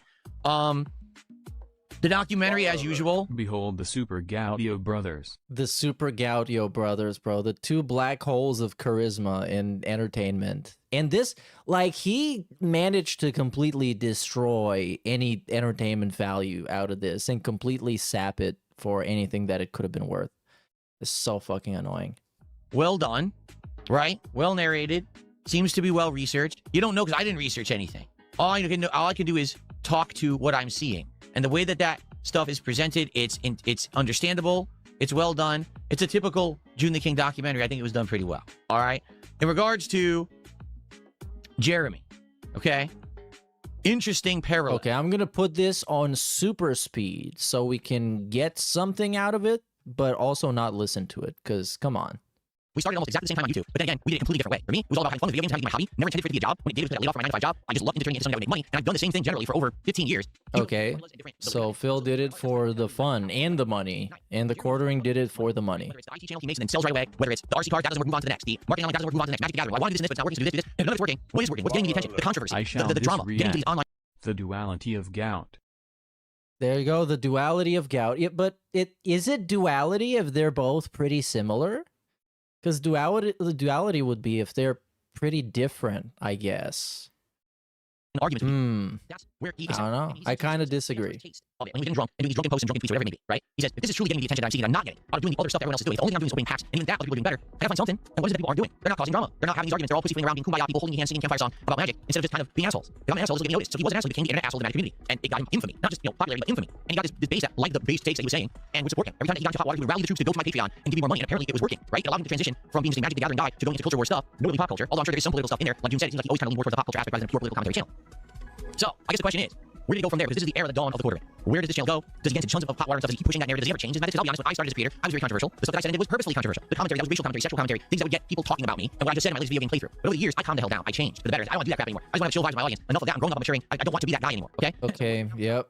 That so many people right now are upset with him. And I think that's what we're going to start to get to the root of when we continue, if we do. Let me ask everyone here right now. Would you like to see me continue this react next week? Would you like to see me do another stream of it to continue on next week on a late night stream? But hold on, why do we have to sit here and have this discussion now? Didn't he figure it out? That he got almost $200, so this would have been a yes. Did you enjoy what you just saw? And now he's gonna see somebody in chat saying yes. Well, there's 3 people saying yes, so I guess that's gonna happen. Or is this it's a one-off and we've had enough? We're done. I think he had enough. Loki, he had nothing to say, and I think that he knows or thinks that his edited video is not going to get any views because it's not interesting. If he watched the whole thing, at least the editor could put together something like that has something in it, and this had nothing in it, really. He didn't even watch the actual funny segment of the quartering drink and come. For real. And done like, oh my god, and people make fun of me for my incident, but they don't talk about him? If I did this, man, like, I don't know, I would have been on the cover of Time magazine. Tomorrow, we're not doing it tomorrow. If we do it again, it'll probably be... And then do a fake laugh. I'll look at the schedule, we'll figure it out. We're not definitely not doing it tomorrow, okay? Katarina says yes. Guitar player says yes. Shadow King, yes. Vince, okay, so that's a unanimous yes. Data Checker says, I don't want to wait a week. I'm not going to wait a week. Thank you for watching. The way this is going to work, I'm going to leave this in its entirety, unedited, on the channel. And I'm probably going to have an edited version as well. All right, so if you missed any portion of tonight's stream, you don't want to watch 2.5 hours, I'm going to have it edited down. Probably the key points, funny moments, things like that, parallels. Hey, big ups DRK Ross 89 for the membership. 24 hours on the channel. Okay, so that is it. Hold on. Over the next 24 hours, he's going to put up the edited thing. Has it not dropped yet? Probably not. So what is that going to have? If you missed any portion you don't want to watch 2.5 hours, I'm going to have it edited down. Probably the key points, funny moments, things like that. So I don't know. I don't think so. DSP Gaming. I don't think he dropped it.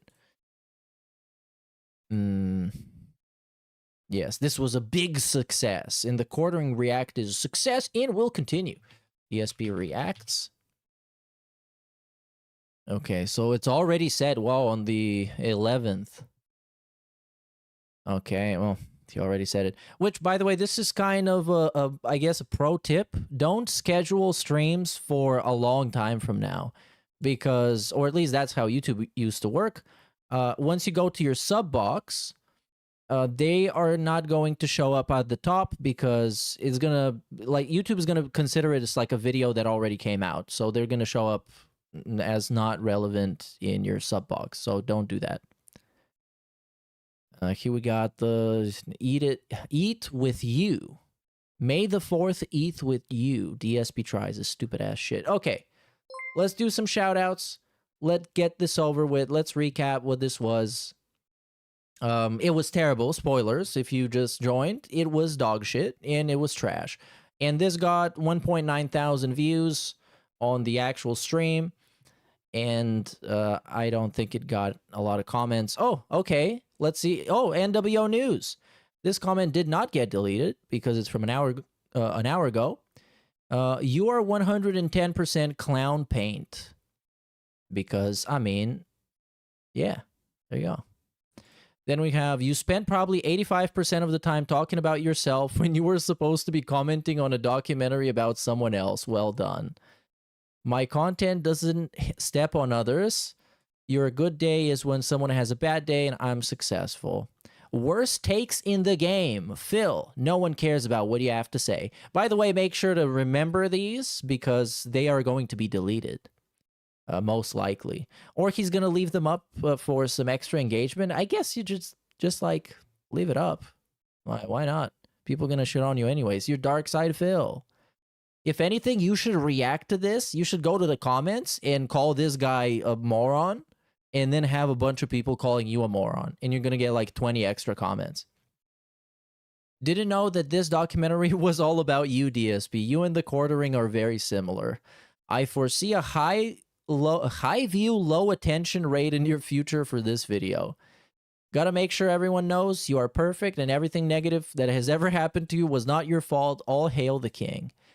You dunce. He admitted that something was his fault. I think it was like his audio was stupid or something. I'm not exactly sure. Anyways, let's turn on the TTS, do some shout outs, go home, and, well, I'm actually home, but I'm gonna have to send you home. Anyways, let's start from, I think, here. We got a Jake James Lugo mention. Surprised Jake James Lugo doesn't try to get a movie flowers to this projection from Phil. A movie pass. ACKMC. Hey, what is Jake James Lugo doing nowadays? Damn, that's a name I haven't heard in like 2 months.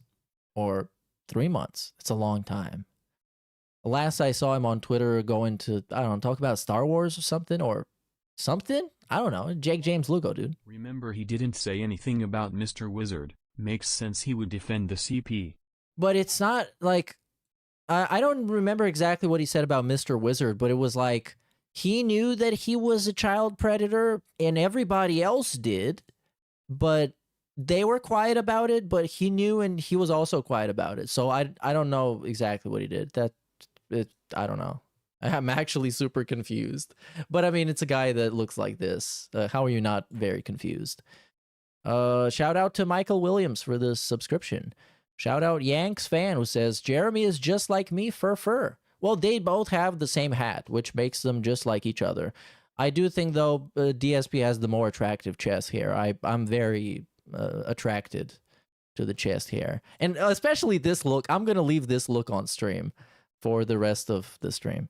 And I'm actually going to magnify it so you can just see his face like this. It's actually going to be very big. And we're going to put the Gout Reacts logo on the hat like this. Oh, yeah, this is it. I'm a marketing mastermind. Master degree. Master rank.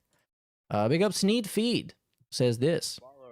Has probably banning the like you hint comments. I don't know, actually. I didn't see who got banned during the stream, because I think the chat was probably pretty entertaining. Because if anything, if his reaction wasn't, at least the chat would have carried it, because that's what usually happens. Especially on DSP Reacts back in the day, they used to carry those streams. Whole React has been he's just like me for real.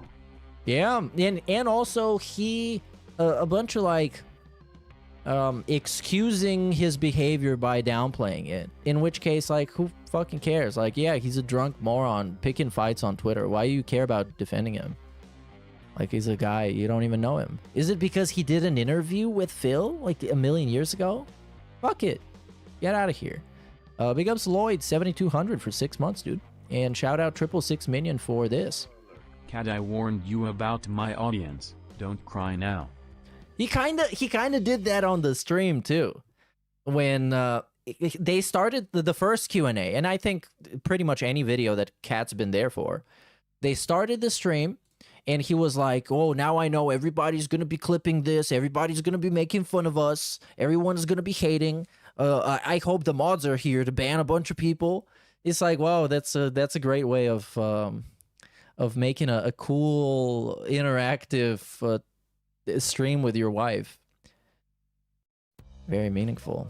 It can't be any more obvious that DSP is using this to rehabilitate and reinforce his Me Today narrative. Everything is something he used to do. Yeah, of course. And also, he can use that to double dip with the views. Because the editor is going to make him an edited video. He's going to upload it on his channel. It's going to be like super awesome editing. And very flashy and entertaining, allegedly. I don't know. I haven't watched it yet, but I'm sure I will someday. I just hope. I don't know what I hope. I hope he stops doing these altogether. It's terrible. We had to watch a bunch of stupid drama about Magic the Gathering. Shout out, big ups NWO News. That was you. Shout out 666 Minion who says can't relate. 1,000 yard stare. PTSD perfect. Yeah, Dented Sonic Hat, 1,000-yard stare. The 1,000 Island stare, as Cat would call it. Hey, that was a Cumtown joke. And big ups to Silence for this one.